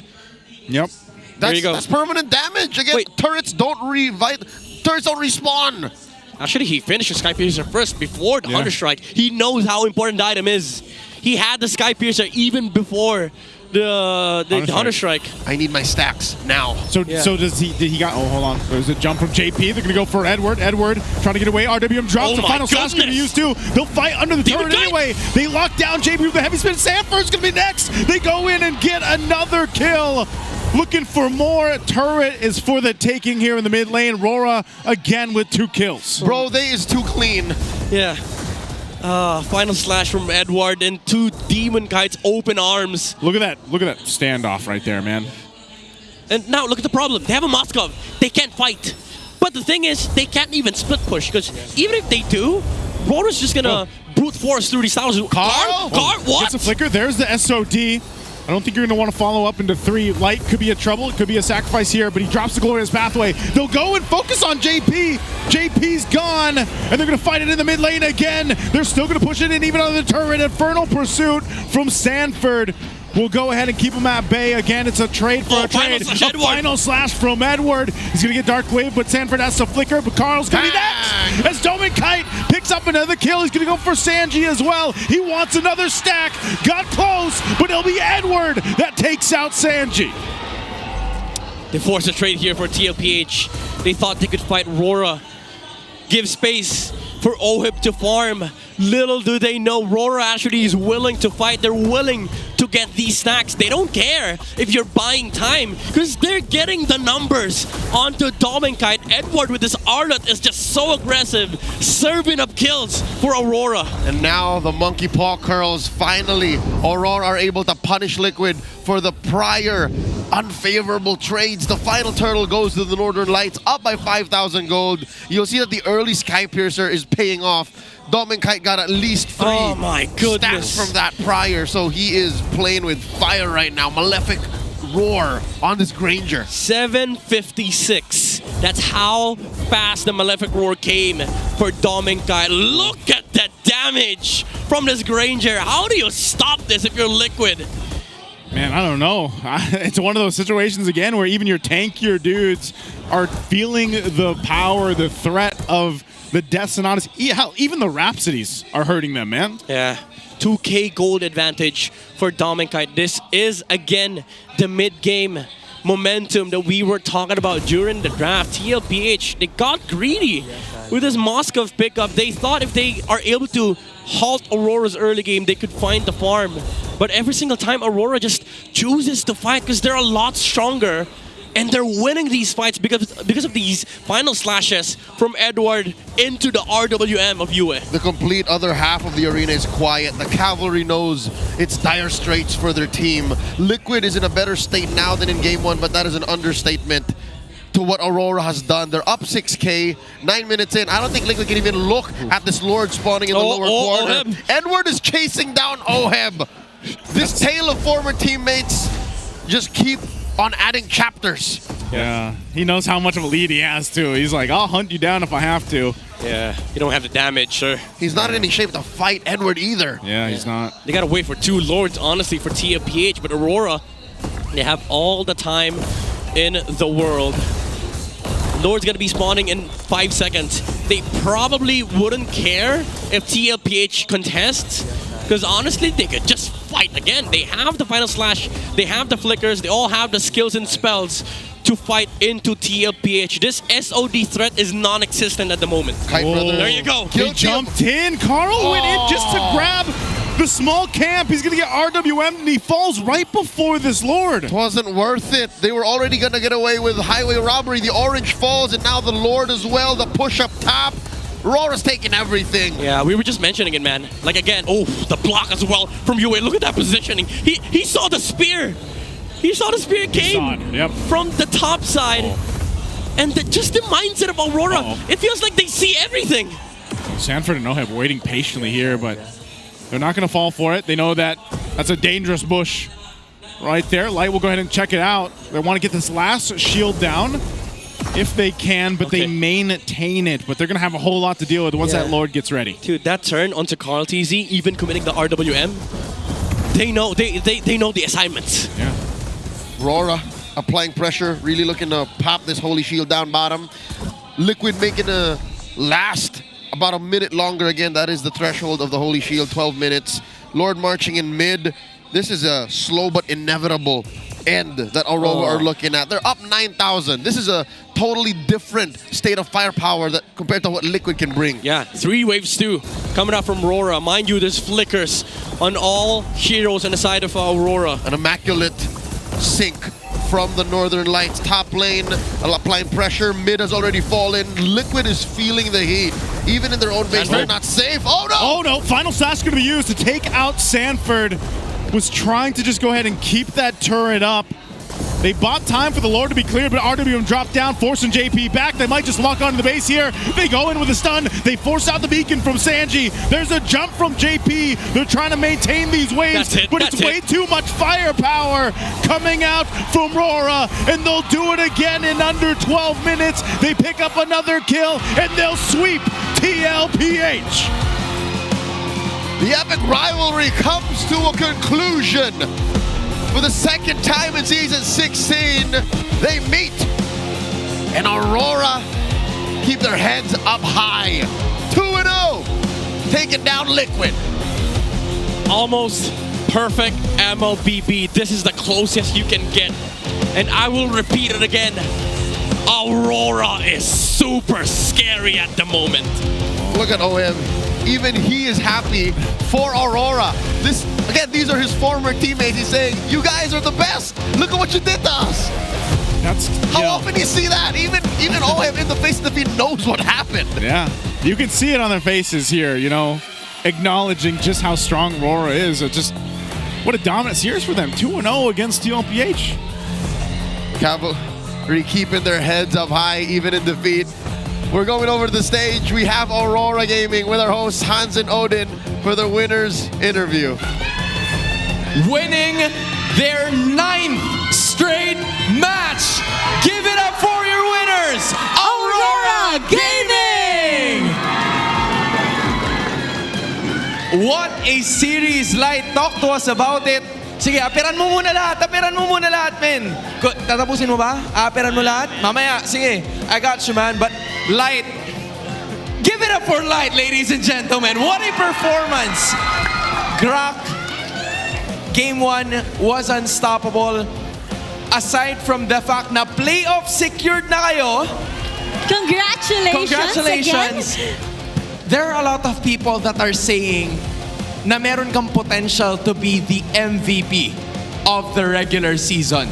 And you were able to do it nung season 9. But what's gonna be the difference now? Why would you deserve it kung sakaling sa'yo may bibigay? Siguro dun sa past ano ko na lang siya ikukumpara sa mga naging ano ko.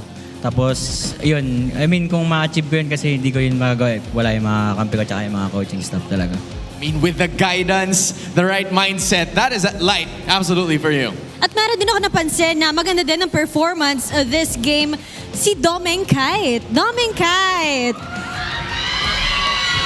Nung game number 2, nakita namin yung ginawa mo, nakaalis ka, kahit 2v1 situation. And medyo trending ka kasi ngayon online. Wala. Nabasa namin yung article about you and pansin namin na magandang performance mo this season. May confidence ka this season. Saan ba talaga nanggagaling yung confidence boost that you have? Siguro parang ayoko na ulit masayang yung isa pang season kasi pangatlong season na namin to. So gusto ko na talaga mag-champion. That is the right mindset from Domeng Kite and the rest of the crew, which by the way, lahat po sila ay naging parte na ng Team of the Week. Not once, but twice. Just an intense amount of performance. At tama kayo, sino ba dapat namin kausapin? Yue! Bakit naman sinabi mo patay? Yue! Aurora is definitely roaring because of you. A lot of people commended your performance all throughout. And you were also able to claim yung mga accolades all throughout the week. Talk to us about it. Ano bang gusto mong makuha aside from the championship for season 16? Bukod sa championship, ano pang gusto mong makuha this season 16? Season, achievement. Parang champion pa rin eh. Champion pa rin. Focus sa championship. Focus pa rin sa championship. Is that what the Roras want? US, sobrang dami ng sumuporta at nanood sa inyo dito sa MPL Arena. And the same could be said para sa lahat ng kanilang mga tahanan. Ano ang masasabi mo sa kanila?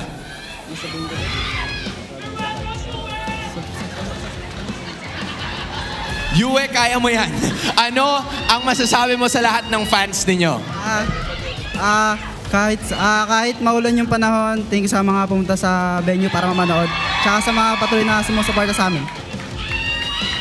There you finally have it. Once again, give it up for your winners, Aurora Gaming! Just a standout performance coming in from the men in blue and white, showcasing what they are made of for win streak number 9. What an epic performance for Auroras. And nakita talaga natin na magandang pinakita nila with that sweep. And not just that, sila ang pinakaunang nakaselyo ng kanilang playoff spot. With that being said, this team is playoff secured and series secured as well. Tossing it back to our casters. Y'all heard it. I don't think translation would be an issue. It's champion or bust for Aurora in season 16. Yeah. That's the story, you know? Like, all these good games in a regular season, it has to translate to something. There's no way that this doesn't go into the playoffs, man. Like, they are locked in for, I feel like, possible champions here. This is Edward getting the MVP. I am about 95% sure they're first or second seed. Yes. So extra life. 2 best of 5s away from locking in M7. I'm just so happy we get to see the MVP of this game, brother. It's Edward. That's Legend 0. Yeah, I was gonna say, if they choose, I would say Light or Domeng Kite, fine. But this game belonged to Edward. These final slashes, man, into the RWM, into the heavy spin, it is what allowed Aurora to actually complete their setup. Because it's just such a good hero for Edward. You know TLPH is going to be aggressive at some point. They're going to have to deal and contest your objectives. Edward was the perfect answer. He was canceling all these good plays from Team Liquid with one final slash, and it allows Demon Kite and Yue to just follow up with their skills. The heavy spin, the RWM, and once again, Dom and Kite was literally untouched this game because of the final slashes. Yeah, and that's why I said Dome and Kite shines so much because of the space that the rest of the guys on RORA buy him. Edward's a big part of that.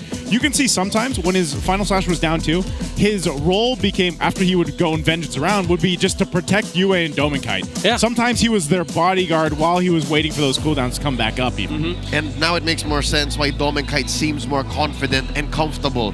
His team is playing for him. Yeah. If you know what's happening behind the scenes, it's been made more known to the public that this is a coming-of-age season for Dom and Kite. Yeah, it's a different feeling. Like, if you're a gold laner, that you can do whatever you want because your teammates, you're just surrounded by good players that are actually able to utilize their skills, their heroes to their maximum potential, and then just follow you wherever you go. I think that's the key here for Aurora, and Dom and Kite dictates so many good pressure points that he's being protected here by Edward, to the point where TLPH, even if they do force fights, like at some point you have to choose targets, but Dom and Kite is such a blurry target to begin with because you have to go through these layers of like the Akai, the Hylos, the Arla, even the Eve ult becomes such a big issue to the point where, again, he just shines because he's able to not just exist in team fights, but also become a killing machine for Aurora. Let's move the spotlight over to the Cavalry. Team Liquid Philippines, this is a very familiar draft. We've seen them play a very similar lineup several times, not just in Season 16, but even as far back as Season 15, even in MSC. Something tells me this cannot happen again. This kind of lineup from Liquid has won its own fair share of victories. Moving forward, they gotta cook up something new. Yeah, I would say they were able to run away with this draft for so long, but they met the master. Yeah. This was just basic drafting from Aurora. Wolf has mentioned this over and over again. Aurora, right now, they don't draft like with ego. They draft whatever they need. All right, this works, we pick it straight away. And we saw that earlier. We were discussing about, all right, maybe they forced Aurora into a weird corner because they don't have any utility jungler anymore. Bang! There goes the Akai. Because Master the Basics, he realizes that, okay, for this to work, we need somebody that can actually help frontline because we have a Granger. And then the last pick Eve was just cherry on top. Yeah, I liked it because this is, again, you see how active Yue is on any of the majors that he plays. He gets a wingman here, 12 assists. But it was that timing. It was the timing on the real-world manipulation that allowed them to shine so much and work cohesively with the rest of the utility that the team had, you know? And Dome and Kite obviously gets to shine from that, getting the carry here, and the rich guy. And again, we were saying this from the draft. We're like, these are not going to be objective fights that TLPH will have the upper hand in. Yeah, you might have gotten a turtle here or there, but still, you saw the box set up and they had a hard time fighting against that. It's a double nod for Dominic Del Mundo here. Dom and Kite gets the carry and the BPI rich guy approaching the 900 gold per minute mark at 883. Again, you mentioned how he was not touched throughout this game. He was almost touched once in the early game, up top. Yeah. But that's it. Almost is not quite it just yet. Amazing showing here by Aurora overall. Yeah, to be fair, Edward wasn't there. So he was almost touched. Yeah. But after that, he was just surrounded by the members of Aurora. It was light who came to the rescue. Dude, it was just too conservative. Like, Orb could have flickered. Got on the Granger kill. To finish the job. Reset, pressure gold lane. But because of that, Aurora was just able to like continue and, okay, fine, we lost flicker. Okay. We still do this. You mentioned that there might have been some secret comms happening. We're going to pull the curtain back and check out the Infinix mic check for Aurora in their winning moments.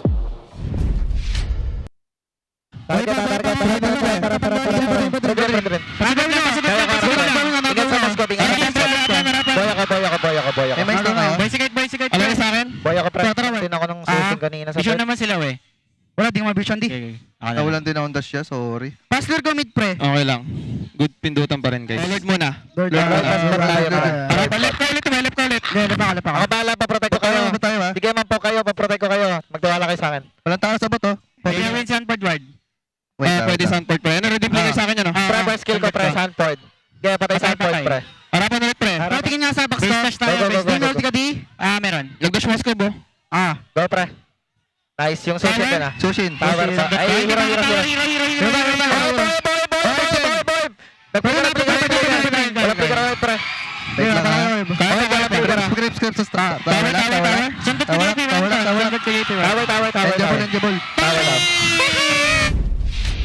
RORA was not short on crowd control. I was eyes on Yue. His RWMs were taps. Yeah. He was just... Yeah. He wasn't really sliding. Well, he sometimes he does this the slide. The slide. Tactical slide. But it's more of like, all right, I'll provide more slows. Tactical swipe. Yeah.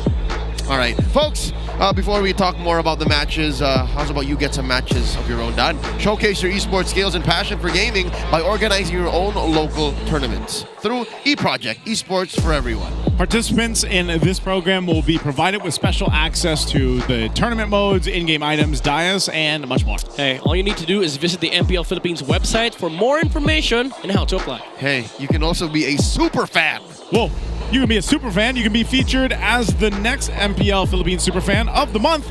All you guys have to do is join the MPL Philippines official group, engage with the community, and here's the biggest part. Make sure you guys keep those interactions positive. Share any MPL related news and updates in a group for your chance to be named as the MPL Philippines super fan of, get this, the month. Super fan. October is just around the corner. I have a few ideas for possible topics and posts you can do. What is that? What is that? Nicknames for players without nicknames. Oh, so like give them throw some workshop monikers. Monikers. Yeah. Just throw us some cool monikers, why not? Yeah.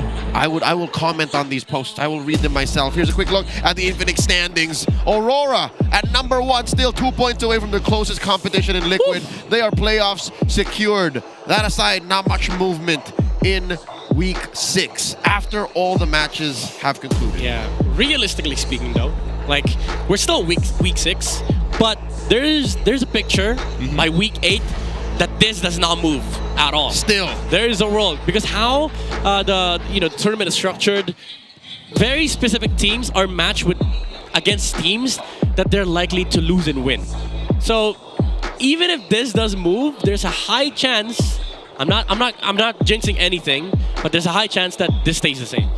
But we're also you also got to leave those surprises in there, like tonight. APBR sweeping ONIC. That is true. Don't jinx at midnight. I'm not jinxing it. I mean, whoa, look who lost. Realistically speaking, if the minds from Infinix Fancy Labang can lose, anything can happen in the regular season. This is breaking news, folks. For the first time in 6 weeks.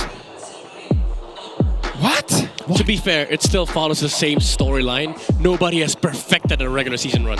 That's true. ONIC PH almost did it in 14, but yes. Mashagol. I take it back. All right, anything can happen. Again, anything could happen in season 16, especially in this regular season of our very own MPL in the Philippines. Who beat them? Anything can happen, honestly. Who beat them? We played with the Mines last week. We know what they're made of. We know their business. Strong. But who beat them? Yeah, we got to know that. Yeah. We should have had a little fun fact there because for the longest time, 6 weeks now, people have seen they've been undefeated. Like a fancy update. Yeah, give us a fancy headline, man. Dude, I'm here for it. We just wrapped up season 16, week 6. I can't believe we got 2 weeks left, a quarter of the regular season left, gentlemen. What are your thoughts on what just happened this weekend? My thoughts are that I'm reminding myself that it's actually Monday and tomorrow is Tuesday. But I loved week 6. There were some great surprises here and a good little switch in the meta. We finally got to see Obsidia. My thoughts are other regions should be scared because it's almost impossible to actually beat RORA at this point. I hope this continues till playoffs. And that's RORA. That's the team that RORA. Everyone looked down on after what happened in M6. Yeah. But still, this is the League of Champions. From 1 to 8, we're all threats. Thank you all for joining us for this week of matches. My name is Leo. This is Nice. That's Midnight. We'll throw it over to our hosts on stage. Today's MPL Monday has been nothing short of surprising. This is indeed an epic Monday where we witnessed 2 sweep matches. At hanggang ngayon ay siguradong pinag-uusapan pa rin ang nangyari noong unang serye where the AP brand swept ONIC Philippines with Aqua leading the squad. But I have to also commend the second and final match of the day. Aurora, Team Liquid Philippines going head-to-head against each other. And we saw the Northern Lights showing the cavalry who's boss by sweeping them 2-0 as well. This is the playoffs ladder at 2 linggo na lamang ang natitira sa ating regular season. Sino pa kaya ang mga susunod na makakaselyo ng kanilang playoff spot? At ano pa kaya ang mga maaaring mangyari next week? You know what, Odin? We are about to find out for that sa mga susunod na linggo because we're gonna be going back to regular programming this Friday pagdating ng Week 7. Muli, ako si Hans Galeria. And this is your very own Odin. Happy Monday muli sa lahat at salamat sa pagsama dito lamang sa MPL Arena. Kita-kits tayo next week dito lamang sa MPL Philippines Season 16!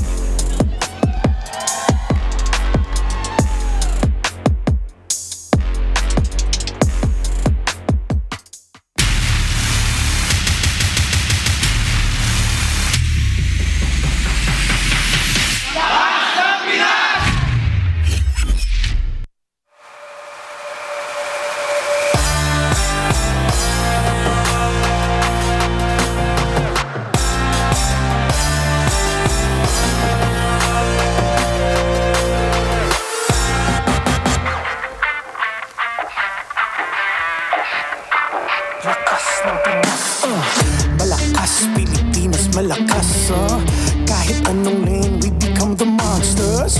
Malakas, Pilipinas, malakas, face the golden sun and repping for the 3 stars. Look at us, to the top, no ifs, no buts, winning any game, para to sa PIN, yes.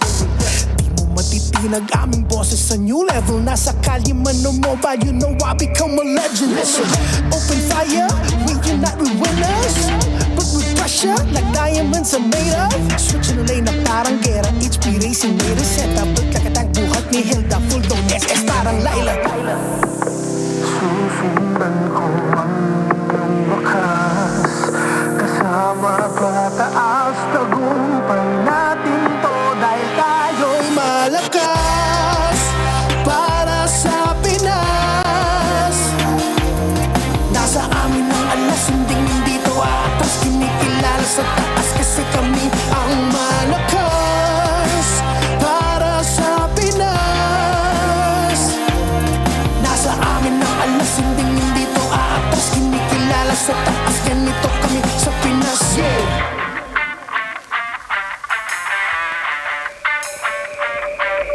Laging MVP, no surrender, no retreat. Pag nagsama-sama, just imagine what we can achieve. Laging MVP, no surrender, no retreat. Giving 100 on my all, cause we just cannot be defeated. No retreat. We are unstoppable, immune and invulnerable. Ready ang equipment, lahat frozen, mala, crowd control. Pakita on the jab, east to the southeast. Taas ang watawat, proud and loud, cause every enemy we devour. Susundan ko ang iyong wakas, kasama pataas, tagumpay na